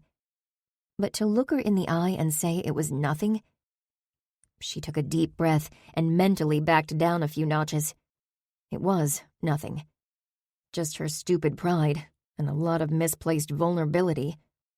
She hadn't realized how close she'd come to disaster with the drugging situation, and that particular reality collided hard with everything else she grappled with. Her sister's lie, resignation that Owen would likely never know his father. That one hit extra hard, considering the way he'd opened up to Jagger. He needed someone. But then again, most people did. Everyone except the wickedly sexy man in front of her who apparently lacked heart, soul, and conscience. "Why do you think Mr. Logan won't sell?" she asked him. If the abrupt change of subject fazed him, he didn't let on. With a disinterested shrug, he said, "You never know. People are strange. The place isn't making him any money, and it's not losing enough to offset capital gains, so there's no palpable financial benefit either way. He poured 2 glasses from a bottle on ice and handed her one. She followed a few paces behind him as he walked outside and into the hot tub, sitting on one of the benches while she stood there, dazed, at the sparkle of water bubbling against his chest. I'm not going to tell you there's no benefit for me in owning the Lady Luck outright, but I will tell you there's no logical reason for him to hold on. He's got billions in assets, most of them liquid now that he's sold off his properties. He doesn't need the security. She took an absent-minded sip of the drink, half wishing for whiskey. The burn would have been fantastic, or so she thought, until the drink danced across her taste buds. The light but creamy honeyed flavor was the most decadent she'd ever tasted. Kind of like the man sitting in a hot tub watching her with heart-wrecking intensity. Maybe he just needs something to do, she said. Then he can be a greeter at one of those discount stores, Jagger said, without once breaking the connection forged by those gray eyes. You've been in a discount store? Ran out of beer at a tailgate party, he said. And, he added dryly, I do my own stunts. Maybe if you'd get beyond your preconceived notions of who I am. Yeah, because I didn't come by those, honestly. Apparently not, considering the circumstances of our meeting. The test was negative, by the way. They'll send her a copy. Thank you, she said. She wasn't surprised, but the news felt so final. I get that you think I'm an ass, he said. But there's nothing wrong with going for what you want. And for what it's worth, I can want you without being that hypocrite you seem to think I am. Case in point, you'd do just about anything to have me right now, and you don't even like me. God, she hoped her face didn't express how on point his assessment was, because even if she knew better, her body was in meltdown mode. The man was half naked, for heaven's sake. After a pause that was a bit too long for her liking, she managed, "Not so much when you're talking. No." See? The cocky grin was back, and it was unfairly sexy. We're on the same page.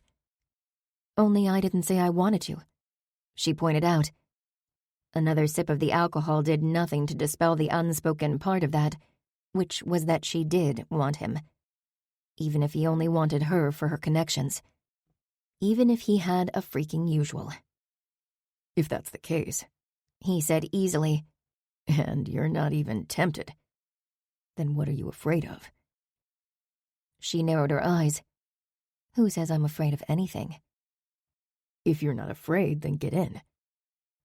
She glared, mostly because he was right and she was afraid, or at least wary. There were only so many times a girl could have mind-blowing sex without realizing that once it was gone, it would leave a void. As if she wasn't there already. You said you'd do this thing my way, he reminded her. That doesn't mean I need to join you in an oversized bathtub, she told him. This was never about sex. If that's the case, he said with a knowing smirk, then what are you running from? I'm only here because you want me to manipulate a business deal, she shot back. That's not much of a reason to stay. In fact, they could probably finish their negotiations or whatever she wanted to call them on the phone. Now that was an idea. You're also here because you wanted something, he said, which I think makes us even. This man was so completely infuriating. Yes, she'd wanted something entirely reasonable, something any idiot should be able to understand. I wanted you to do what was right for your son. And you blackmailed me to do it. You can stand there high and mighty and dry, but you're lying to yourself as much as you are to me. You're not here because you feel like helping me is the right thing to do. He held out his hands, slinging water and whatever was in the glass he held.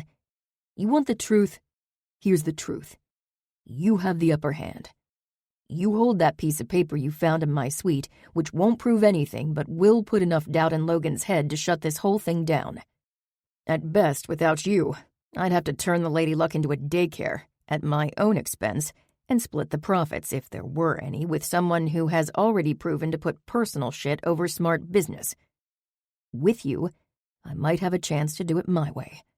So yes, I'm hoping like hell I can use our acquaintance to my advantage.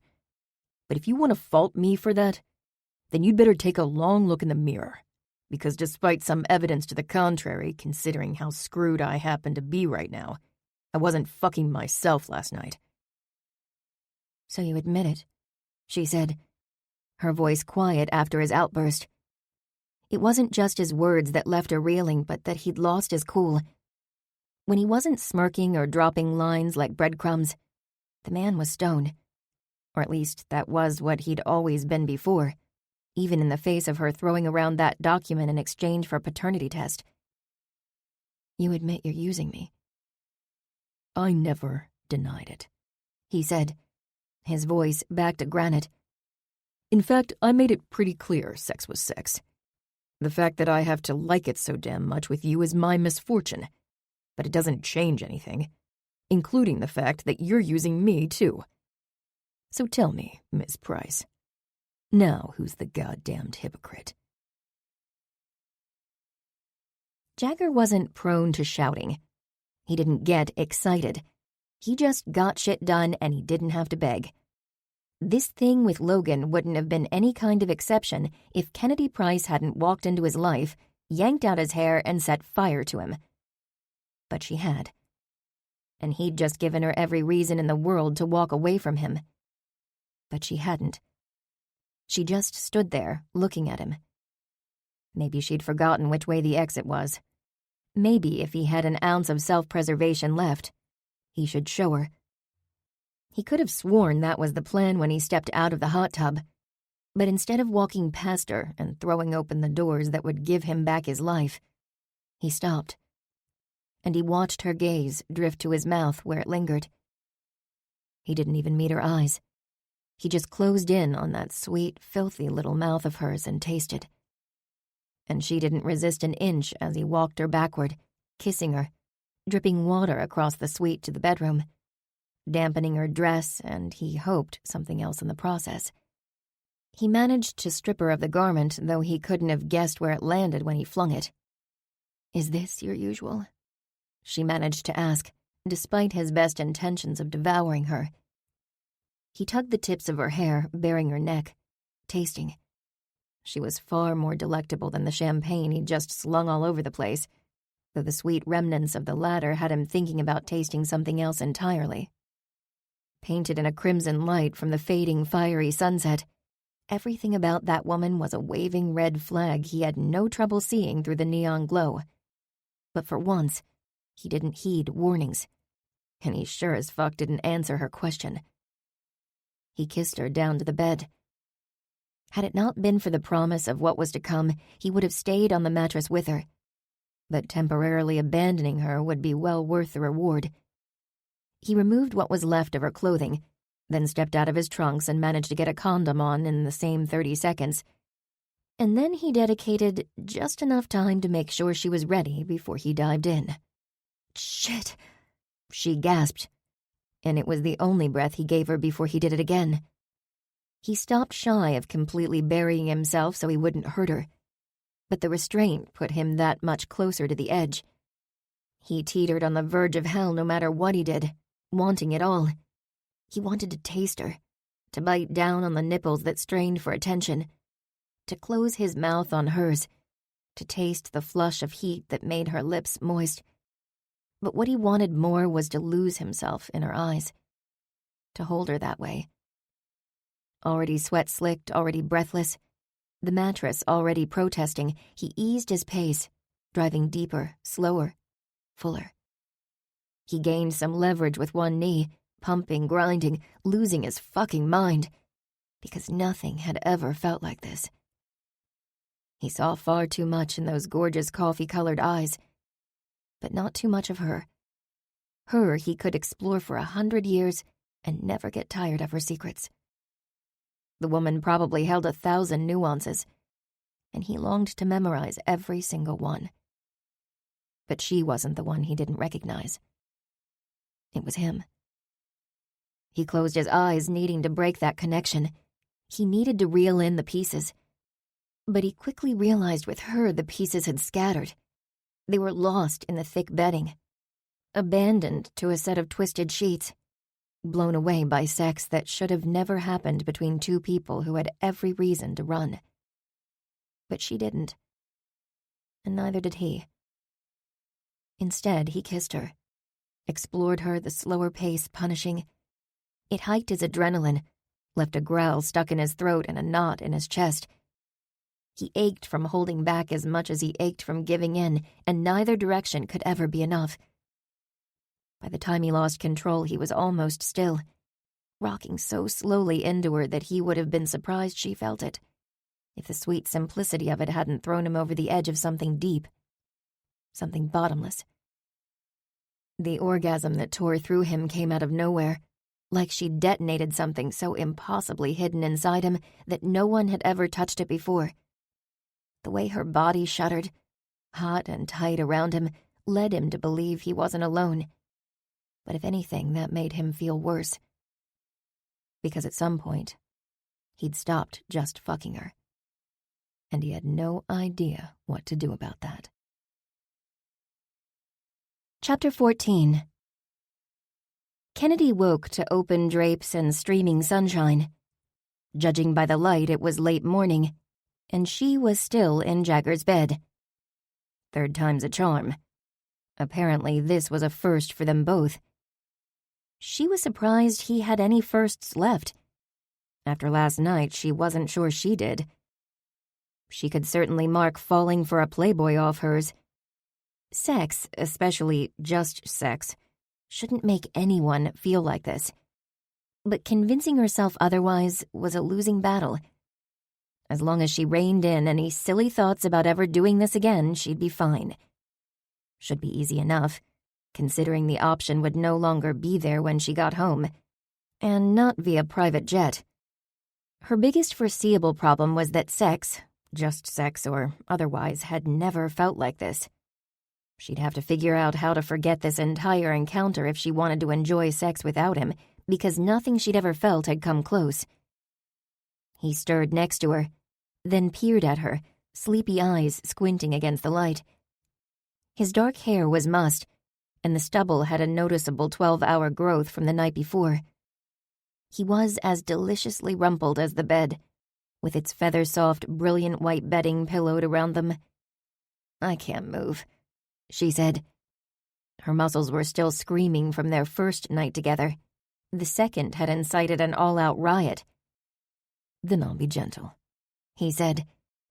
He skated his fingertips lazily over her abdomen, immediately drawing chills, and memories from which she hadn't nearly enough distance. "That was more of a commentary as to why I broke your rule about spending the night," she said. "That, and I wasn't sure how to ring the butler to ask him to throw my clothes at me and shove me out the door." "Didn't want you to leave anyway." He wisely avoided her dig, then punctuated by closing his mouth on her breast. She braced herself for a very pleasurable sting, but he stayed true to his word. Gentle. Not drive-by sex by any means. Not that they'd had any of that last night. Last night had been criminally insane, if that was a thing sex could be. She'd been left speechless almost the entire time, the feelings piling up, forging some kind of emotional dam that remained all night on the verge of breaking. Because it didn't matter that he didn't consider this more than sex. It didn't even matter that it was the best sex she'd ever had by miles. What mattered was she'd never felt so treasured, so loved. And it was all fake. Knowing it was a smokescreen cast by a venerable veteran player didn't take away the emptiness. But his fingers easing between her thighs, parting them, sliding inside, that did. And that sucked.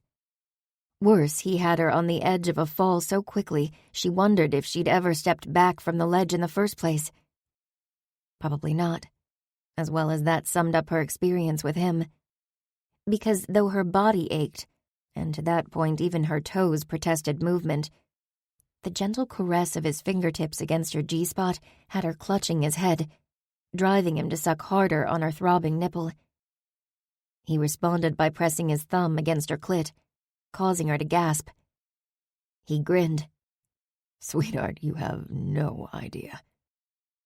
She didn't know what he meant by that, and she didn't care. She just knew she wasn't leaving there without another orgasm. She gripped him, thick and hard, and was in the process of maneuvering him in the absolute right direction when he spoke. We're out of condoms. She dropped her head against the pillow. You've got to be kidding. Why? You saw what happened to the entire stash. How was I to know there was a bottom to your stash? Sorry, he said.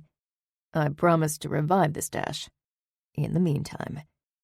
He deepened his strokes, his fingers managing to hit all the right spots.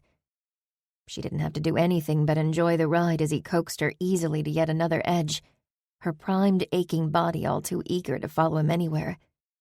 What about you? She murmured, a little too content to be held, wanted. Wrong. Whatever. I'll live, he said, giving her a curious look as she ducked under the covers, muscles protesting to return the favor. That was followed by an impressive string of profanity when she closed her mouth on him, which was admittedly not the easiest task, considering the size, but took a great deal of pleasure in the words coming out of his mouth. Less like dirty talk and more like shock. She threw back the covers and found a better angle, taking in more, then just as casually deprived him, sucking and licking her way to the tip, while he hissed and tangled his fingers in her hair. The next time she went down, she gained a couple of inches. Fuck. Let your mind drift gently with the melody, as if carried by a soft breeze across a quiet night. Let me get away. Yeah, I'm running. Yeah, I'm running. So love me or leave me, I'm standing alone. Can't shake a feeling that lives in my bones. Lie to me, tell me you wish you could, but nothing you gave me is worth what you took. 'Cause I won't love.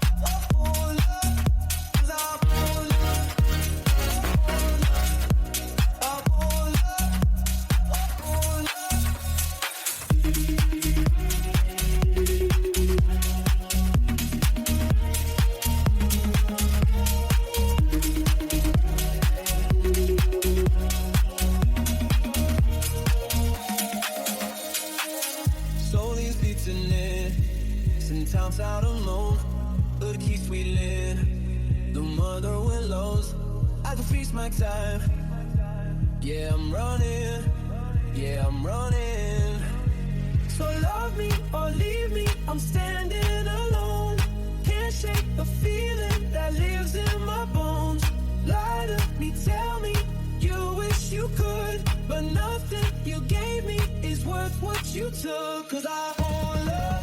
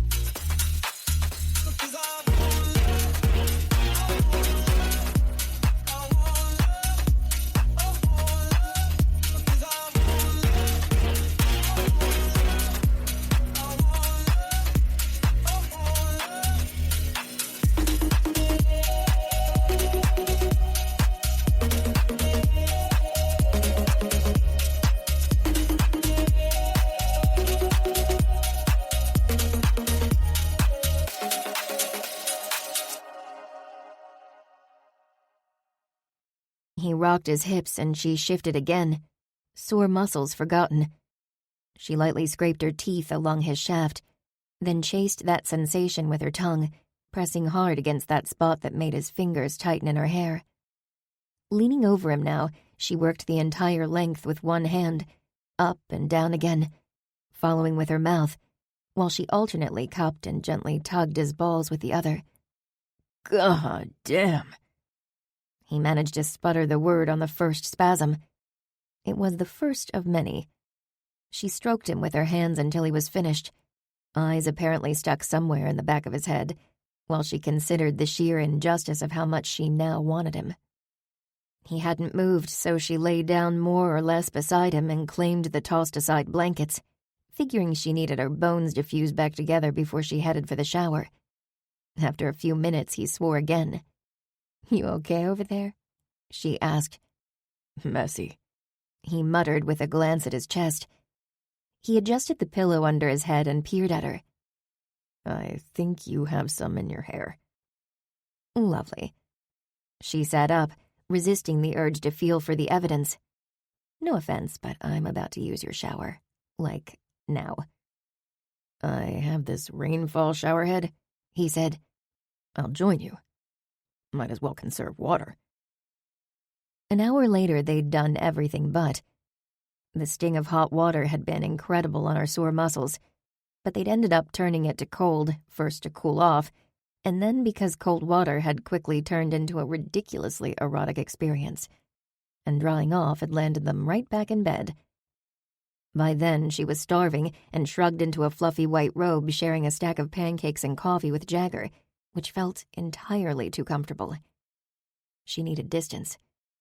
She really needed to go back to the Lady Luck, which reminded her of her question from the previous day, before Jagger had distracted her. "Mr. Logan is covering my room," she said. "He owns the hotel. Why was there a bill to begin with? Why didn't he just tell them not to charge for the room?" He spun a forkful of pancake in a puddle of syrup. On the way to popping it in his mouth, he asked, "What do you mean?" She stared for a moment before answering. The man made chewing sexy. "The manager said they were comping my stay after the incident. Why wouldn't Mr. Logan just tell them to comp everything to begin with? He was going to pay for it all anyway." Jagger shrugged. "It's probably a bookkeeping thing. You also need to remember that Logan doesn't directly own the hotel. He owns the business that owns the hotel. It's probably a pass-through corporation." "Can I get a layman's version?" He stood and refilled both their coffee cups, not replying until he was seated across from her. He tended to talk business that way, she noticed. Always head on. He might prefer the hands-off approach. "But if that's the case," she persisted, "why does he want to hold on to the hotel?" "Some people let their emotions get the better of them." He spoke more slowly, choosing his words. His guard was up and she wasn't sure why. She pushed back her damp hair, lifting it so it didn't lay between the robe and her neck. "What does that mean? What emotions?" Jagger hesitated. "He's owned it for a long time. Maybe it was his first one." "Oh, I guess that makes sense." Only it didn't, because she read a lot more into Jagger's hesitation than he probably intended. For a brief second, he looked as if he'd said too much. Over the silence that descended, she made out the telltale beep of her phone, indicating that she had a text message. She found the device across the room in her purse. One missed call from Mr. Logan, who refused to talk to voicemail but had followed up with a text as was his routine. "It's Mr. Logan. He wants to meet with me in an hour," she said. Jagger paused, coffee mug touching his lips. "About?" "He doesn't say." After yet another loaded moment of silence, Jagger said, "He's retiring, you know." "I'm aware," she said dryly. Not that Jagger could have known it, but that little fact had become a very real concern for her. She'd soon need a new job, and she doubted she'd easily find anything that touched Mr. Logan's generosity. He'd promised her a job through the end of the year, and after seeing the decades of paperwork in his office he wanted archived, she figured she'd stay busy for the duration. But thereafter, it wasn't something she wanted to think about. What are you gonna do? He dug back into the pancakes, dragging the forkful through so much butter and syrup that he should have his abs revoked. She rolled her eyes.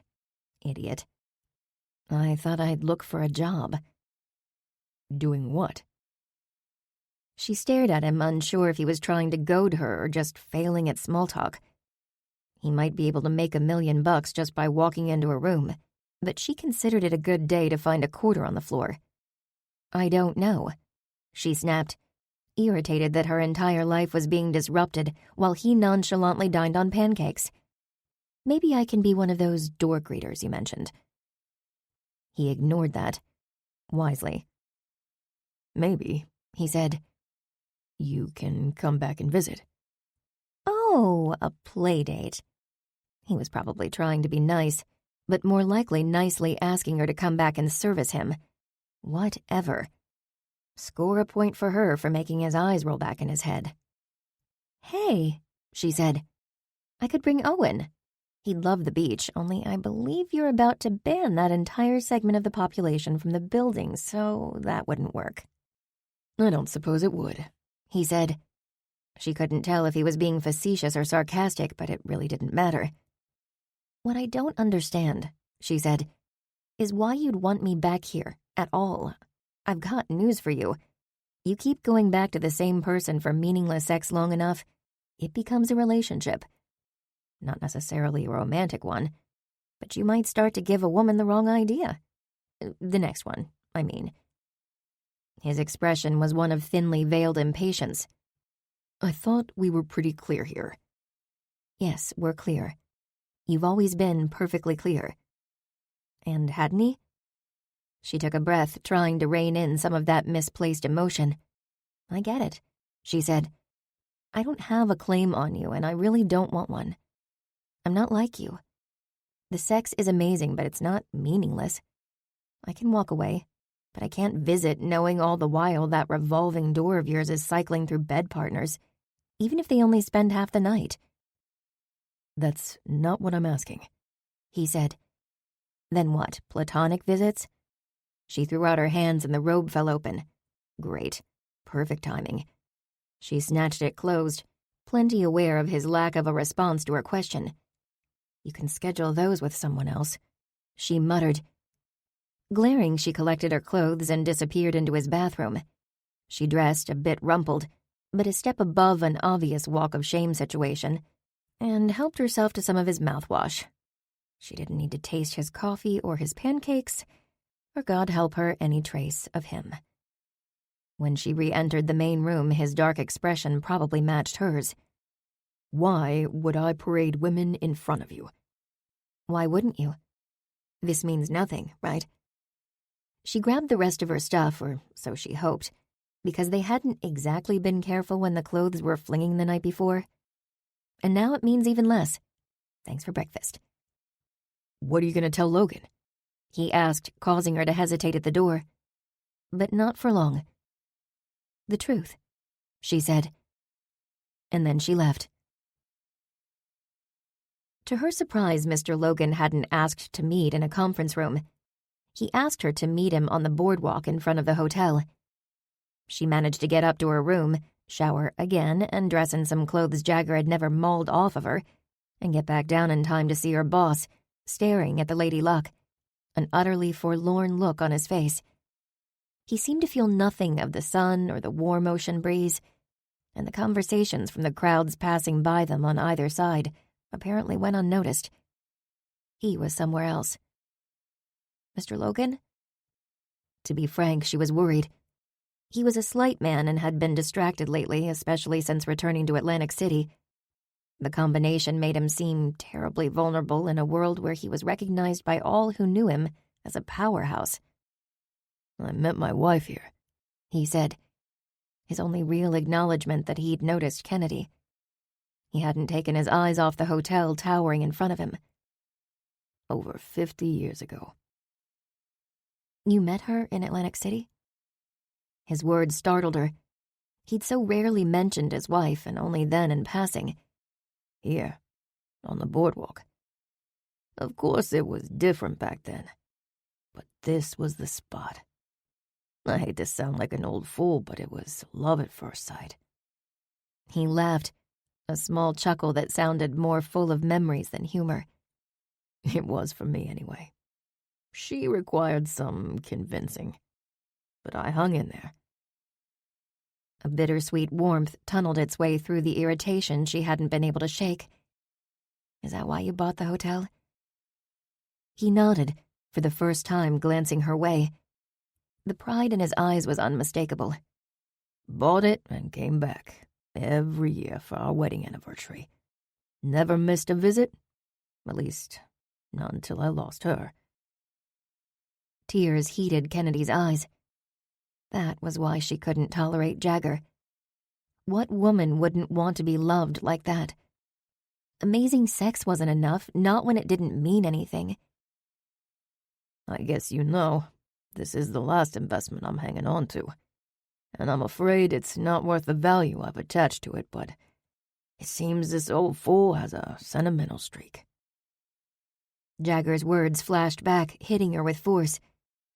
I'd have to split the profits, if there were any, with someone who has already proven to put personal shit over smart business. And suddenly she understood that look on his face. That hesitation. He knew, damn him, that she'd never push Mr. Logan to sell if she'd known. I think that's understandable, she said gently. But I don't think anything you shared with your wife hinges on owning the building. Was she particularly attached to it? It was our spot, he said. But it's not anymore. Not without her. I kept it as some kind of shrine. Too afraid to come back alone because that meant she was really gone. He gave a humorless laugh. You'd think I would have figured that out when I buried her. But I held on anyway. And now that I'm back, it feels more like a tomb. She pressed her lips together to keep from frowning. Then why keep it? Why put all the conditions on selling it? Because my wife wanted babies. Lots of them. And we never had any success. She loved it here, and I thought I might do something with it that would matter to her. She loved children. He sighed, a tired breath that left her worried about him all over again. I don't have the energy to reinvent it myself, and I don't know if I'd live to see it to fruition. A project like that would take years to kick off. I know you didn't ask for my advice, she said. Actually, that's why I asked you to meet me here. I trust your judgment, and I'd like to know what you think. He turned his attention back to the building as she watched him. His love for his wife was obvious, but he didn't need an old building in Atlantic City to be near her. Even Kennedy could see that.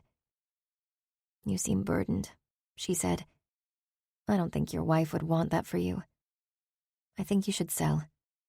There are plenty of things you can do with your money that could have an immediate impact on children. Bringing them to Atlantic City is a nice gesture, but the ones who are able to come with their families aren't the ones who need your help. He didn't say anything for a while, but she could see the wheels turning. She could see the resignation and the melancholy. She wanted to tell him he was the lucky one, that he'd found someone too few people ever did. But she wouldn't be saying anything he didn't already know. I heard what happened to you at the hotel, he said, startling her. She was off in her own little world, the one in which Jagger had shown up, proved every other man inadequate, then shown her his ass and effectively the door. Good times. I am ashamed and embarrassed, Logan said. It wasn't your fault. And Jagger was there, she said. Probably a touch on the bitter side for someone who spoke of a mere acquaintance, to say nothing of one of her boss's business associates. She'd always shown a great deal of respect for Mr. Logan's contacts, but Jagger was the first to fuck her sideways. His willingness to schedule another hookup did absolutely nothing to win her favor, or her respect. But he had stepped in when she needed him, and he did have her appreciation for that. Apparently, he took care of me and the guy who drugged me. I heard about that, too. Mr. Logan patted her shoulder. I think you can tell your young man I am ready to sell. He's not mine, she said tightly. So, with all due respect, you might want to tell him yourself.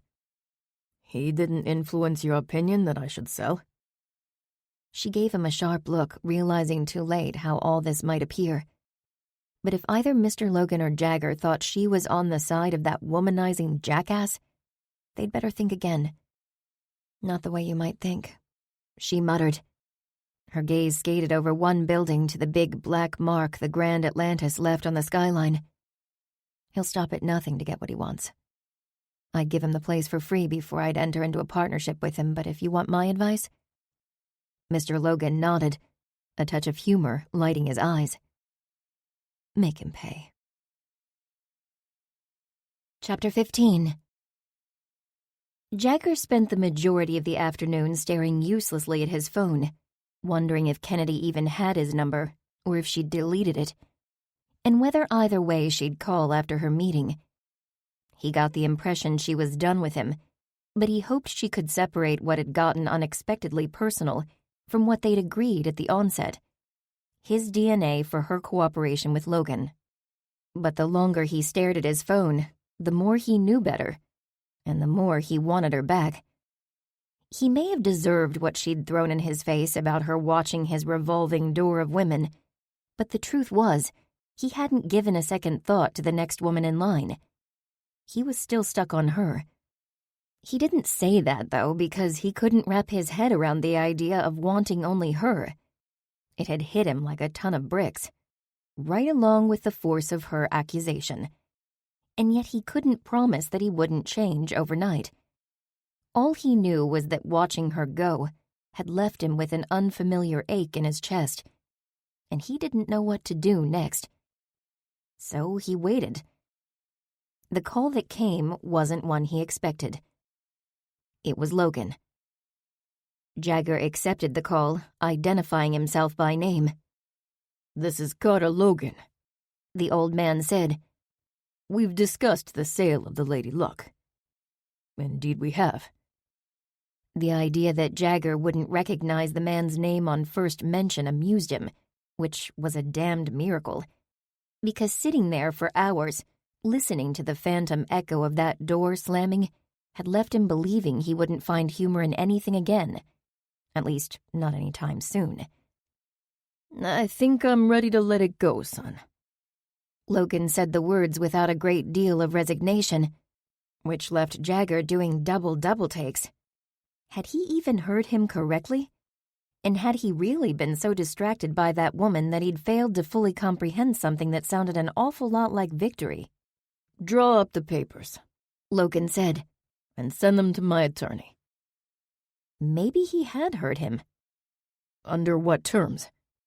You pay me what it's worth to you." Jagger shook his head and grinned.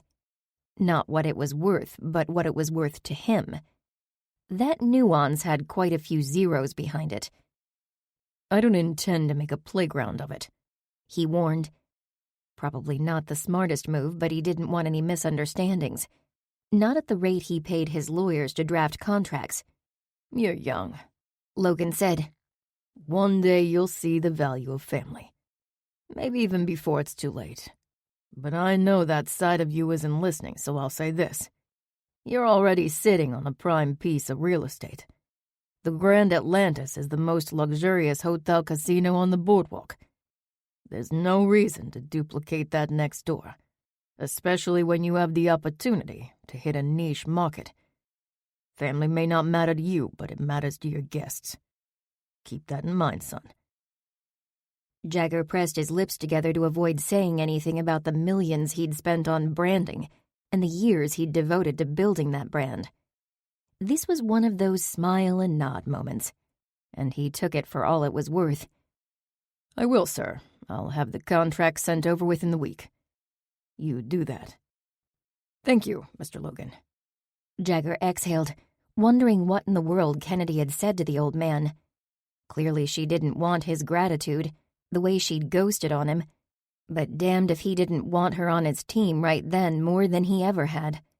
Logan was a tough old bird and stubborn as an ox.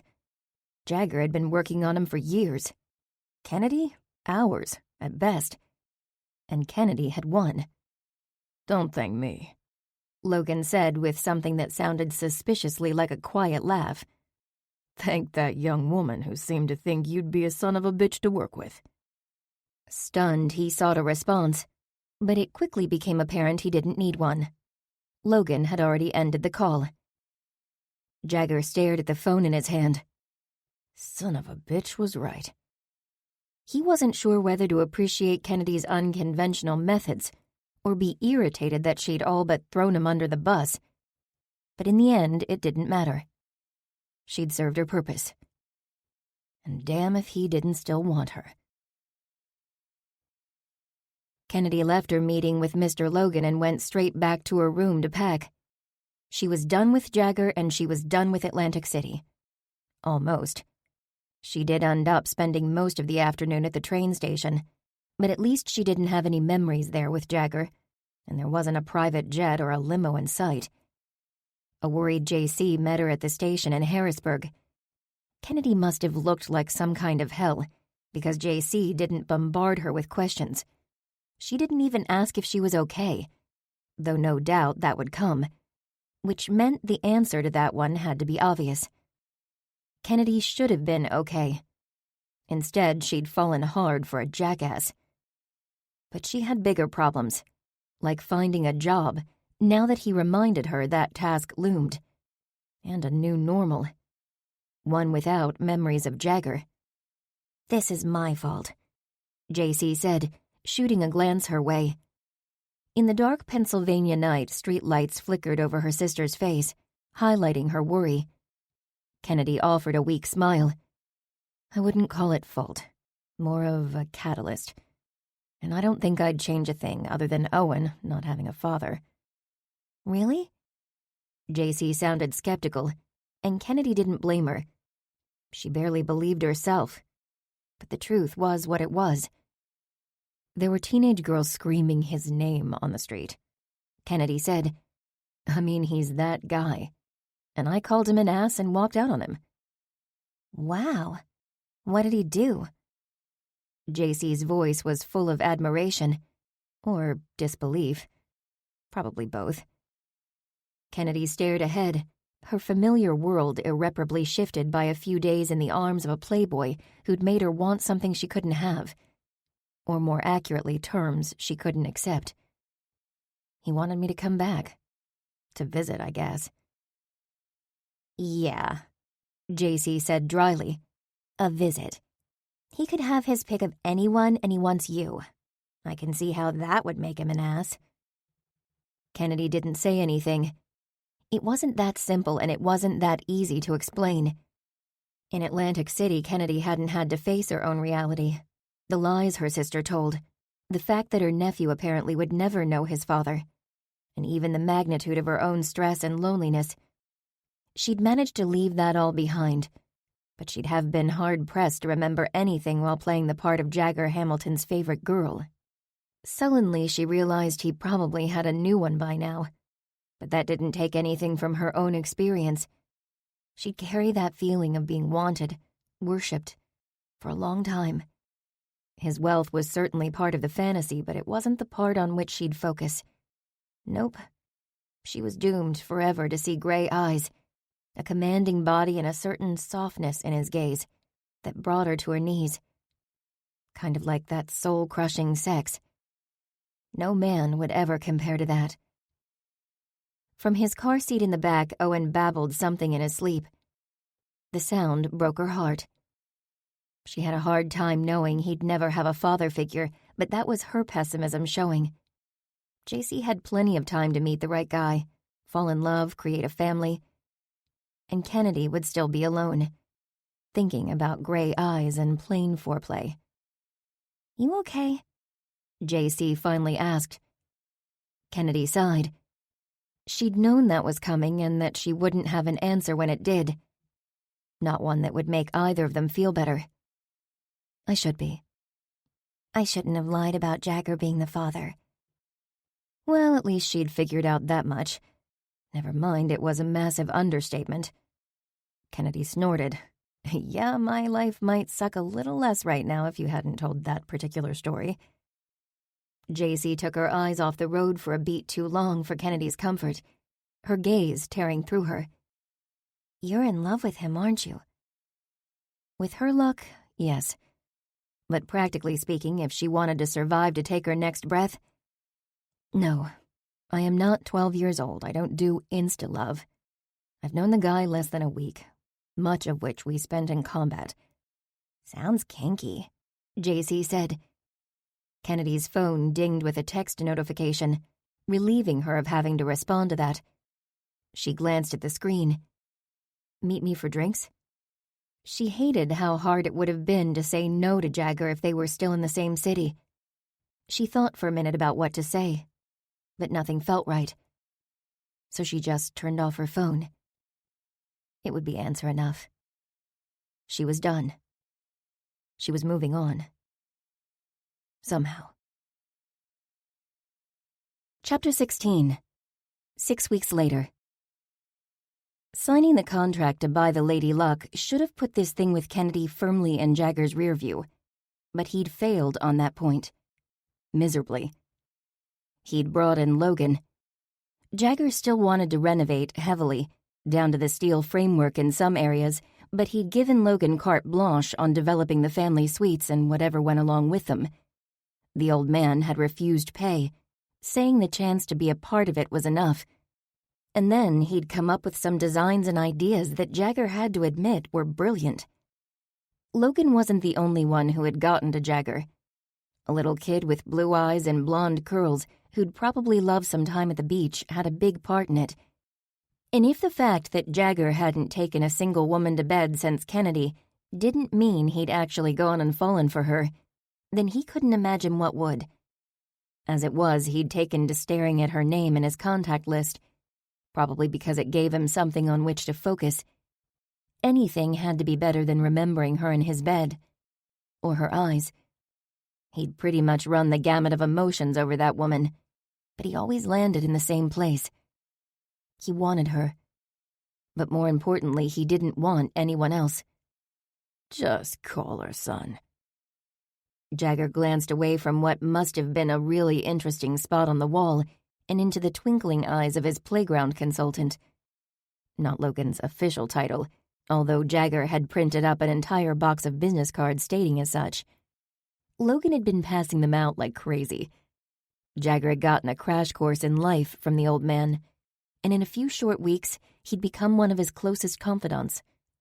But he'd never talked about Kennedy. He apparently hadn't needed to. With a sigh of resignation, Jagger finally said one day, "She pretty much told me to go to hell." "Well, you sure got there in a hurry, didn't you?" Despite himself, Jagger laughed. "Yeah, I guess I did." There was an entire ocean outside his door, and every drop in it wouldn't be enough to wash away the crippling need he still felt for that woman. Weeks later, she still stunned him. He still longed for her fire. Hell, he'd take her fury. He just needed that look in her eyes that she seemed to reserve only for him. "My wife told me the same thing," Logan said, "that I was an ass." Jagger tried not to let his surprise show. Logan hadn't said any more about his wife than Jagger had said about Kennedy, but Jagger had to admit, his curiosity was raised. "I imagine she said that a few times, you old coot." Logan laughed. "No doubt, but the first time was the moment we met. I ran into her, literally, right there on the boardwalk in front of this building. Smeared my ketchup and mustard and sauerkraut dog all over her pretty white shirt. She called me a whole lot of things that day." Jagger snorted. "So you're saying I should find Miss Price and throw a hot dog at her?" He tripped over her name that time. She'd become Kennedy to him, at least in his head, but he felt as if he didn't have any right to that familiarity. She was Logan's PA. Logan may have figured out there was more there, but that didn't make Jagger any less inclined to offer his respect, With a slight shake of his head, Logan pinned Jagger with a look that would have made Kennedy proud. Then the old man said, "I'm saying you should learn her goddamned first name and use it to start a conversation with her about how you feel." "Yeah, that." Jagger stood. "Feel like flying home?" Logan beamed. He tried to hide it, but his smile lit a room now that he was back on a project. "No, I'm gonna stay here and order some playground equipment. You go right ahead and tell her hello for me. If she gives me the chance," he muttered, realizing a beat too late that Logan had actually mentioned ordering stuff for a playground. No wonder he and Kennedy got along so well. Neither one missed a chance to throw a punch, which in Kennedy's case worried him. He'd made it out to the hallway when he heard Logan call after him. "Bring her back here. Tell her she's got work to do." Jagger shook his head, laughing under his breath. Then he called his pilot and told him he was on his way and to file a flight plan. That call had been easy. The next call, not so much. It went unanswered. It stung, the sound of Kennedy not answering her phone ringing in his ear. He called a second, then a third time. The fourth, the phone went straight to voicemail, which meant she'd ended it or the phone was off. But he wouldn't hedge his bets on the battery dying at just that moment. That made having his own private jet pretty damned convenient. 4 hours later, he was on Kennedy's front porch. It was late evening, so he hoped she'd be there. He held his breath when he rang the bell, but it was JC who answered, eyes wide. "Oh my God," she said. Apparently it was her habit to greet him that way. "I'm not a god," he muttered. "But thanks. I need to talk to your sister." The sunny flowers on the porch did little to cheer him. They just made him miss her more. She appreciated stuff like that. Things that for too long had been too small and unimportant for him to notice. "Why are you here?" JC crossed her arms. Classic defense pose. That didn't bode well, but she couldn't actually be clueless as to why he was there, because he'd just said it. He blinked. "To talk to your sister." As he spoke, JC's son ran to her and grabbed her leg. "Airplane," he said. The kid actually recognized him? "She's not here." He wasn't sure he believed her, but for the fact that Kennedy wouldn't leave someone else to speak for her, she'd be in there ripping into him for the sheer pleasure of it. "Where is she?" "I owe you an apology," JC said, absolutely not answering his question. He saw the family resemblance. "And I owe you one, so let's skip the pleasantries because I hope like He caught sight of a pair of big blue eyes shining and stopped himself. Just forget it. Look, I have something to say to her, and I realize it's been a few weeks, but waiting isn't an option. It's been too long already." The kid, Owen, chose that moment to reach for him. "Airplane! Airplane!" Jagger reached for Owen and held him overhead, swooping as much as he could without any near misses with the side of the house. He caught JC's eye. "What do you do again?" She watched her son, her face beaming. "I work at a daycare center. I can take Owen with me and I get a reduced rate." The barest hint of an idea formed, one that could fix things for a lot of people, including Kennedy. And fixing things for her would right everything in his world. He just needed the chance to tell her that. He had a lot he wanted to tell her. "Do you have any skills?" "Besides changing diapers?" The kid was still in diapers? Jagger cast a dubious look toward the little guy who was air-painting himself into a giggling mess. Jagger didn't note any looming disasters, though, so he looked back to JC. "What about college?" "I was attending a community college. After I found out about Owen, I switched to an early childhood education degree, thinking maybe as a teacher, one day anyway, I'd keep the same schedule as him and reduce the need for a sitter." She looked at her son, love evident in her expression. "I have a few classes left. And it's slow going, just a few credits at a time, but I haven't given up." "I suppose your sister is paying for this?" It wasn't really a question. JC nodded. She helps with everything. I hope after I get my degree that will change, but until Owen starts school, most of my income ends up paying for childcare. He adjusted Owen, preparing him for a landing.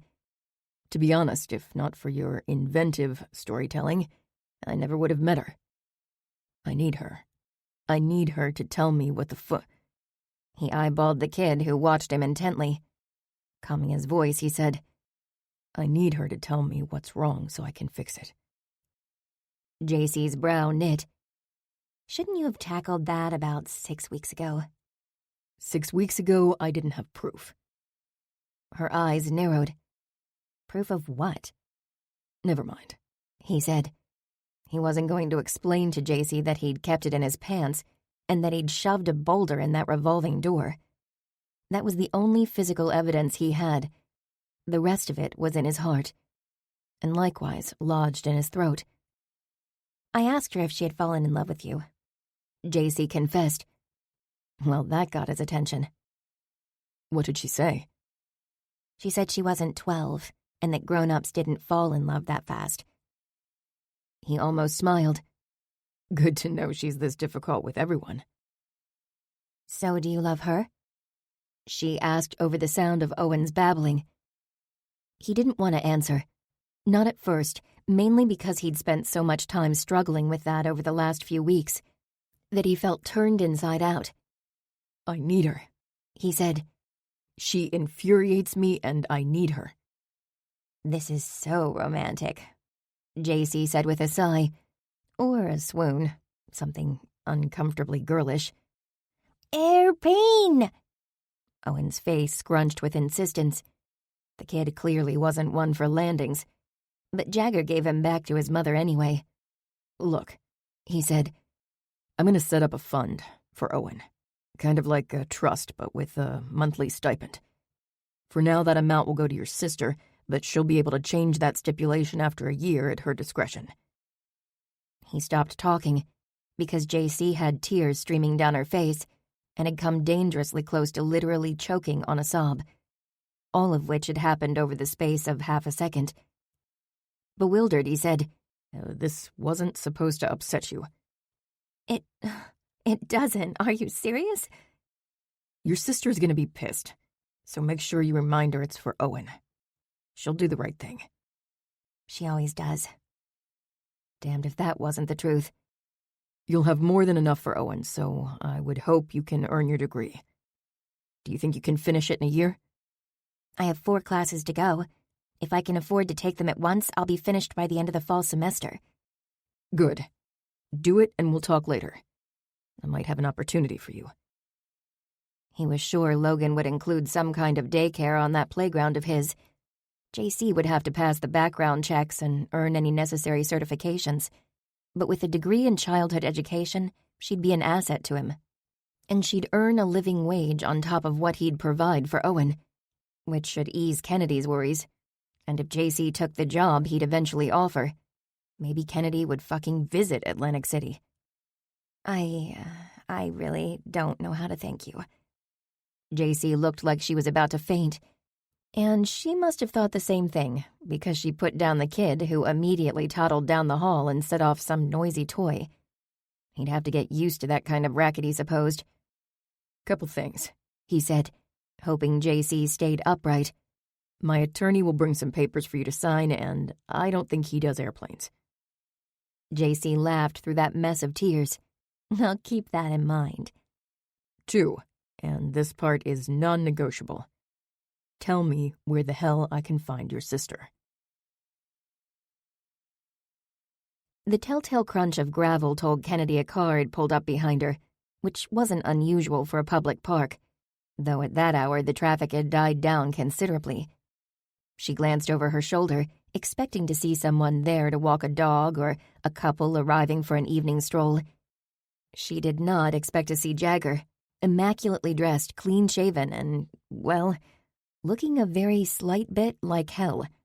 Like he hadn't slept in a while, but of course he probably hadn't, staying busy half the night as he did. The thought sent disgust crawling through her, though it was quickly chased away by memories. Memories that could not in any way be cheapened by what he did with anyone else. He strode toward her with purpose. Funny how a few weeks ago she'd been so nervous about meeting him.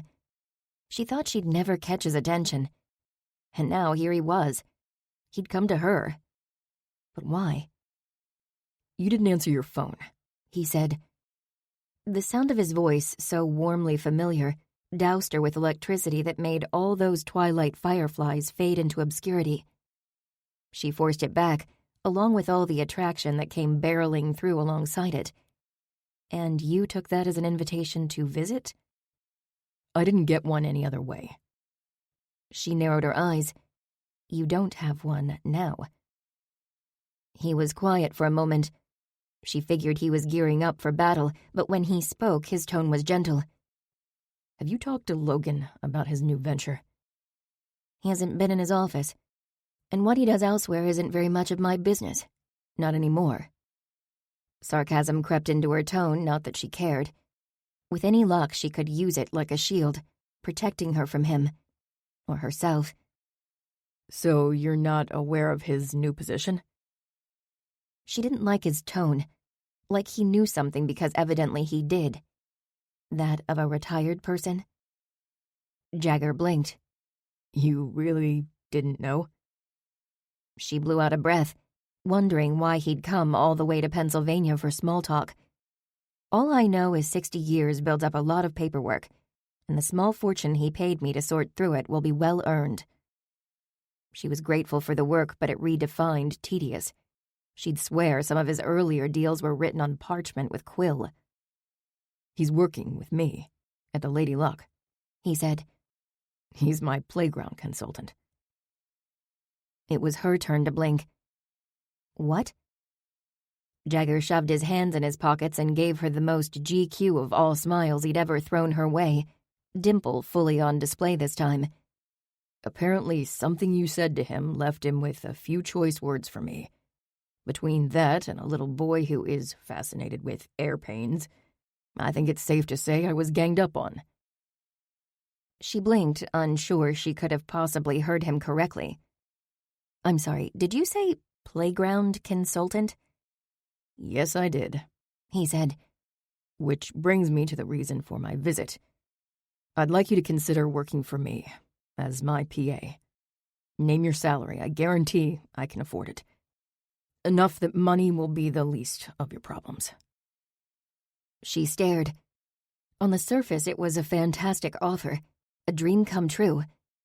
But he'd made enough clear to her during their short acquaintance that she was absolutely certain that working for him would be a nightmare. She needed to forget him, not put herself in a position to bear witness to his parade of women. And what exactly did he think he was paying her for? Either way, it was an insult. By the time she found words, she was almost shaking, and not for any kind of good reason. Was he kidding? "If you think I do that kind of work on payroll, you're sorely mistaken." If he caught the edge to her tone, he ignored it.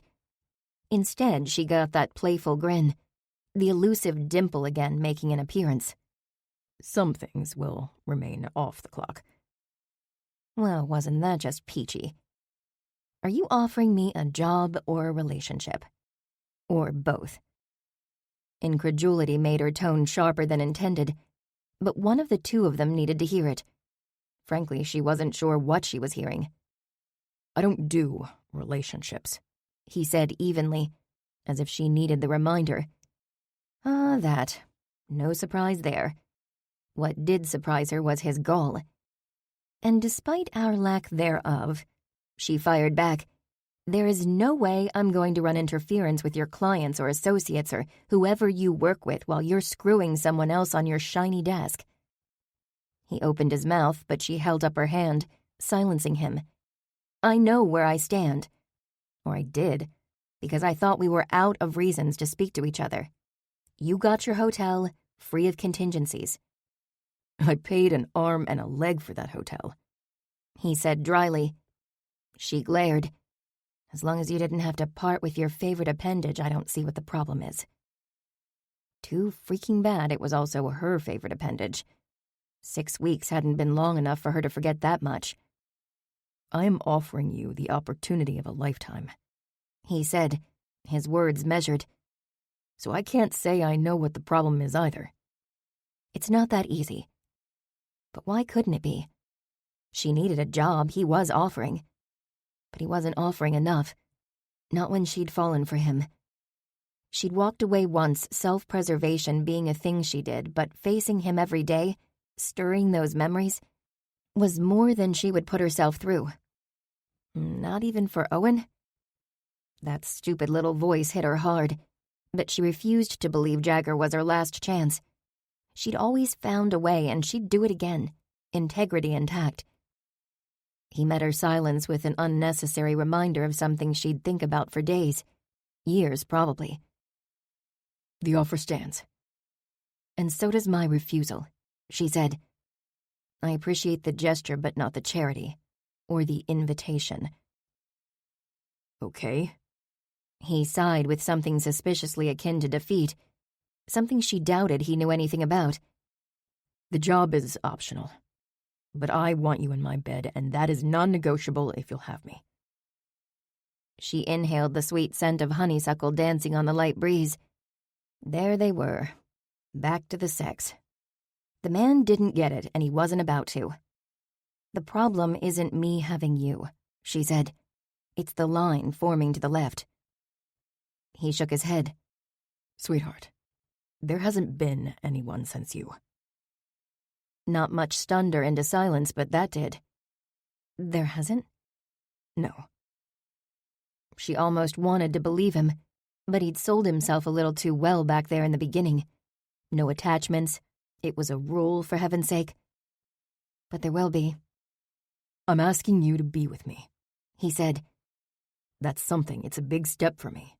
Not a relationship, but an understanding."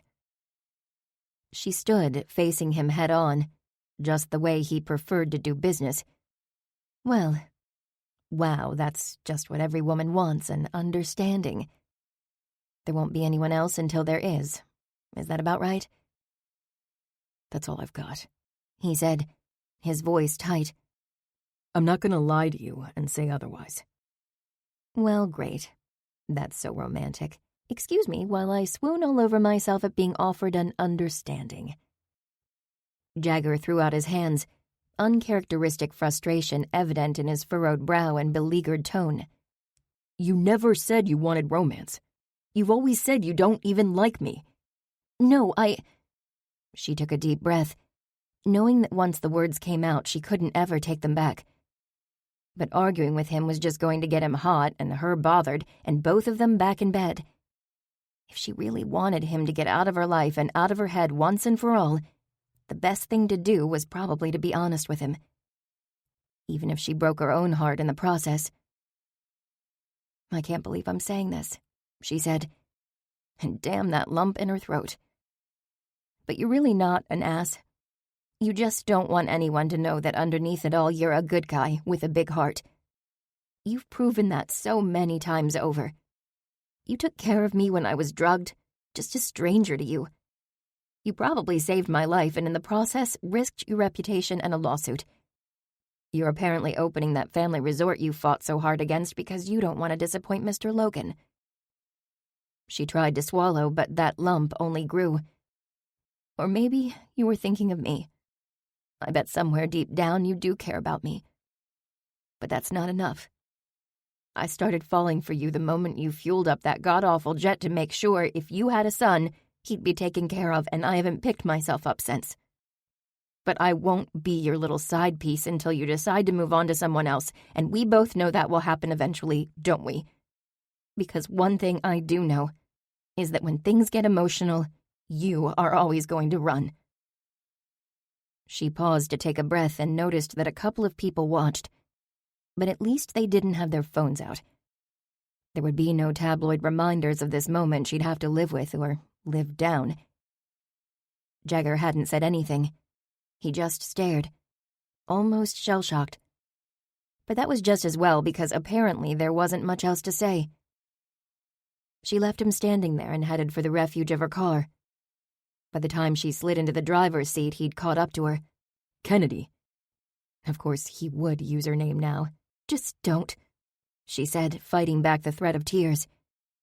But he still stood there, holding on to her car door, not letting her go. Good thing she knew how to make him do just that. Easily. "I'm in love with you." He reared back, right on cue, almost like she'd slapped him. "I love you, Jagger." She fired at him again, the words like bullets tearing through her own heart. "And I know you well enough now to know that by admitting it, I've just guaranteed I'll never see you again. Not like this." He just stood there, not denying it. He wouldn't lie, she'd give him that. She started the car and reached for the door handle. He took the hint and took a step back. "Goodbye, Mr. Hamilton," she said before she slammed it. She only made it across the parking lot before she had to stop. Through tear-filled eyes, she watched in the rear view until he finally turned away from her and headed for a shiny black BMW, back to his life. The one he was perfectly content to live without her. Chapter 17. Jagger watched from his car as Kennedy drove away, a huge piece of him left with her. He sat back against the leather. In the late evening heat, it stuck to his neck. Irritated, he fired the engine of the rented BMW and stabbed the button for the air conditioner. The car responded immediately. That was how things were supposed to work. Everything at his whim. Kennedy was no fucking whim. His emotions spun wildly, leaving him feeling restless and out of control. He'd fully expected her to accept his offer. She needed an income, and the way Logan crowed about her on-the-job skills, Jagger would have wanted her to work with him even if he'd never before met or laid eyes on her. The fact that he'd taken her to bed had no bearing on that. He'd said as much, so what was the damn problem? He picked up his phone and stared at the screen for a moment before pulling up his contacts. He hesitated over his older brother's name, but Cooper walked a little closer to the line than Jagger and their younger brother. Coop would probably declare the whole thing an HR nightmare and tell Jagger to forget her. Probably good advice, but for reasons Jagger didn't fully examine, that wasn't what he wanted to hear. So he hid his little brother's name instead. Zach answered on the third ring. "What's up, mogul?" Jagger got straight to the point. "Am I an ass?" "Yes," Zach replied without hesitation. "Who is she?" "There's no she," Jagger said, a reflex and probably the most blatant lie he'd ever told, which was saying something considering he relied on technicalities rather than mistruths. "Okay, there is a woman, but I told her I don't do relationships." Zach snorted. "And that didn't reel her in?" Jagger's grip on the phone tightened. Bluetooth would have been an excellent idea. Might save him from a cracked screen. Still, he held on. "I don't want to reel her in. I just want her around." Zach laughed again, leaving Jagger to rethink his choice of confidants. "And what?" Zach asked. "She's not impressed enough by you to consider that a compliment?" "I offered her a job. She needs a job. She declined the job." "Then why didn't you tell me you wanted her to work for you?" Zach said, humor evident in his tone. "You said you wanted her around." Jagger was considerably less amused. "You're overanalyzing." "Maybe for most people," Zach conceded. "But you do the math on every word you say. Everything has to measure up with some kind of technical truth, whether it is or not, which means your version of around is probably a lot less casual than you made it sound, which is probably why she was smart to decline." "She needs a job. I don't think it was so smart." "I'm pretty sure it's every woman's dream to be on payroll for sleeping with a guy," Zach said dryly. "It's not like that," Jagger said through gritted teeth. Zach was silent for a moment. Then he said, "I don't know what's going on over there other than this is the first time in your adult life that you've actually asked me about a woman. Even though you haven't actually asked me about anything but your own ass, but I will say one thing. She's clearly not impressed by your bank account. which probably makes her the only woman on Earth who isn't. And she's also apparently the only woman you've ever wanted around, so she might as well be a fucking unicorn. Rare or non-existent, such as they are. I don't do relationships, Jagger repeated.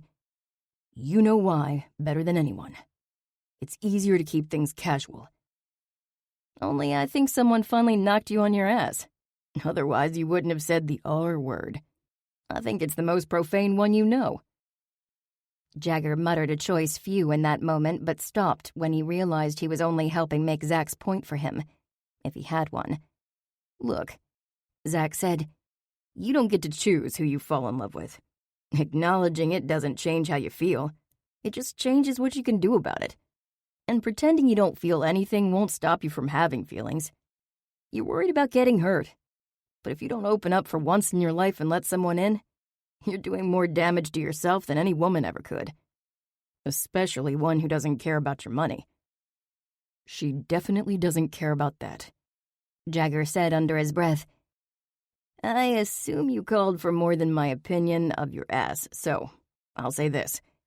I've never heard you like this before, about anyone. And I know you weren't looking, so if she's got you turned this inside out, she's not anyone you want to lose. If you've gone and fallen in love, you better figure out a way to say it. Because just wanting her around isn't enough for her. Not even when it comes to the almighty Jagger Hamilton. Chapter 18. Atlantic City, 1 week later. The invitation to Mr. Logan's retirement party had come addressed to all three of them, Kennedy, JC, and Owen, inside a box with a toy airplane inside. Also included were instructions from Logan to board Jagger's jet, which would be sans Jagger, he promised, at the executive terminal earlier that morning. It was either really sweet of Jagger to lend the jet, or a dick move, and Kennedy had strong opinions as to which, but it had been hard to stay mad once they'd stepped onto the tarmac. JC and Owen had been awestruck by the aircraft, inside and out. The pilot had given Owen his own set of wings, and the toddler had even taken a tour of the cockpit while they waited for runway clearance. While JC gushed and exclaimed over stepping foot on a private jet, Kennedy had tightened her seatbelt for the 10th time and pondered for the 100th how she'd handle seeing this man again. She'd told him she loved him, and while she knew he wouldn't reciprocate, his absolute silence had cut through her, then and 1,000 times since. But she wasn't there for Jagger. She was there for Mr. Logan's retirement party, though in reality it was more of a sidestep. The man with the $1 billion portfolio was now literally Jagger's playground consultant. She'd seen the business card to prove it, and she'd never in her life seen Mr. Logan so proud. She hadn't known him before his wife died, but she suspected he was more himself than he had been in a long time. The man who'd stood with her on the boardwalk that day in front of that hotel was gone. This version smiled. This version had practically adopted Owen on the spot, and the adoration was mutual. The billionaire, in a large crowd of wealthy friends and powerful associates, made the littlest guy in the room seem like the most important. JC, a knockout in a thrift store dress, had the eye of every man in the room, but she had eyes only for her son. Kennedy stuck to the sidelines. She had something else she needed to say to Jagger, but she wasn't in any hurry to see him. She still hadn't taken a breath that wasn't attached to a memory or a thought or some piece of him. She was absolutely, irrevocably in love with the jackass, and getting over that wasn't going to happen with him in her vicinity. But she couldn't let what he'd done for JC and Owen go unacknowledged, especially since he hadn't used it as a bargaining chip or a bragging point to get her to go back with him. To work, she quickly added. Not that it mattered. He hadn't seen that it had anyway. He looks happy, doesn't he? She jumped at the sound of Jagger's voice. He had a terrible habit of walking up on her like that, and she had a worse one of melting at the sound of his voice. But this was different. It had to be. She turned, half expecting him to be close. Instead, he stood a respectable distance, more like a colleague than a lover. She should have appreciated it, but instead it hurt. She forced a smile. Logan or Owen? She couldn't decide who looked happier. Both, he said, an odd tone to his voice. She studied him, wondering what was different. His suit and tie were impeccably in place, but he seemed to lack some of his usual confidence. She couldn't figure out why at first. Then she realized the cocky smirk was gone, and he was fiddling with something in his pocket. How was your flight? He asked. Considerably less exciting than the last. She rubbed her arms, chasing the sudden chills that contrasted wildly with the heat combusting like a fireworks display through her body. Funny thing happened a couple of days ago. What's that? She fought back a scowl. It wasn't as if he didn't know. A lawyer came by with some papers for JC to sign, and a check. Ah. He nodded. I trust everything was in order. You didn't have to do that. And that was an understatement. He'd given Owen a full college fund and had arranged to pay for the remainder of JC's college classes. It was more than enough for a comfortable life in Pembroke. JC had already opened a savings account and enrolled full-time for the fall semester. Cutting back hours at the daycare to attend school full-time hadn't been a problem thanks to Jagger's generosity. He gave a dismissive shrug. Don't give me too much credit. It didn't hurt to do it either. She rolled her eyes. Honest to a fault. He stood there a moment like he wanted to say something. Finally, he said, I've got a thing in a minute on stage. Are you staying for cake? If this small talk got any smaller or more painful, flinging herself in the ocean sounded better than cake. But he didn't need to know that. So instead, she said, I'm pretty sure I couldn't pry JC or Owen out of here. Maybe I'll see you later then. He shifted and fussed with his tie.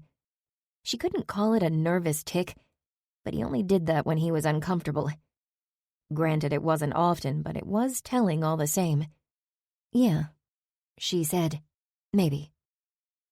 She watched him walk off, hand in pocket, and thought hard about leaving.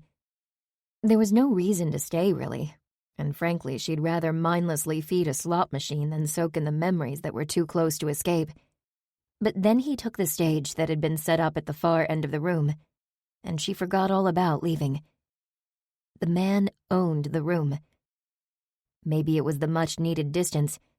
Maybe it was just the fact that things had gotten so personal between them that she'd forgotten he held as much power outside the bedroom as he did in it. Maybe it was because he wasn't a stranger anymore. Or maybe it was because he was one all over again. But regardless, she was so transfixed by the sight of him up there, the only lingering sign of his previous uncertainty marked by his hand in his pocket, that she failed to realize he had begun speaking. The last person to wish Carter Logan a happy retirement, considering he's in my office every day of the week. But the truth is his retirement changed everything for me. Most of you know I purchased the Lady Luck from him earlier this month, and that he's the brains behind relaunching next summer as a family destination. He paused as the room erupted into applause, using the time to seek her out. When their eyes locked, she had to force herself not to go to him, or flee. His visit turned my plans for the Lady Luck upside down. But that hasn't been the only change in my life recently. Every person in this room knows who I used to be. But there's only one person in this room who knows the man I am now.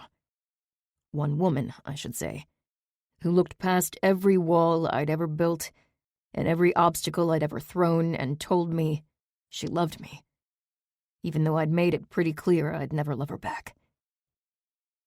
He was talking about her. She couldn't have moved if the earth had fallen from below her feet. Or maybe it had.